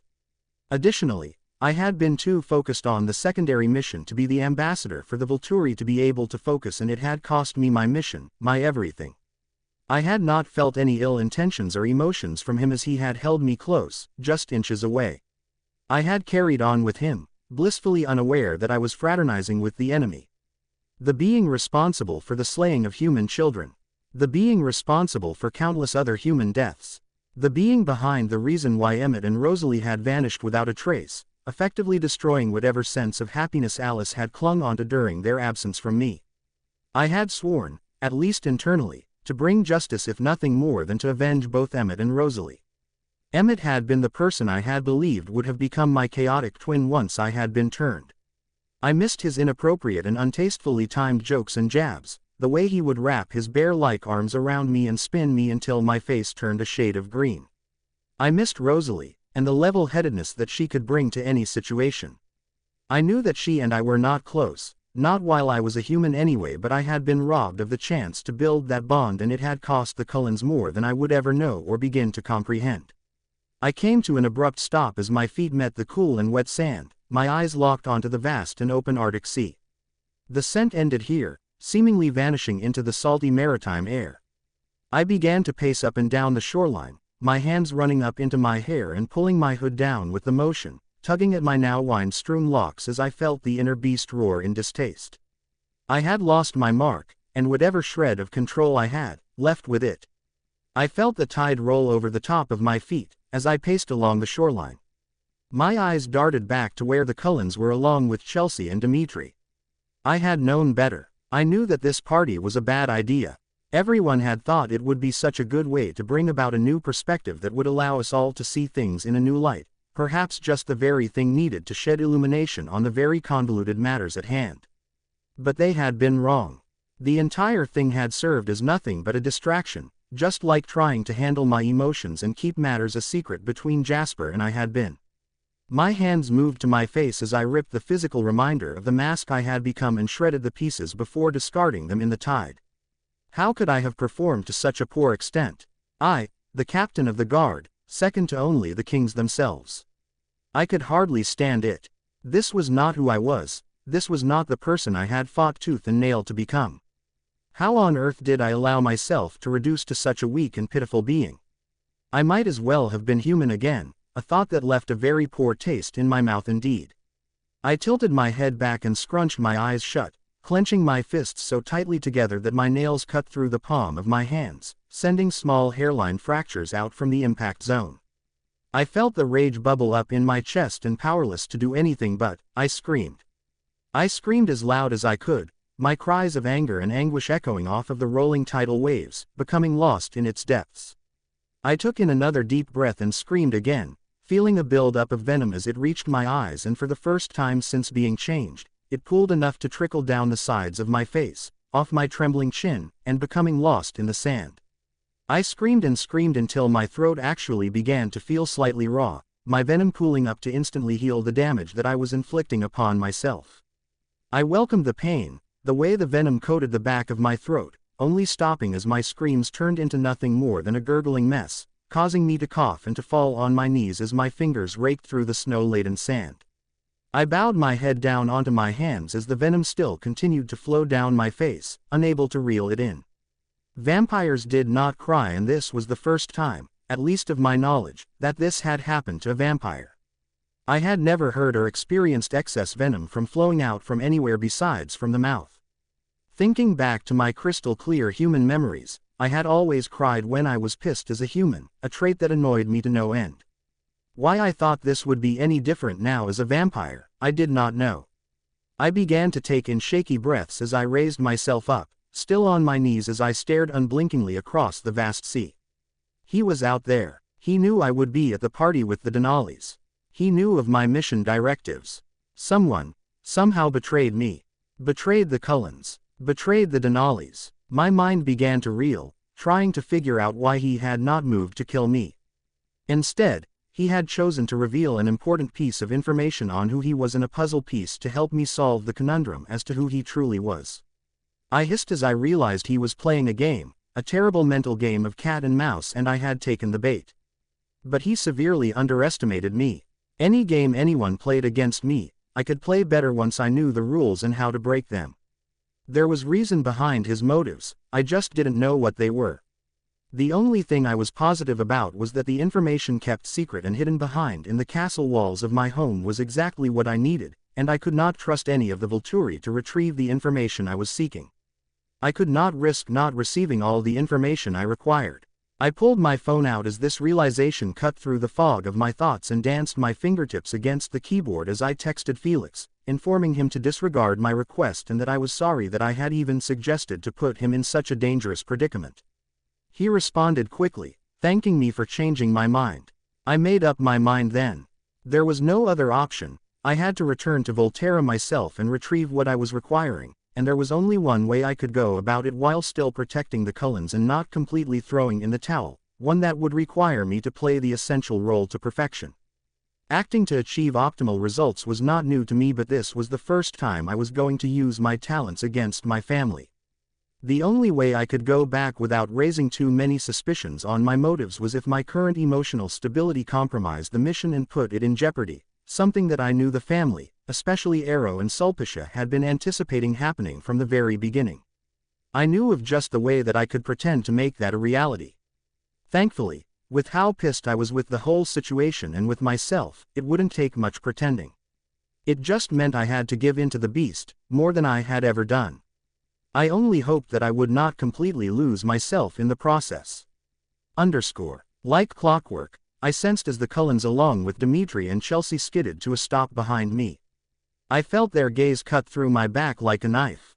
I kept taking in hollow and quick breaths, willing the venom to continue to flow down my face, not even bothering to wipe it away as I stood from the ground. I could use this particular new development to my advantage. The scent of Nero vanishes here. He must have retreated to the sea. We're officially back at square one. Dimitri eventually stated, effectively breaking the ice. It's okay, Bella. No one knew of his presence. You mustn't blame yourself. If anything, we should consider ourselves lucky. Things could have gone very wrong, Esme said in a comforting tone. I remained quiet as could be, not even bothering to turn around, my gaze locked onto the rolling-in waves. I had long since made up my mind on what my next course of action would be, and in my mind, it was long overdue. Just the same, the feelings of losing my target and failure still had a vice grip around my non-beating heart. I fail to see how the outcome of this ridiculous get-together has brought us even an ounce of good fortune. I replied back in a tone that I barely recognized. Long gone was the tone I had grown accustomed to and had been substituted with a stoic, hard, and emotionally fueled replacement. This was not me speaking. It was the beast. Bella, Nero has tried on more than one occasion to dispose of you. The fact that you walked away without so much as a scratch is indeed reason to be appreciative. Please, you need to calm down. This isn't you. You're better than this. Chelsea tried to reason as she moved forward a few steps from the Cullens to be closer to me, something that was a terrible idea indeed. I turned myself around with as much speed as I could muster, and took in their audible gasps as they took in my appearance. I knew I must have looked a fright with the way the shimmering lines of my venom left my onyx eyes and rolled down my face. I moved forward and wrapped my fingers around her neck, causing her to gasp in surprise and in pain as her hands flew up to grab my wrist, her eyes wide with fright. She had seen me in this state more than once but had always been able to rein it back in. It was her venom after all that flowed through my veins. She had been the one to bring me into this world. I had always found myself submitting to that of my sire, but not this time, not when I suddenly found myself putting the majority of the outcomes on her. I watched as Alice gasped and moved forward, her hand reaching out to me but stilled as both Jasper and Edward took hold of her arms, holding her back. I noticed the way Edward looked at me with wide and concerned eyes. The way Jasper focused on trying to send me a wave of calm, one that I refused and sent right back at him with force, causing him to stumble and blink a few times. Stay out of this, all of you, I hissed, still able to force out my authority on the coven, knowing that at the very least, it would bind Dimitri. Such was the curse of being in our ranks. Similar to the shifters, the Volturi Guard were bound to my orders and could not break them, not without causing serious repercussions, and in all likeliness, their inevitable disposal for treason. Dimitri, please, do something. Surely, you of anyone must have a way to get through to her. She is not in the right mindset to be trying to handle this.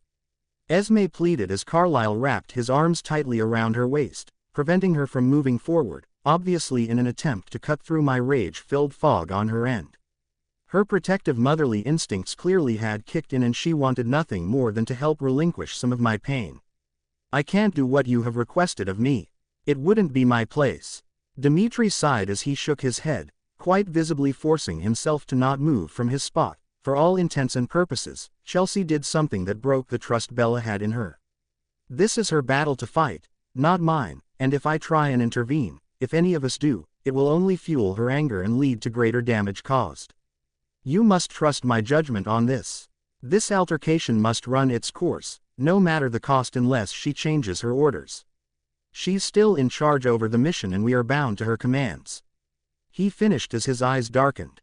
Don't just stand there and try and tell me how I am reacting as wrong. This is who I am, Chelsea. I am a monster forged from the very flames of hell and I am tired of trying to deny this fact. Like iron shaped by fire, I was not born this way and like a phoenix, I was forced to sift through the ash of my former self and was reborn through pain. This is the reason why I was created, who I was destined to be. I minimized myself for far too long, smoldering the one burning bright flames, reining myself in and forcing myself to fit into the box you all wanted me to fit in.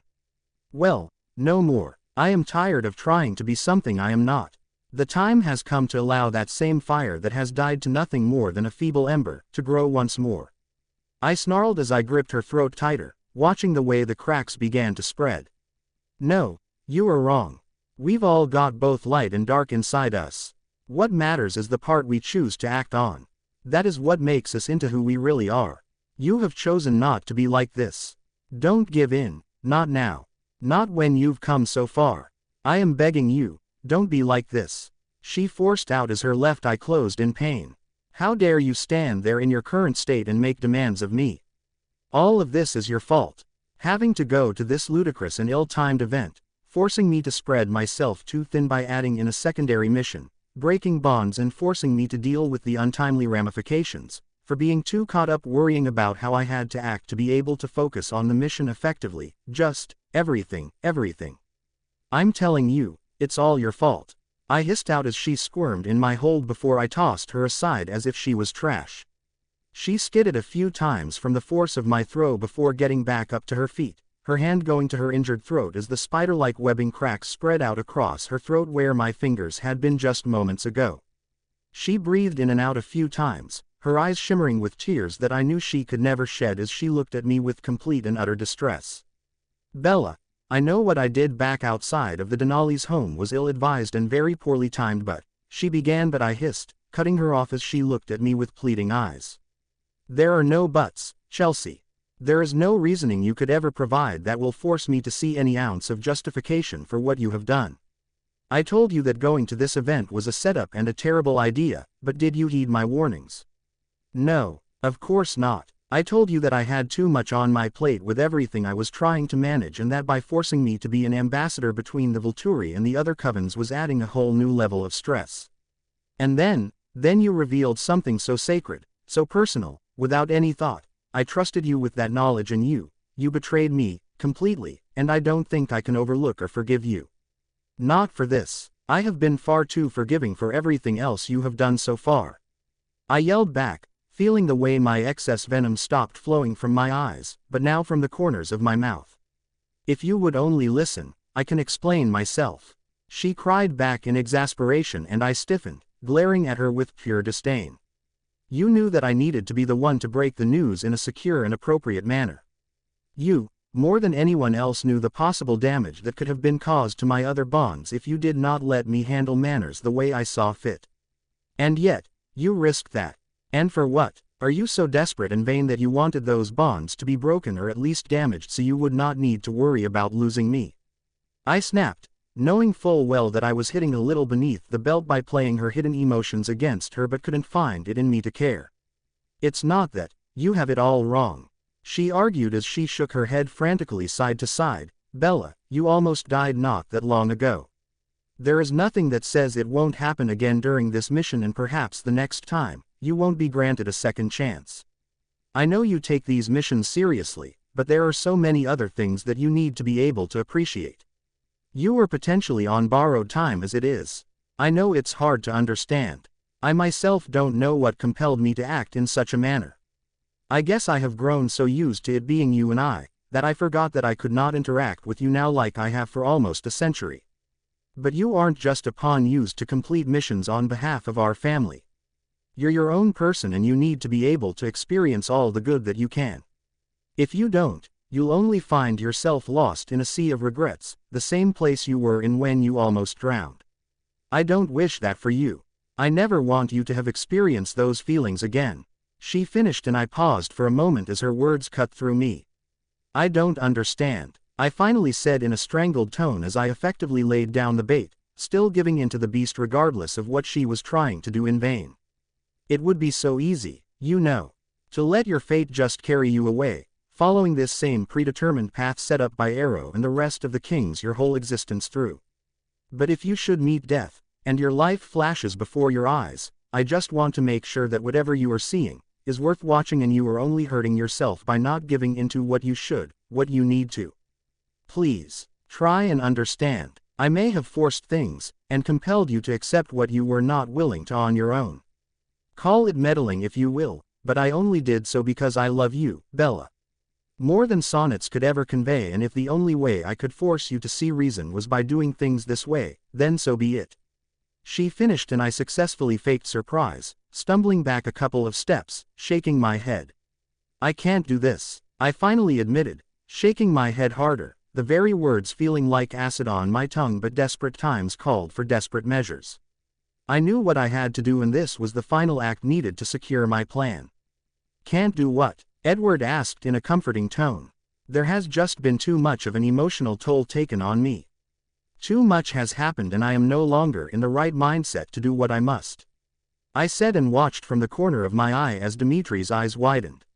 What does this mean for all of us? Carlyle asked as he looked from his family back to me and then to Esme, who was looking at me with knowing eyes. It means that you all are coming with us back to Volterra. She needs time to get a grasp back on herself and on her mental and emotional state, and to do so, the mission itself has to be put on hold. In a couple of days, she will be fine, but she cannot do that here, and if we stayed, the mission would be compromised. We need to alert Arrow immediately. It's time to launch Plan Broken Wing, Dimitri said with an unbelieving tone and looked over at Chelsea, who mirrored his expression. Many Guard members had resorted to this state during high-stress missions, even Jane, the most emotionally detached being of us all, but I never had. I knew it was confusing to them all to hear the words of surrender coming from me of all people, but I hoped that I had played the role effectively enough to seal the deal. Very well, all things considered, I can understand. Vampires are strong beings, but our emotional and mental states are not as indestructible as our bodies. Carlyle murmured and the family nodded in agreement. I'll make the arrangements then. Please, all of you come with me. We have a jet ready to go. We had thought this may happen. We only hoped that we wouldn't resort to needing to use it. Chelsea instructed as she gave me one last glance as she moved towards the woods, stopping as she looked over her shoulder. I swear, it was never my intention to be the reason why you reached this current state. I know it means nothing to you, or fixes anything, but I am sorry. I hope in time you will come to see my side and forgive me for my transgressions. She said regrettably and moved into the forest, leaving me alone with Alice at the shore. I remained unmoving, still as a statue until I could no longer see any of the Cullens before moving my eyes to meet Alice's, who was looking at me with great concern. I breathed in and out quickly, still working on trying to gain some sort of control on myself, and found that it was a lot more difficult than I had anticipated.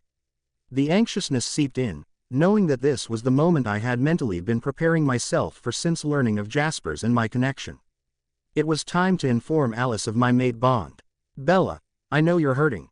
You've been keeping something to yourself for far too long and it is eating you alive. Please, talk to me. I've always been the one to be able to decipher the mess of your thoughts. Only me. Nothing has changed. I am here for you, you only need to let me in. Please, I can help if you only allow me. She begged as she moved forward slowly and took my hands into her own, her eyes begging me to comply.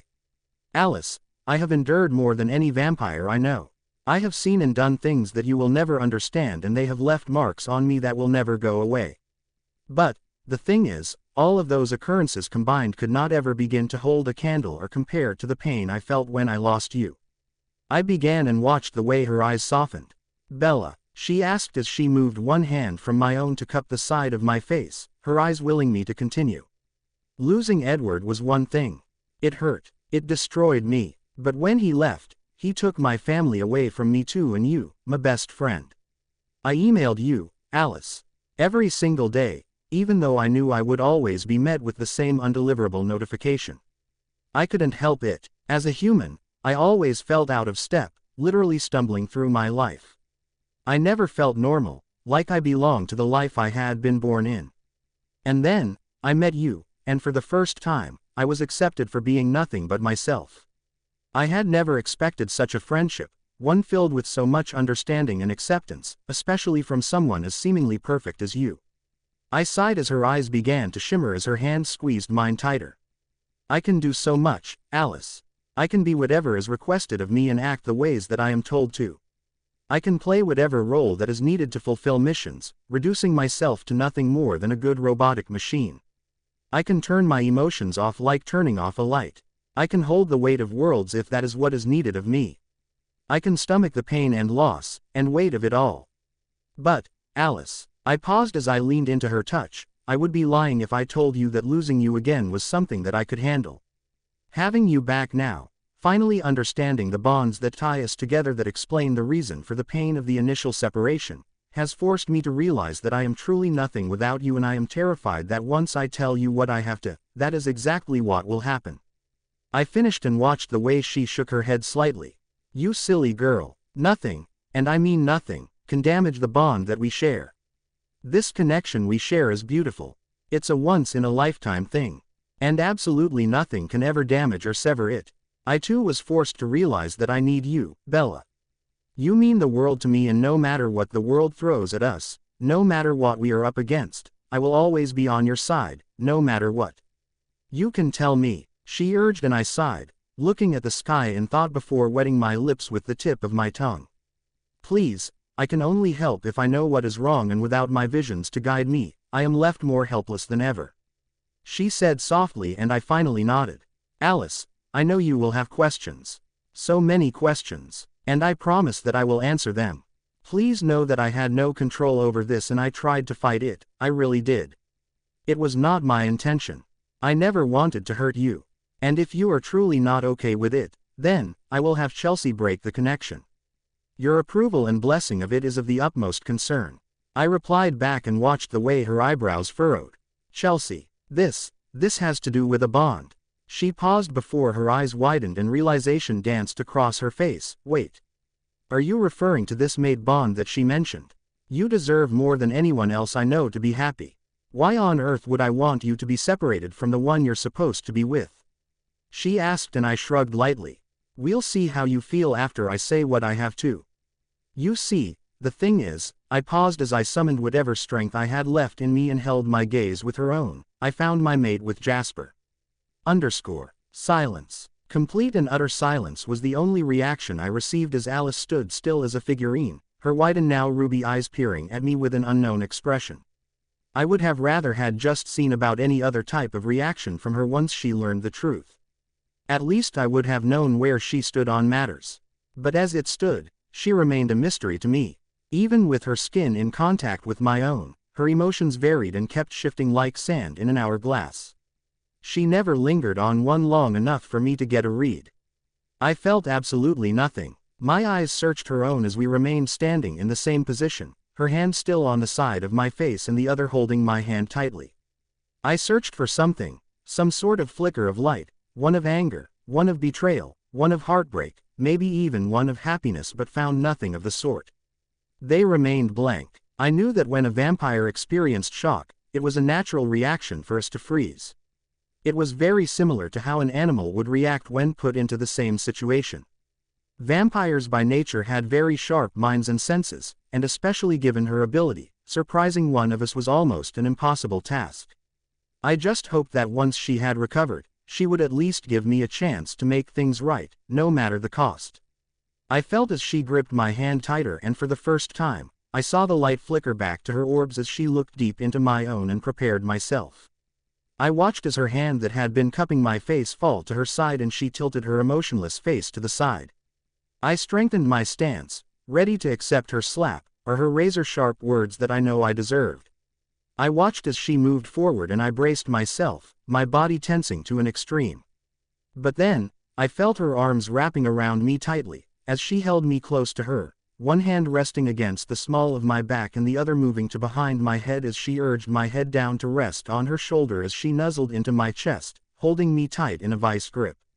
My eyes widened in surprise, and I felt my body began to shake as I felt the strong acceptance and happiness that was radiating from her being, her nimble fingers playing with my locks and instantly calming me. Alice, I asked as I angled my face so I could breathe in her comforting scent. I am so happy and honored that you felt as if you could trust me with this information. I know that sharing mate information, especially with the Volturi, is a very sacred act. You have no idea how much this means to me.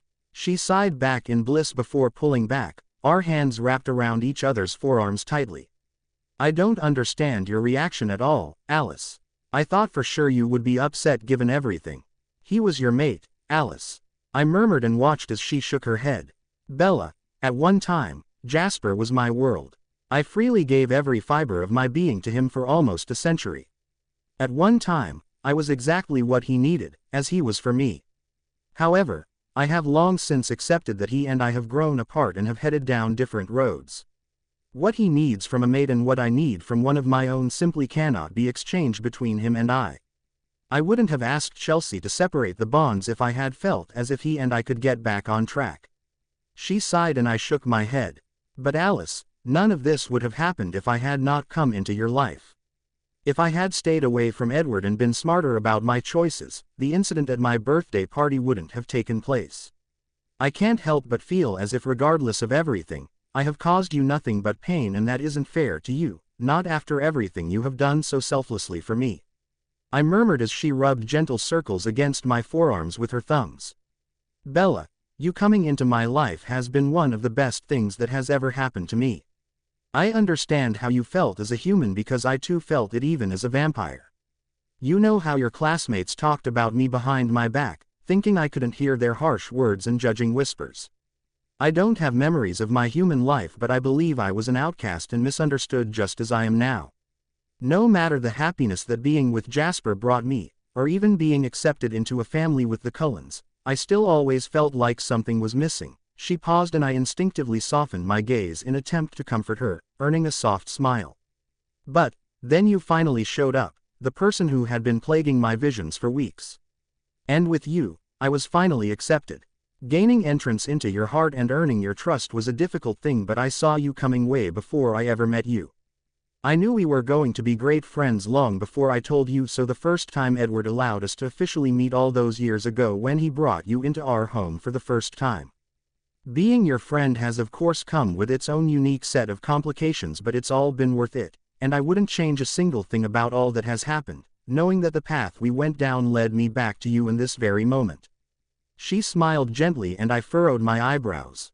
Do you really mean that, Alice? I asked, and her tinkle-like laugh met my ears. You tell me, surely you can gauge the intentions of my words right now. She paused as I took in her words. The only thing I was afraid of by letting Jasper go was that I would not be accepted by his new mate. Vampires are territorial creatures, Bella. You know this. I had my reservations that his mate would be accepting of me knowing the past I shared with him. I had no way of seeing his future or who he would be with. Now I know why. Your shield prevented me from seeing the outcomes of the decisions made. But by having you as his mate, that means that I officially have you back as a sister, and that I will be able to remain a part of both of your lives for the rest of time. It honestly is a huge relief to me.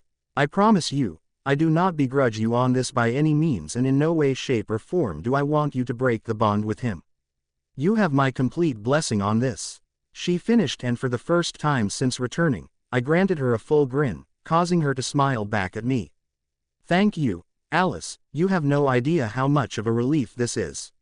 I sighed out, suddenly feeling as if a weight had been removed from my chest. I'm glad I could help with your emotional strain.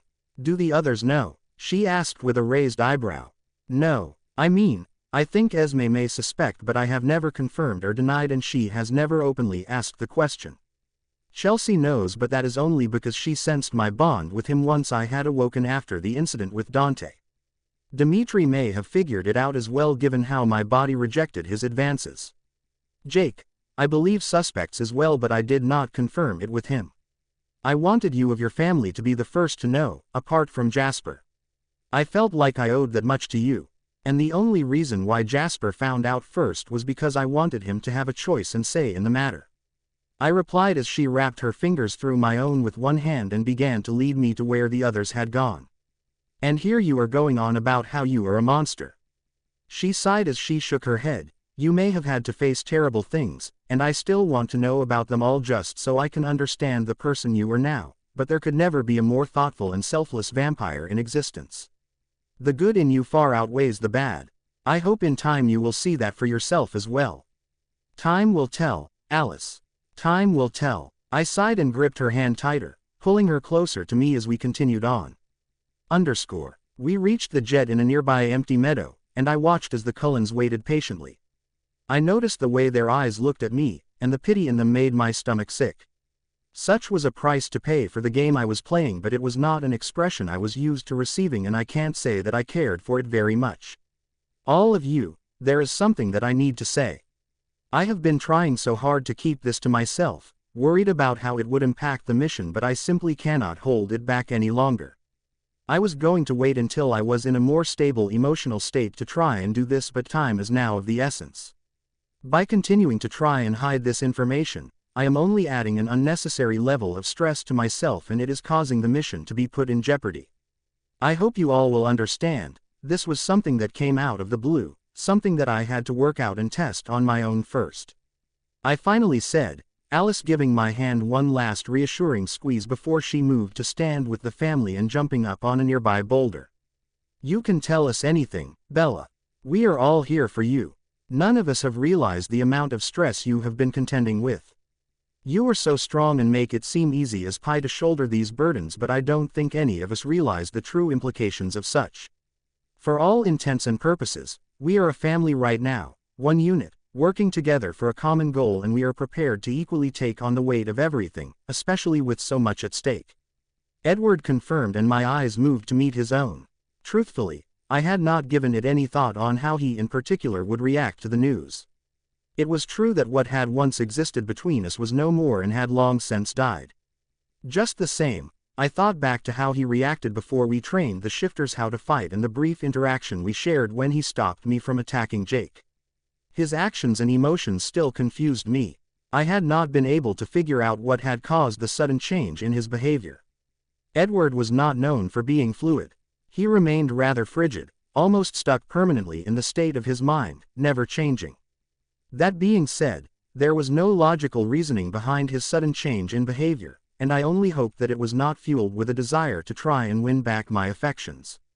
If so, this news was going to shatter him. You see, for whatever reason, fate has presented me with a unique challenge. It was not one I was expecting or even thought was possible. I had long since given up any belief that something like this would happen with me, not given how I react to connections and bonds. I paused as I took in a deep breath as the realization of what I was going to say seemed to reach Edward as he looked me over with widening eyes. I have found my mate, I said in a strong voice, despite the internal anxiousness I was feeling. Bella, that is wonderful news. With who? Esme asked, and I looked at her knowing eyes. I knew then she knew. How could she not know? She was just waiting for me to say it. My eyes moved to meet Jasper, and I nodded my head in his direction, his face breaking into a huge smile as he walked over and placed a gentle arm around my waist. I smiled up at him with gratitude. With me, he affirmed, and I waited a moment or two for their reaction. My, oh my, how wonderful. Carlisle, dear, we officially have our daughter back. Esme smiled, and I watched the way all of their faces lit up as smiles spread, including Edward. Welcome back to the family. This unity between you and him will only help strengthen our bond with the Volturi and will likely prove most beneficial for us all. You have my sincerest congratulations. Carlisle murmured as he kissed the top of Esme's head, clearly beyond happy to see his mate pleased. Are you all right with this, Alice? Edward asked as he looked over at her. Of course he was concerned. Alice and him were the closest of the siblings, and it only made sense that he was worried that this news would cause a setback to the progress Alice had been making in becoming her old bubbly and effervescent self. Of course I am. This just means that Bella is now going to be a part of our lives forever, and nothing makes me happier. I love them both, and I know that they will be a good match for one another. They both have endured horrible things in their lives and likely can relate to each other in ways that none of us will ever be able to comprehend. I couldn't have picked a better or more appropriate mate for either one of them. She smiled, and Edward nodded before looking back at Jasper and I and moved forward. I watched his movements closely, waiting for all hell to break loose, but for the second time that night, I was surprised by the Cullens as he extended his hand and shook Jasper's. Congratulations, brother. I know I failed her in the past, but I know that she is in more than capable hands now. Please, look after and take care of her. He smiled and Jasper nodded. He moved then and stood in front of me, placing both hands on my shoulders. Looking back, nothing made much sense between yours and my connection. I couldn't understand any of it. The way my mate could have also been my blood singer. It seemed like a horrible twist of fate. But now, looking back, I see why. You were always destined to be with him, and I was the bridge that led you to him. I know that in doing so, I caused you a great deal of pain and sorrow, and for that, I apologize. Now though, I wish nothing but the best for you. I only hope that one day, I find the one for myself as well. He grinned and I nodded in his direction. You will, Edward. You all will. I smiled and shot Alice a knowing glance, causing her eyebrows to rise. So, the cat is finally out of the bag. Dimitri called as he exited the plane, his eyes filled with mirth as he looked between Jasper and I. I guess you could say so. I do apologize for the manner in which you found out. I had wanted to break the news to you in a different fashion. I hope I didn't hurt you too badly. I sighed and he shook his head. We knew going into it that one day, it would end. I am happy for the time I was able to spend with you and that I was able to make you happy and satisfied, even if it was only temporary. I can't wait for the rest of the family to find out and for Marcus to be able to provide more information regarding the bonds that you all share. It will do his weary soul good to finally experience some happiness. He smiled. You seem to be in much better spirits now, Bella. Are you sure that heading home is truly necessary? Chelsea questioned as she moved to lean against the doorframe of the plane, her question clearly directed to Dimitri, who looked over at her with disbelief. Of course, it is still necessary. Clearly, Alice was able to help her gain some shreds back of control, which is something that I am incredibly thankful for. He paused as he shot Alice a smile, who hesitantly smiled back at the recognition, but you saw how she reacted with you. She admitted that she needed to return home, and I agree with what Carlyle said. The fact she was able to carry on so well after almost dying is bewildering at best. We all knew that this was very much a possibility from the start of the mission. She knows herself better than anyone else here and her limits, and we need to respect her thoughts and feelings on this matter. It is not our place to question her decisions. He countered back. Very well, so be it. In that case, can we please get a move on here? The sooner we are back in Italy, the better. She replied back in a strangled tone as she shifted a less than favorable glance at Alice, and my eyes instantly darkened as I looked at her, my eyes squinting as memories of our altercation came flooding back at full force. I snarled out my warning, causing her to look back at me with a saddened and sheepish expression as she hung her head. Bella, Alice whispered, and I looked over at her as she jumped down from the boulder she had been perched on and ran a comforting hand up and down my arm until my eyes reverted back to their usual crimson color. She was only doing what she felt was necessary to secure your happiness. I know how you feel, and perhaps you are indeed justified in your feelings on how she chose to handle everything, but look at where it led to. All of us, connected, reunited as a coven. The bond between you and Jasper is healing this family from the inside out, and there is something to be said for that. She finished as Chelsea rolled her eyes and moved back into the plane without another word. I'll go attend to that and get the plane ready for takeoff. Let me know when you are ready, Dimitri said slowly as he moved into the jet. But Alice, I started, and she moved to place her gentle hands on either side of my face. I relate to how she's feeling. My family used to get so irritated with me for forcing myself and my decisions on them.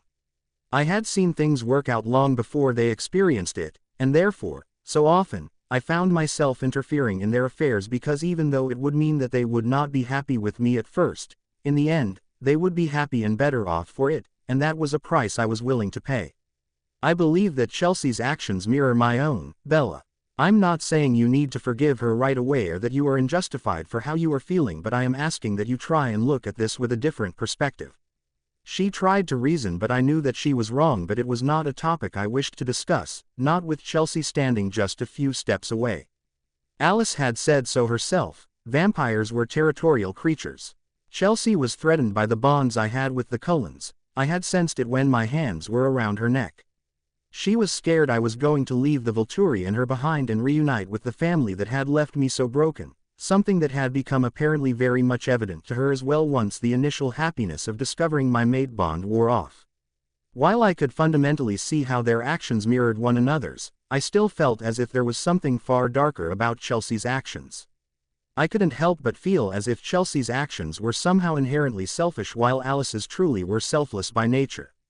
I sighed then. I still hadn't the clue on how I was going to navigate the battlefield of this situation by being mated with Jasper. Despite the uneasy feeling I had regarding the possible hidden information my family had kept hidden away from me, I still owed them so much. I knew that I would eventually have to decide what I would do, and someone was going to get hurt either way. In my mind, the decision would be made for me depending entirely on the information I discovered once I was back in Volterra and how Arrow and the rest of the kings reacted when confronted. We will have to finish this discussion once we are in Volterra. I do not feel as if this is the right place or time to do so. I finally responded and watched the way she and I communicated with our eyes. She must have saw what she needed to before she finally nodded, and leaned up to kiss the side of my cheek. With that, She quite literally danced away with Edward, Esme and Carlisle following her, ready to take their seats. Thank you, Bella, Jasper finally whispered, causing me to look up at him with confusion. Thank you for what? I asked as he moved a hand against my jawline, his fingertips dancing across my skin and causing my eyes to flutter. For finding the courage to let everyone know the truth of you and I. For trusting your heart to be held in my hands. For accepting this bond. You have made me the happiest man in existence. I know how difficult this has been for you, and I know that this happened in a manner that neither of us desired, but I don't think we could have landed a more favorable outcome if we tried. He smiled before he leaned down and effectively covered my lips with his own. We stayed in that fashion for some time, our lips moving and dancing in perfect synchronization as we clung onto each other until the world melted away. Thoughts of Chelsea, the hidden files, of Nero all but vanishing from my mind until all I could focus on was the love and peace that was flooding through my being. He had caused the beast inside of me to become submissive and subdued once more. I had never thought in a million years that I would be standing in this spot, with him, our relationship and bond being blessed by those who I had thought for sure would have had their own individual objections. Finally, he sucked on my lower lip, effectively breaking our kiss and forcing me to return to present day. My breaths came out in pants as I focused on reeling in my arousal as he did the same, our foreheads resting against one another's as we peered into each other's eyes. Come, my darling, let us get you back home so your mind can rest and heal. We have a mission to complete. He breathed across my face before he reached down and picked me up bridal style, my face automatically nuzzling into his strong and sculpted chest as he walked up the ramp and into the plane, ready to face my family and bring about some very much needed clarity. We will continue in next part.